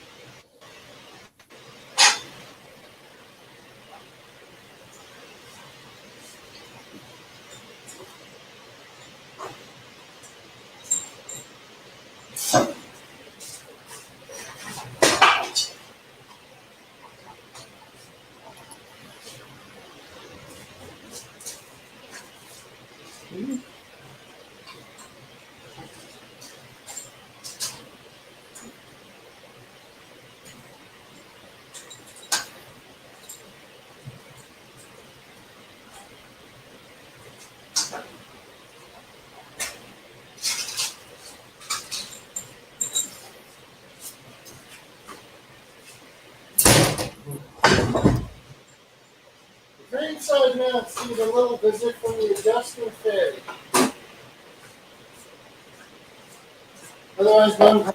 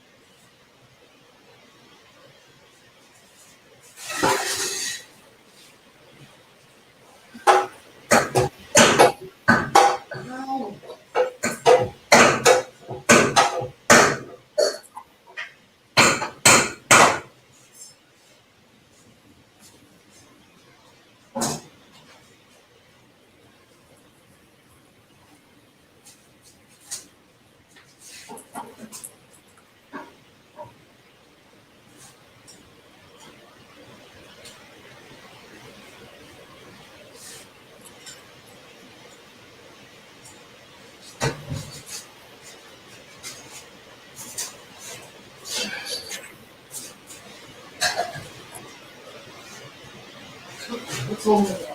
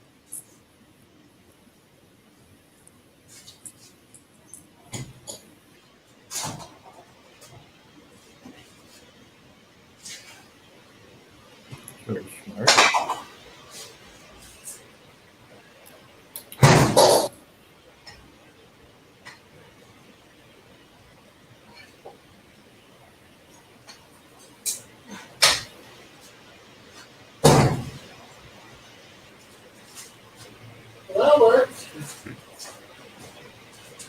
All I had to do was line all 8 at once just right.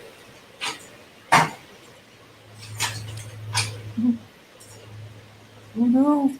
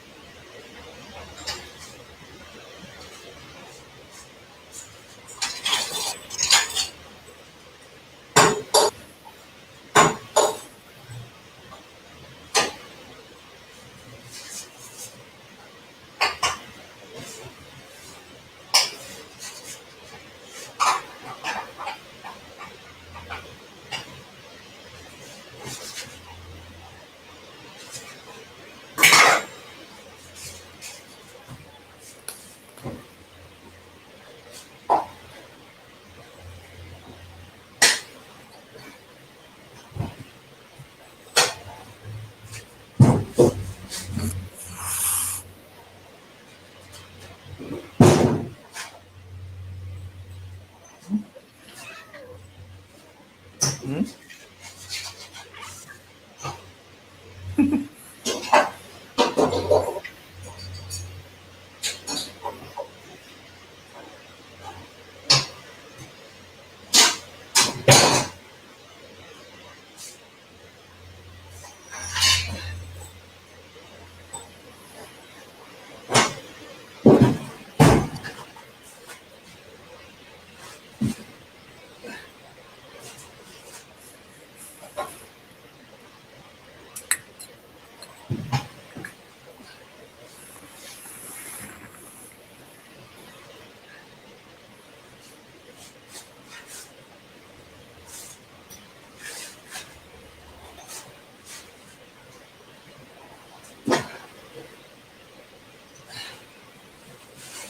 Oh,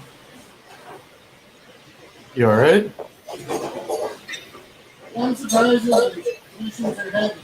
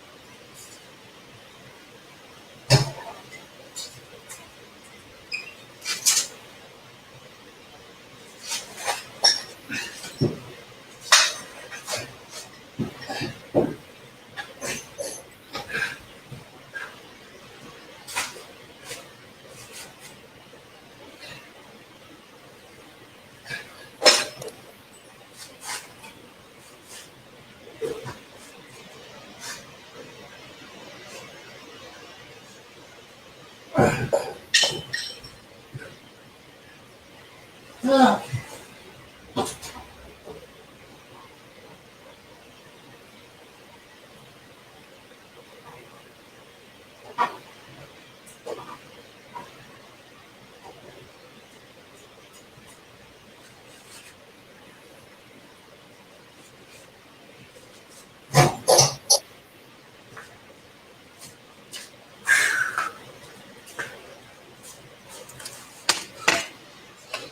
You'd think being out of a Miata, the transmission would be lighter, but nope.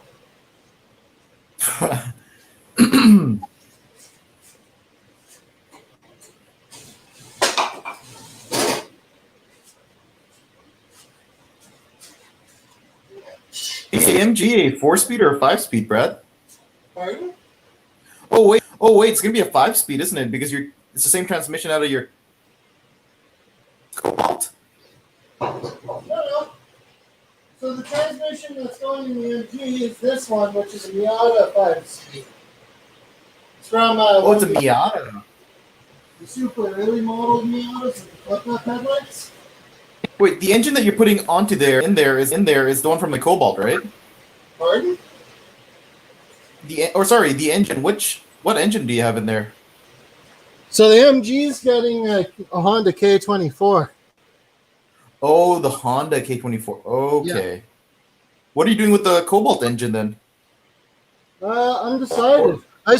From time to time, I bounce around the idea of putting in the FRS because it wouldn't. I could get a transmission out of Solstice and it would bolt right up. Okay. Well, the engine would bolt to the transmission. It would still be a lot of custom work. And I kind of. Why would you take? Pardon? Why would you do the bolt engine over the flat for? Sorry, why wouldn't I do the which engine?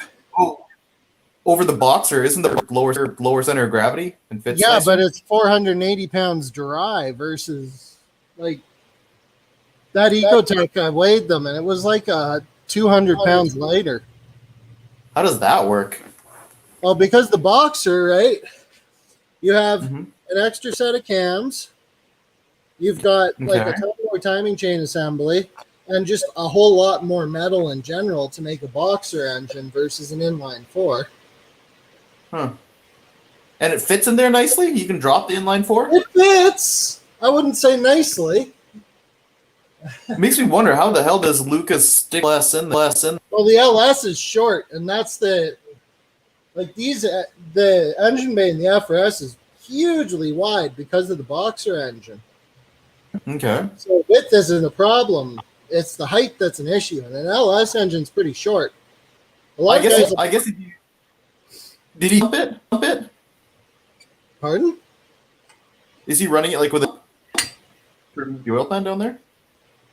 No. He just he got a different oil pan, one from I think a GTO that has the sump on the front.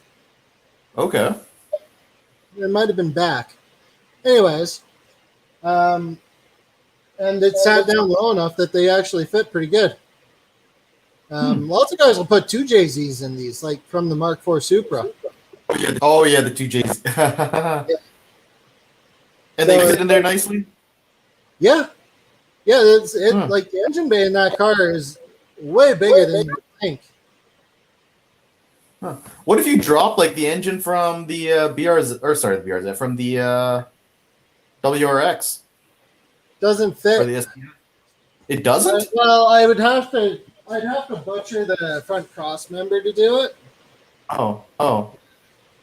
And to go from a heavy engine to a heavy engine with the turbo, it's like I'm putting in the same amount of work as I would for an LS or anything else.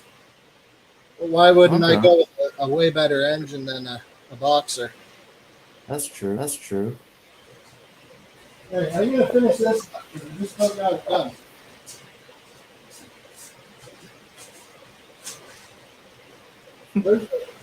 I just had it.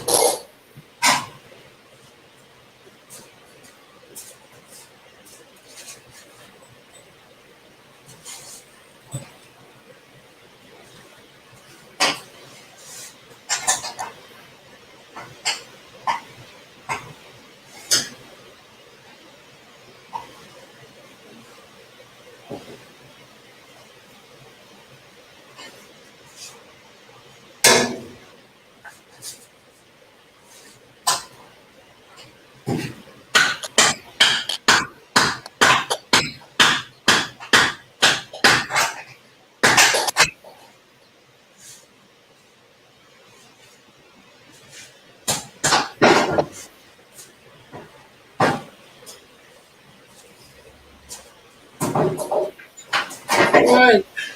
Moments of truth. If this doesn't line up,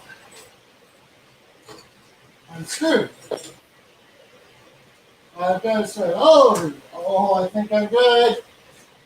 I think I'm good. Okay, maybe not that good.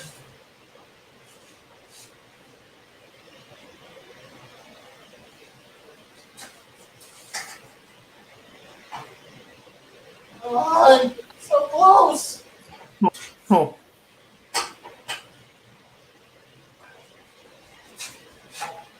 What's going on here? Why isn't this lining up?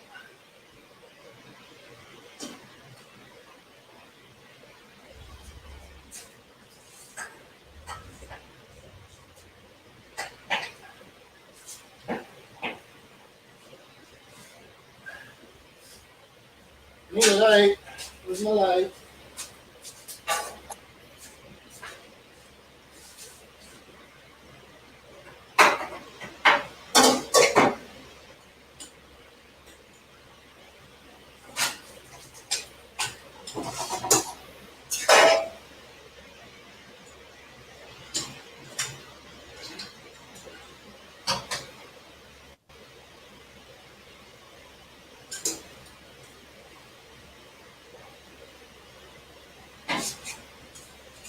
Okay.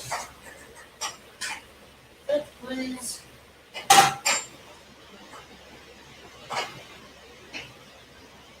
Eh. I might have to fudge this just a little bit.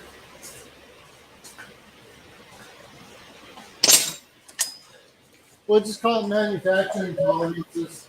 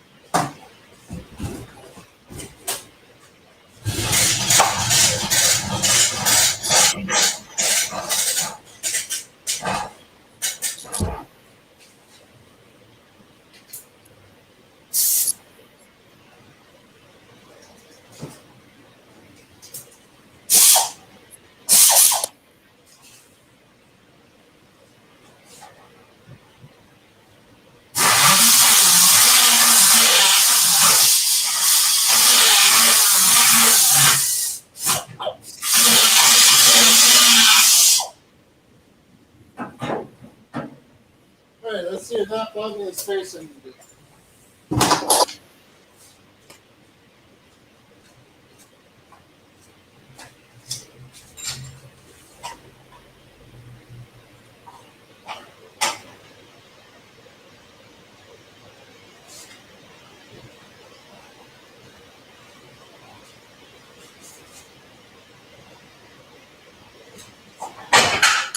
Hey!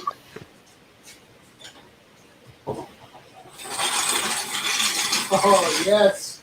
It's mounted! Woo! Right. Oh, yeah. Nicely done.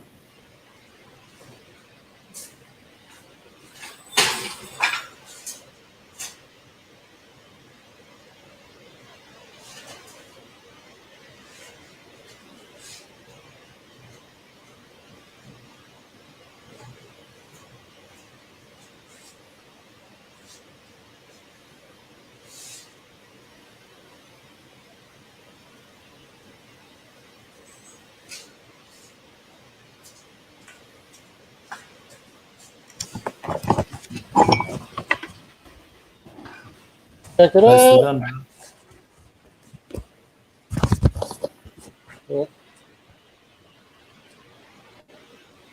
Spook.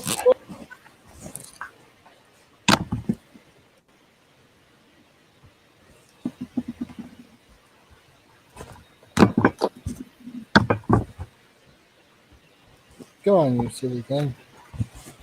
Recognize the keyboard.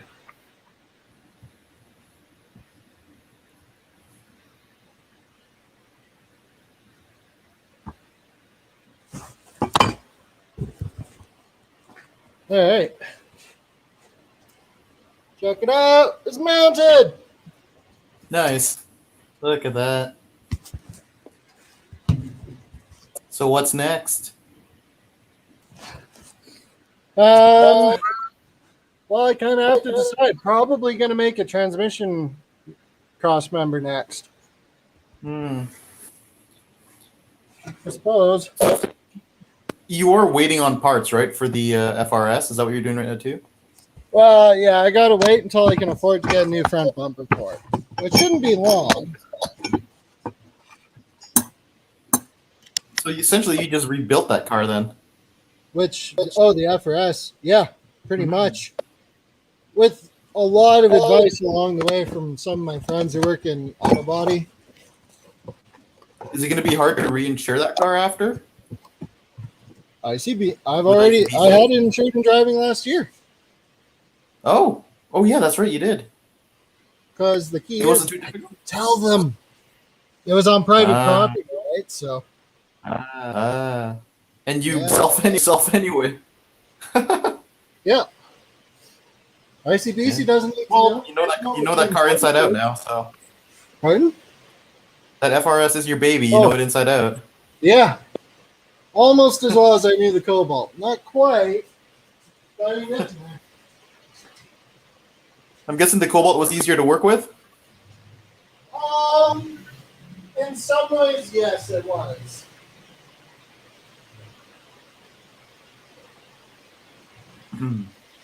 Yeah. So you really don't like that boxer because if you switch it with your Cobalt engine, you'd have more torque, granted, but you would have quite a bit less horsepower, wouldn't you?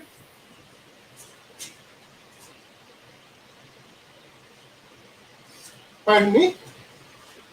If you did decide to swap out your or trade the engine from the Cobalt with the Boxer, wouldn't you'd actually drop your horsepower quite a bit. I mean, granted, you'd have more torque, you'd have a lot less horsepower. No, I'd have more of both because it'd be a turbocharged engine.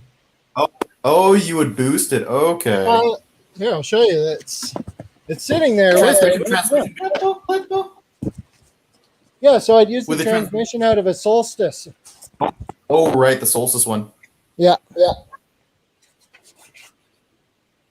See the spoolie boy? Yeah, I see that.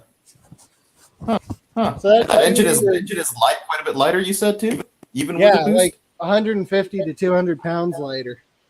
But once you add the turbos and the intercooler and the piping, it becomes roughly the same, right? Oh, oh.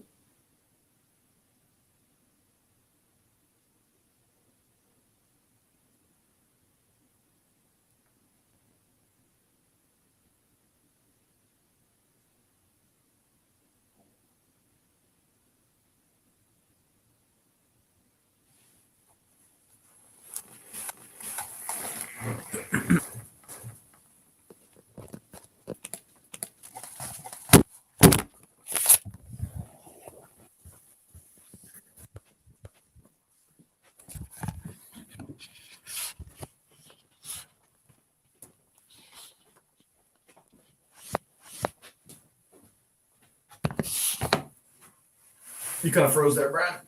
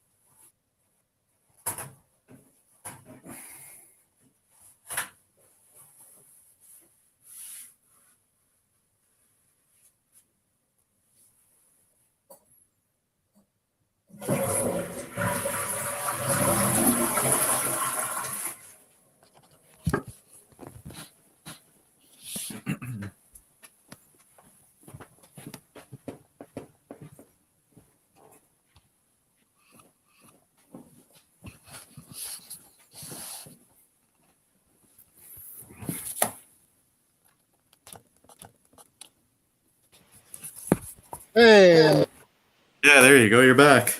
yeah, So I was just shut saying. off. So I'm just saying, if you like with the Ecotech in there, Yeah.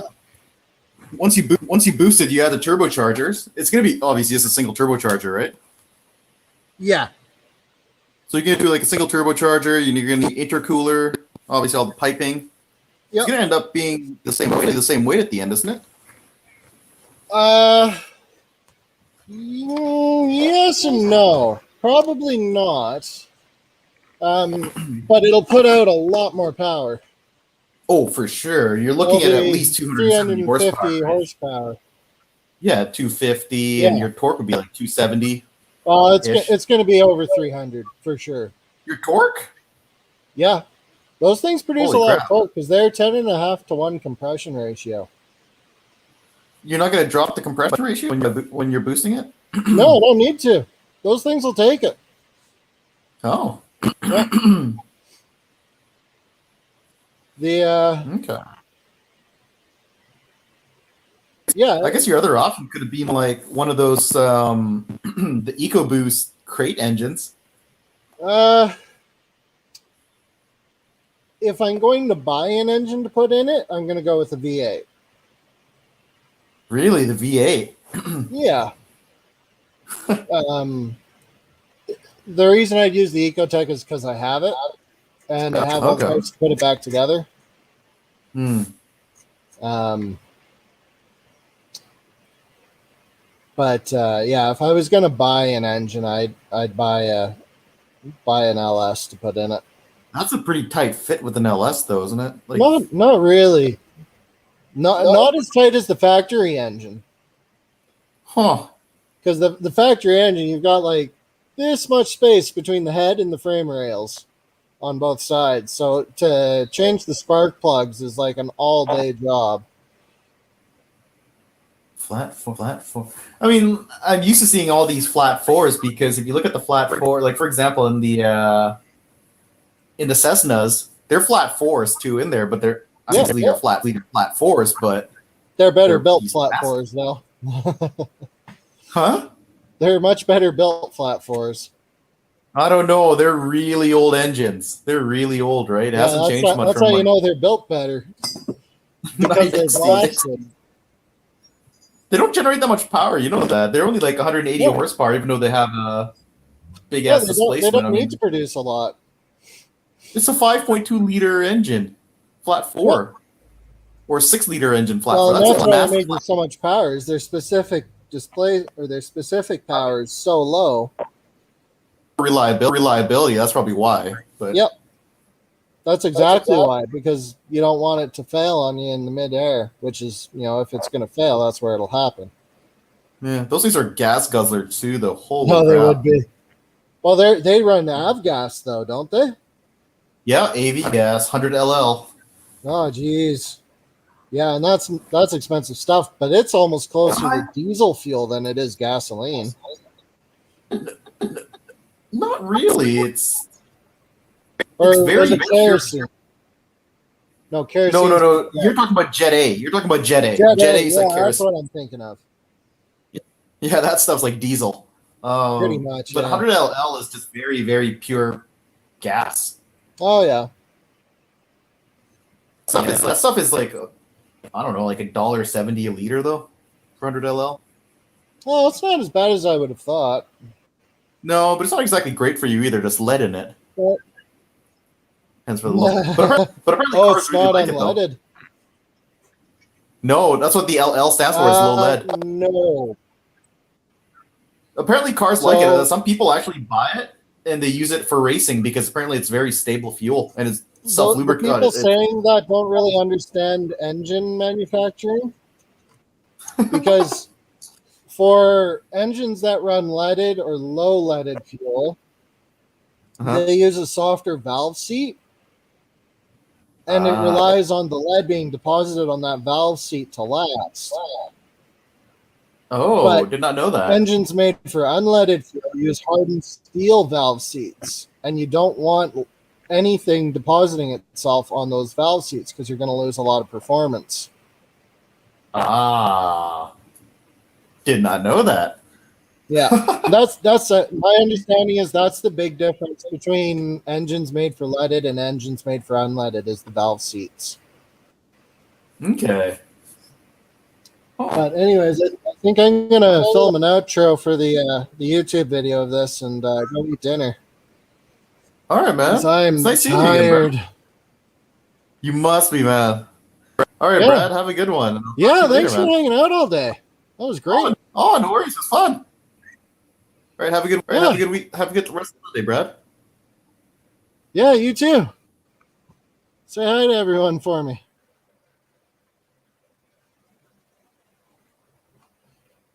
Do, do, do, do, do, do, do, do.